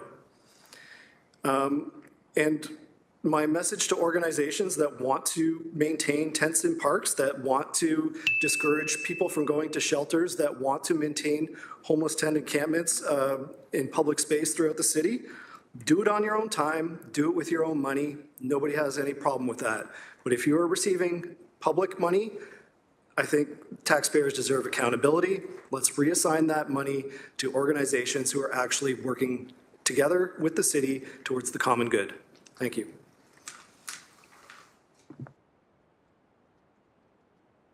Thank you, Councillor Danko. The speakers list for this item currently includes Councillor Clark, followed by Councillor Nan. Thank you, Chair, and I thank the mover for the motion. I'm trying to figure out, I guess I should ask the question to staff. How would you do this? How would you ascertain which organizations are working against the intentions of the municipality? Maybe starting with General Manager Mader. Yeah, thank you. Through the chair to the councillor, so I'm going to be honest, not really sure. However, this has been, as Councillor Danko has indicated, this has been on the docket for a number of meetings. And so, you know, this has been given staff an opportunity to look back at who we are funding in that. And to our knowledge, when on a cursory look, there are no organizations that we're funding that are deliberately supporting individuals to maintain their encampments in parks. I think that we know that there are 300 individuals that we have contracts with. So we would have to go through those contracts to determine exactly every function that they would perform outside of what we contract them to do. So as Michelle has indicated, or Director Baird has indicated, when we have a contract, we have deliverables that are tied to that, and we monitor those deliverables very closely. We take our responsibility very much to heart, that we are required and do our due diligence to ensure that our agencies, corporations, and whatever service provider that we have that contract with is fulfilling the request and the agreement that we have with them. So it would take us some time if we had to go through each one of those. May I ask clarification? 300, what does 300 represent? Through the chair, so we have, for any organization, agency that we contract with and flow money so that we're funding in some way, we have a contract with them for service. And so within housing services, we have approximately 300 contracts that we work with, that we're working with our agencies with. Some of those include contracts with social housing providers with respect to what they're going to provide for funding. It could be homelessness serving sector services. It could be small agencies, the Legal Aid Clinic, for example, that we just talked about. So it's a whole variety of agencies.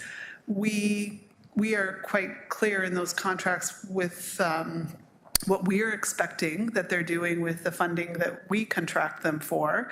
However, as GM Mader mentioned, we don't know what they do beyond that funding. Certainly lots of the social service agencies have other funding sources as well beyond that which the city provides. Chair, Councillor Danko is not wrong when he says that there were individuals that were encouraging, advocating that homeless individuals stay in their tent. It was documented. But I'm trying to understand, how would we find out if any of those agencies that you have contracts with were doing the same thing? And how much money it would cost for you to do that research? Through the chair, we would have to contact the agencies that we have contracts with respect to what they're doing on that front with respect to encampments. I couldn't estimate for you how long that would take or what the staff resources would look like to do that work. It would be on a contract by contract basis. So, do I have time for one more question? Yes. Is there an opportunity for us to perhaps change the contracts and make it abundantly clear to the individuals who are working with us, here's what you're supposed to do, here's what you are not permitted to do? Through the chair, I would defer that question to our city solicitor.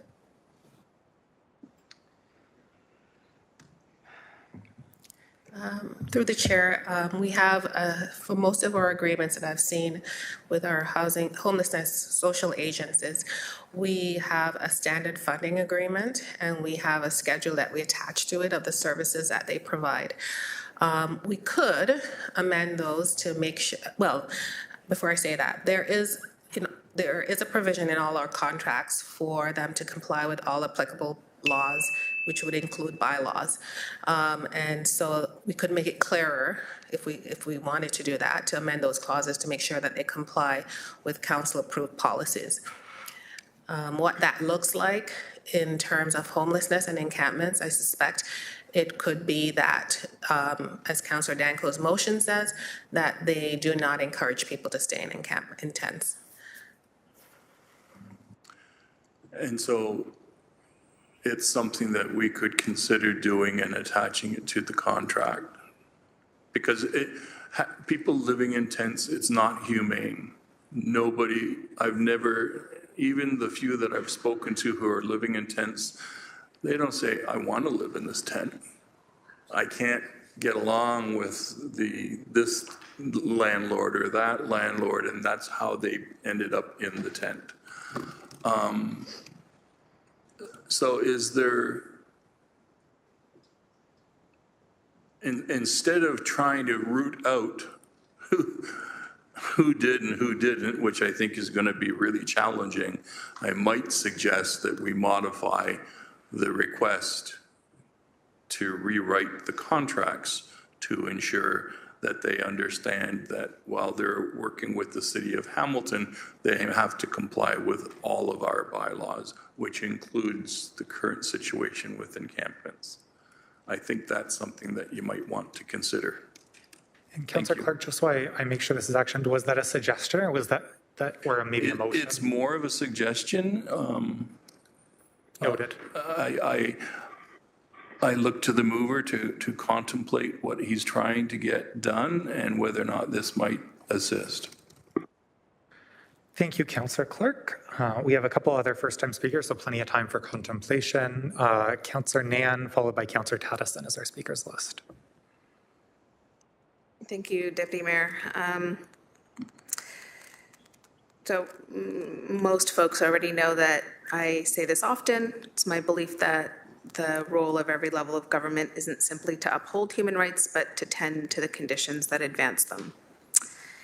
And it's regrettable that any member of council would start speaking about social justice, which exists purely to ensure everyone's human rights are respected, protected, and promoted. Social justice exists because society is not just for everyone, and to imply that any organization, individual, or group in this city who is doing that good work is doing so in a way that is questionable, that speaks disparagingly about social justice, is quite regrettable. And I guess it's only viewed as that for those of us around the table who've had to pursue and defend human rights, who have had to live in a manner where we've had to shine light in the ways in which our human rights have not been respected, our human rights have not been protected, our human rights have not been promoted, and our humanity has been thrown to the ground.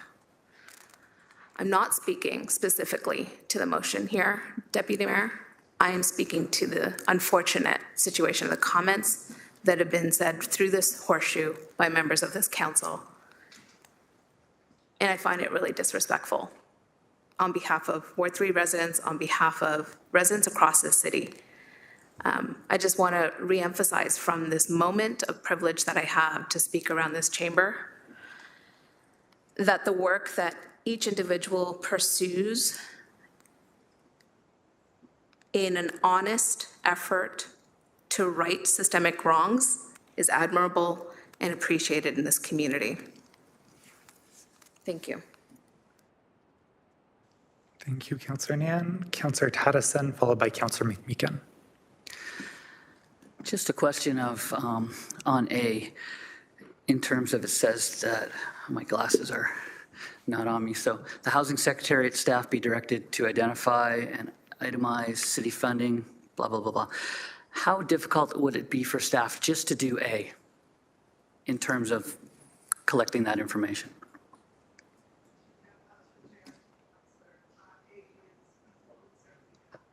Apologies, if you're able to just turn on your mic there. Through the chair, sorry about that, Councillor. A is very feasible. We have, we maintain ongoing lists of all the contracts we have in the agencies we fund, so A is certainly doable. Okay, so in saying that, when we do come to the vote, I'd like it separated. I do find it important to gather information as much as we can in order to perhaps move in a direction down the road that was suggested by Councillor Clark, if I'm not misconstruing things. Thank you. Thank you, Councillor Taddison. I have Councillor McMeekin next on the list. Thanks, Deputy Mayor. Just some observations. We've had a lot of on the ground groups over the last several months who haven't, who are out at 2, 3, 4 o'clock in the morning dealing with drug overdoses and all kinds of other crises, who haven't been particularly pleased with any one of a series of the encampment protocols that we've had. And we've brokered that. We've managed to keep conversations going. In fact, I can think of some people who've won the Order of Hamilton for their good work in the middle of the night doing that kind of stuff, who, on reflection, probably stood pretty strongly against some of the things the city wanted to do. So I believe tolerance begins at the point of difference, not at the point of sameness. And I'm not a big fan of brokering a culture of not tolerating opposition. Particularly when sprinkled amongst all of the arguments that we hear. We heard it today with the police. Word that kept coming up was compassion.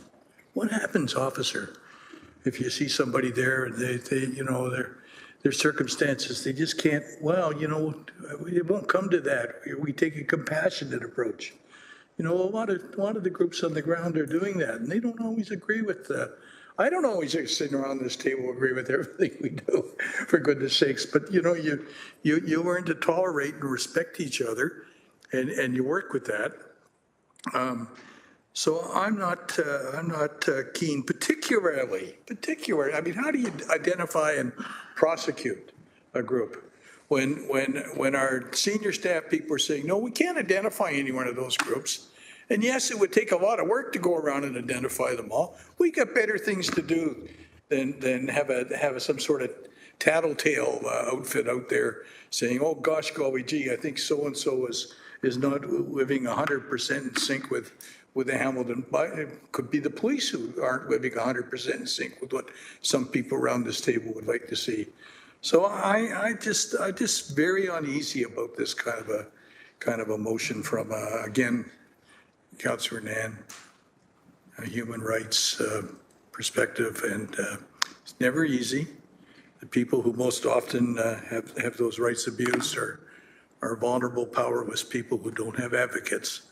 And I don't want to start penalizing people who, unlike some of us perhaps around this table, aren't on the ground trying to help in the middle of the night.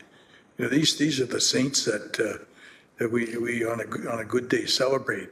And I give thanks for people who were there and not afraid to strategically oppose.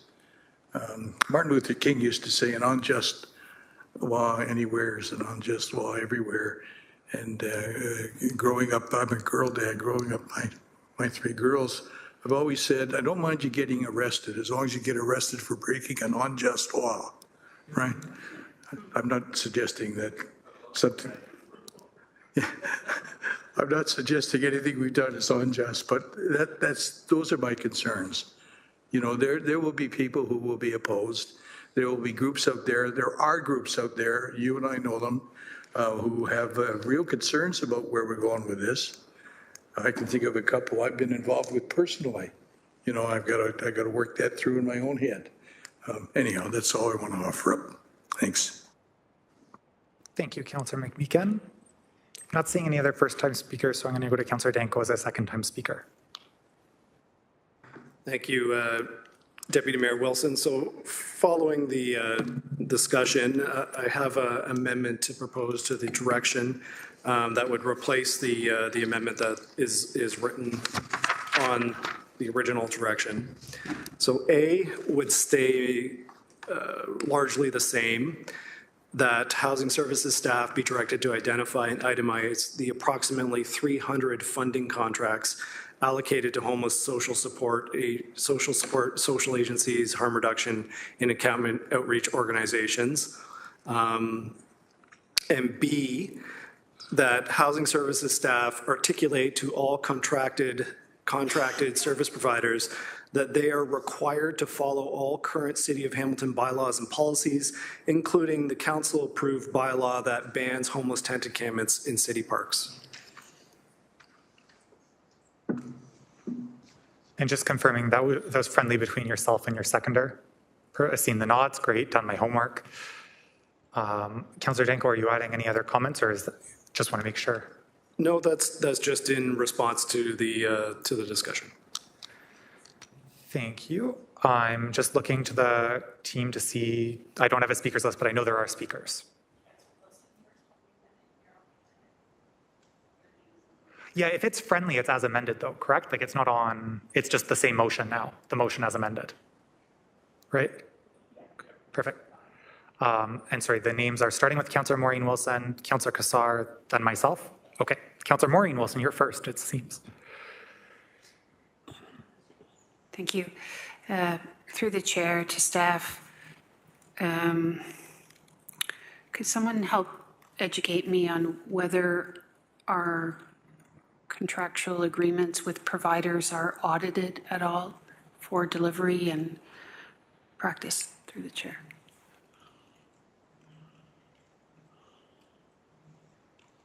Just as staff are conferring, I'll say there was council direction for an audit of housing services, and in addition to any other response that may come, and just to use the chair's prerogative to maybe help. Thanks. Through the chair. Yes, Councillor, the contracts are reviewed on an annual basis and audited, and that yes, to Councillor Wilson's and Chair's comment is that audit services will be conducting a full citywide audit of housing services contracts. Thank you. If I could just, this wasn't going to be the basis of my question, but now that it's raised through the chair, could you remind me of the scope of that audit? I'm just trying to determine whether this work is already underway in full or in part. Thank you. Through the chair, if I recollect, I think it pertains to all of our budget. The audit is focused on that. And it's just in the infancy stage.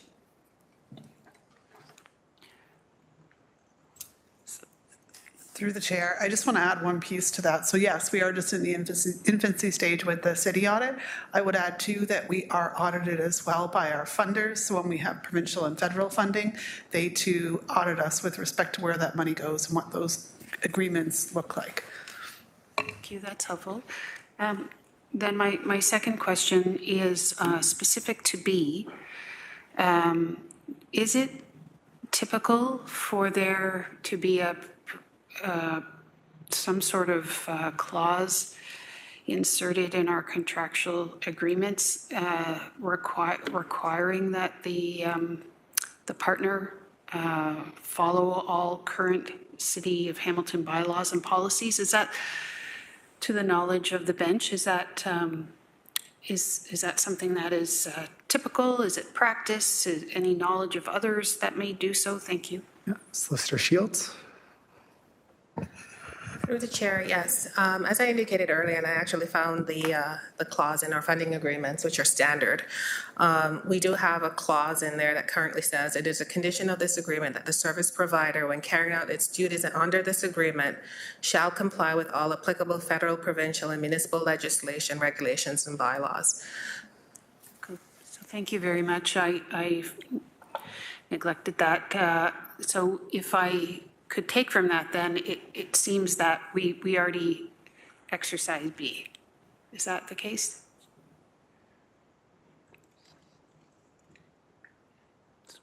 That's what I heard. Policies is not there, but we can certainly add that. So the word policies, which is in the motion, is not in the actual provision, but the intention is in there, but I could add it to give further clarity. Thank you. I'm very embarrassed to then ask the next question.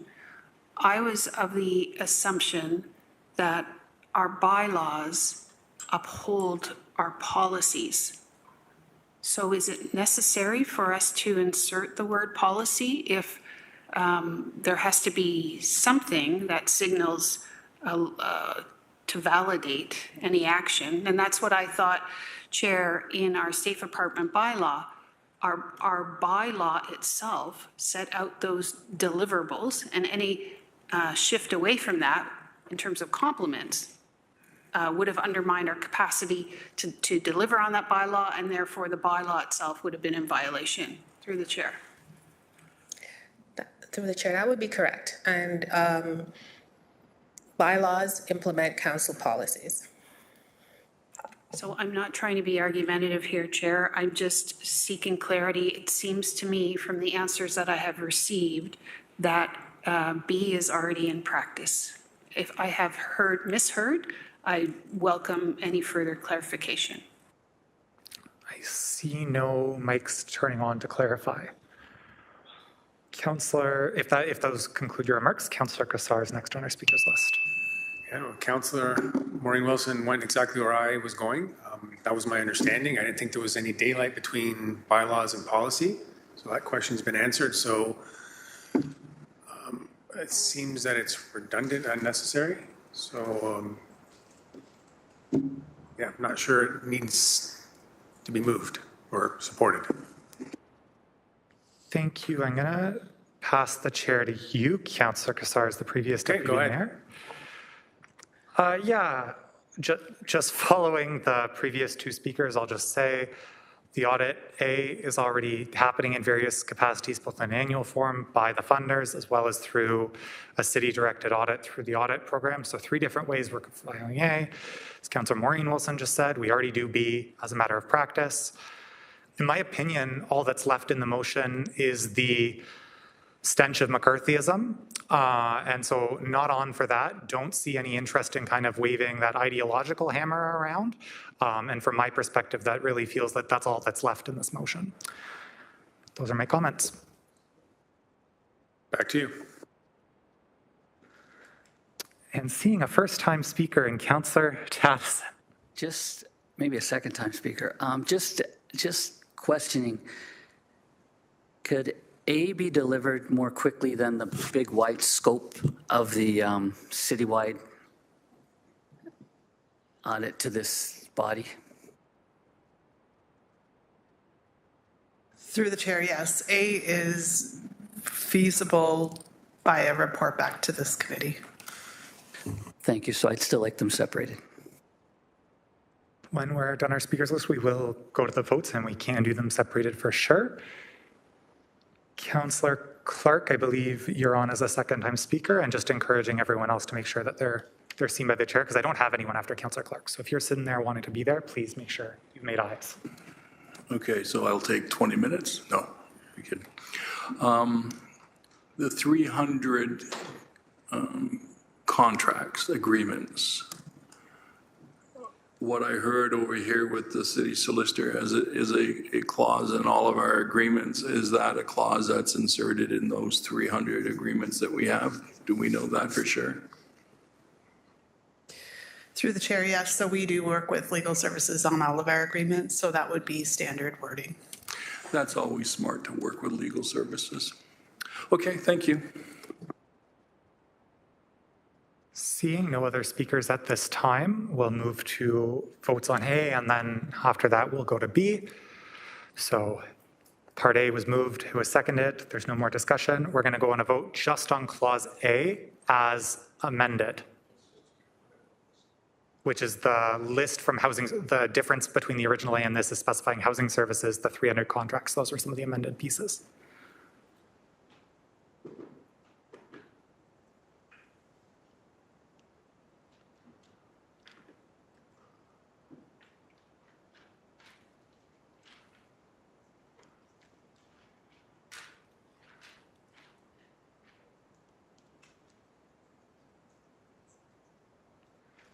That vote carries 9-4 with 1 abstention.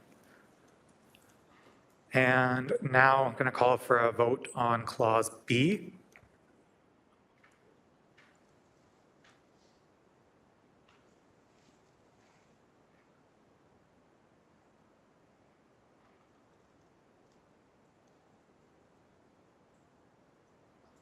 That was defeated on a vote 4-9 with 1 abstention. That brings us to the end of our motions today. Councillor Cassar, with 8 minutes left, may I have a motion on the bills? You certainly may. It's moved by me, seconded by Councillor Tattison, that bills number 25-030 to number 25-047 be passed, and that the corporate seal be affixed thereto, and that the bylaws be numbered, be signed by the mayor and clerk to read as followed as listed in the agenda. Thank you. Is there any discussion, comments, questions on the bills? Seeing none, can we go to a vote? And that's electronic.